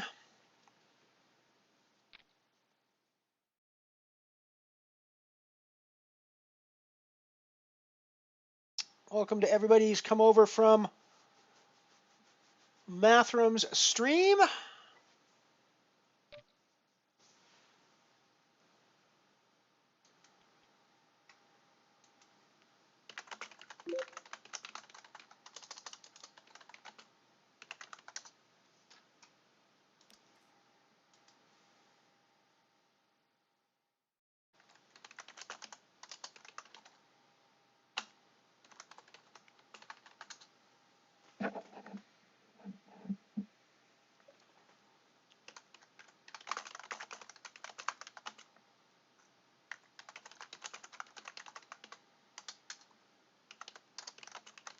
Yeah, midnight is late.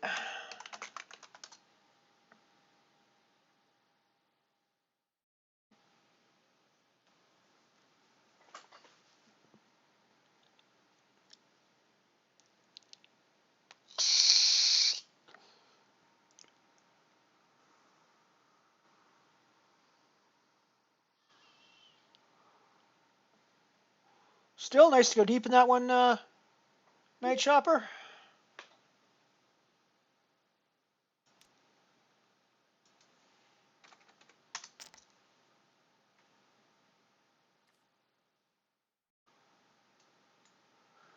Putting in a raise from position with my ace-king on the singularity table. I will not be playing my queen 10-5. We will 100% be Putting money in this pot. Let's actually make it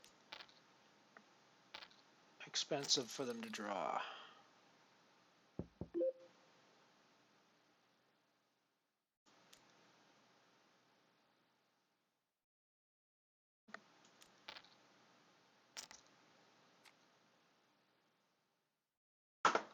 You're kidding me. You're fucking kidding me. Excuse my fucking language, but you're fucking kidding me. Fucking Jack 9 on that board. Seriously, Jack 9. The hell is he calling?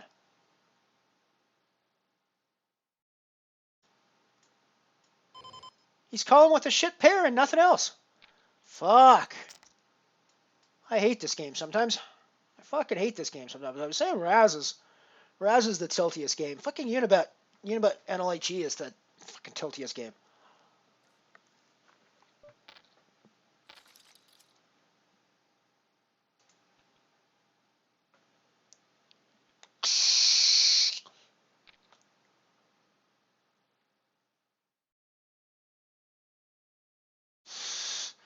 Fucking joke. What a fucking joke. Alrighty, apparently we're not meant to play on Unibet today. What a fucking joke.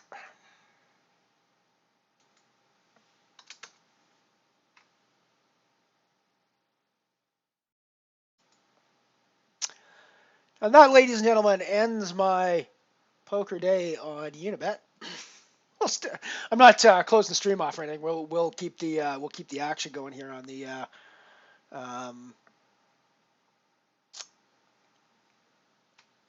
It may not say it's turbo, but given when it's starting, hang on a second here. Let me have a quick look. I think it actually is fairly turbo-y. I could be wrong though. Oh no, you're right. It's not turbo. Yeah, no, you don't want to get involved. You probably don't want to get involved in that then if it's that late for you.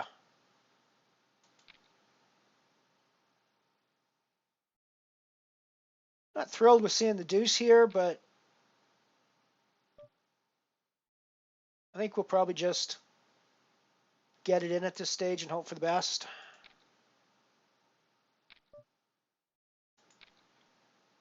Yeah.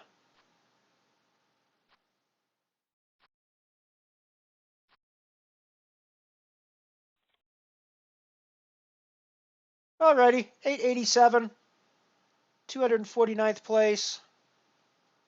I think I'm going to close off the stream. I probably am going to play the deuce later on, but I don't think I'm going to stream it tonight. I've got a few things I need to do around the house before the stream goes and run out and do some things. So I think we're probably going to call it a day. It's been fun, though. I'm glad I came back. Thank you for hanging out with me today, folks. Thank you for coming and joining me. I appreciate the fact that y'all waited for me while I was doing the WSOP stuff, and you came back to say hello once I was done. So I really do appreciate that. I'm not sure if I'll be back tomorrow or not. I will certainly be back on Monday, however. I have a sneaking suspicion that Ian might stream this Sunday. I don't know for sure, but I just have a feeling he might. So if he's not, I might pop on for stream on Sunday. Otherwise, I will certainly be back on Monday. So thank you all for hanging out with me. We're going to bring this puppy in for a landing. He'll run out.